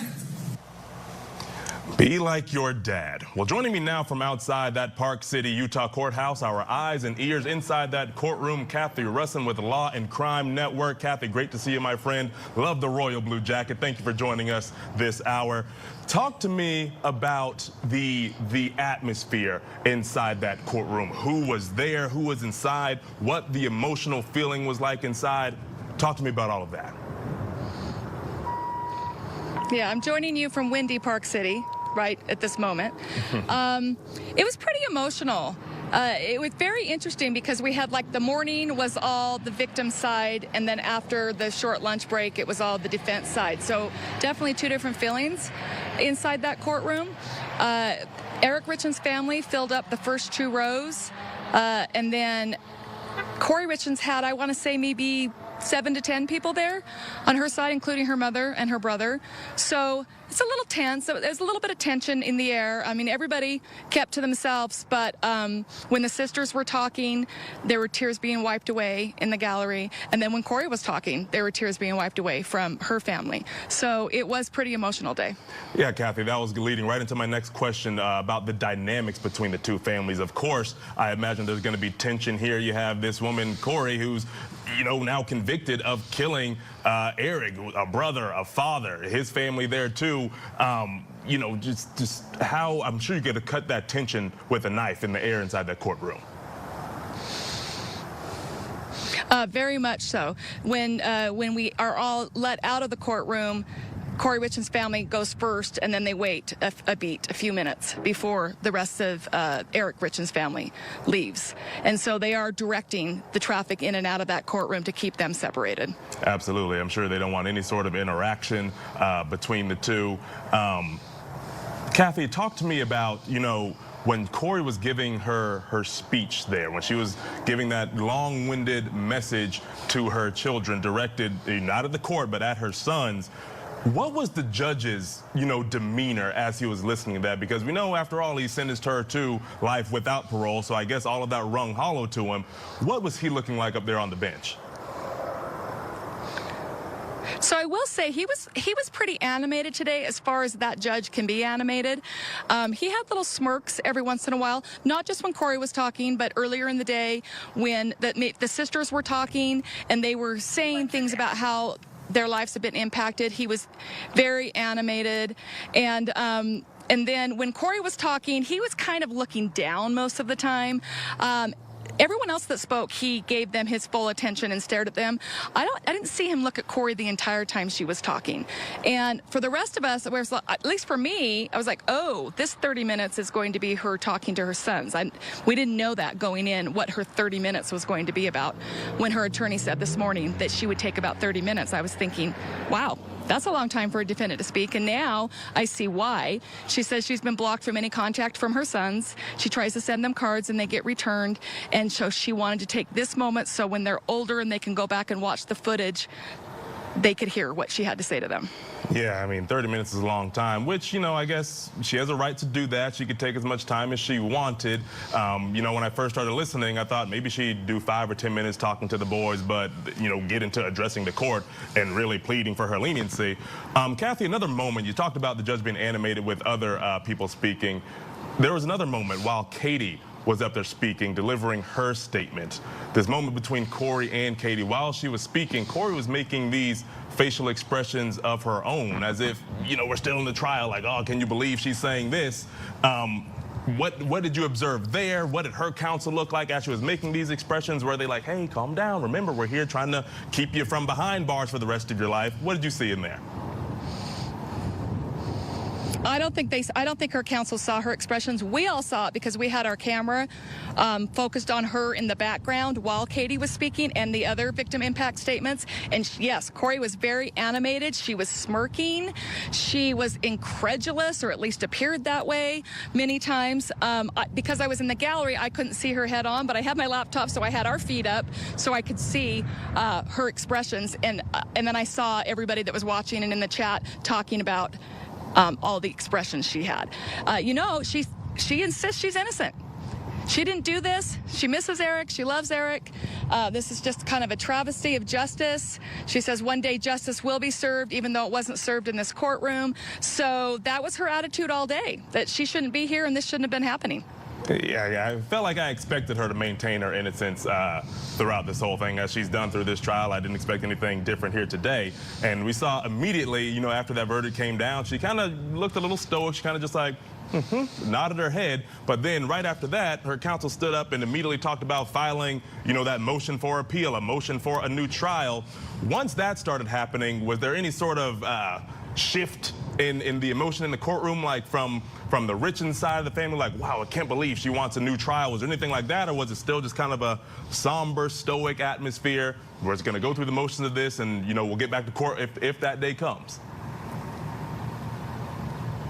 The Richens side stayed pretty stoic. They kept their emotions in check, maybe more than I could have if it's my family member that was murdered.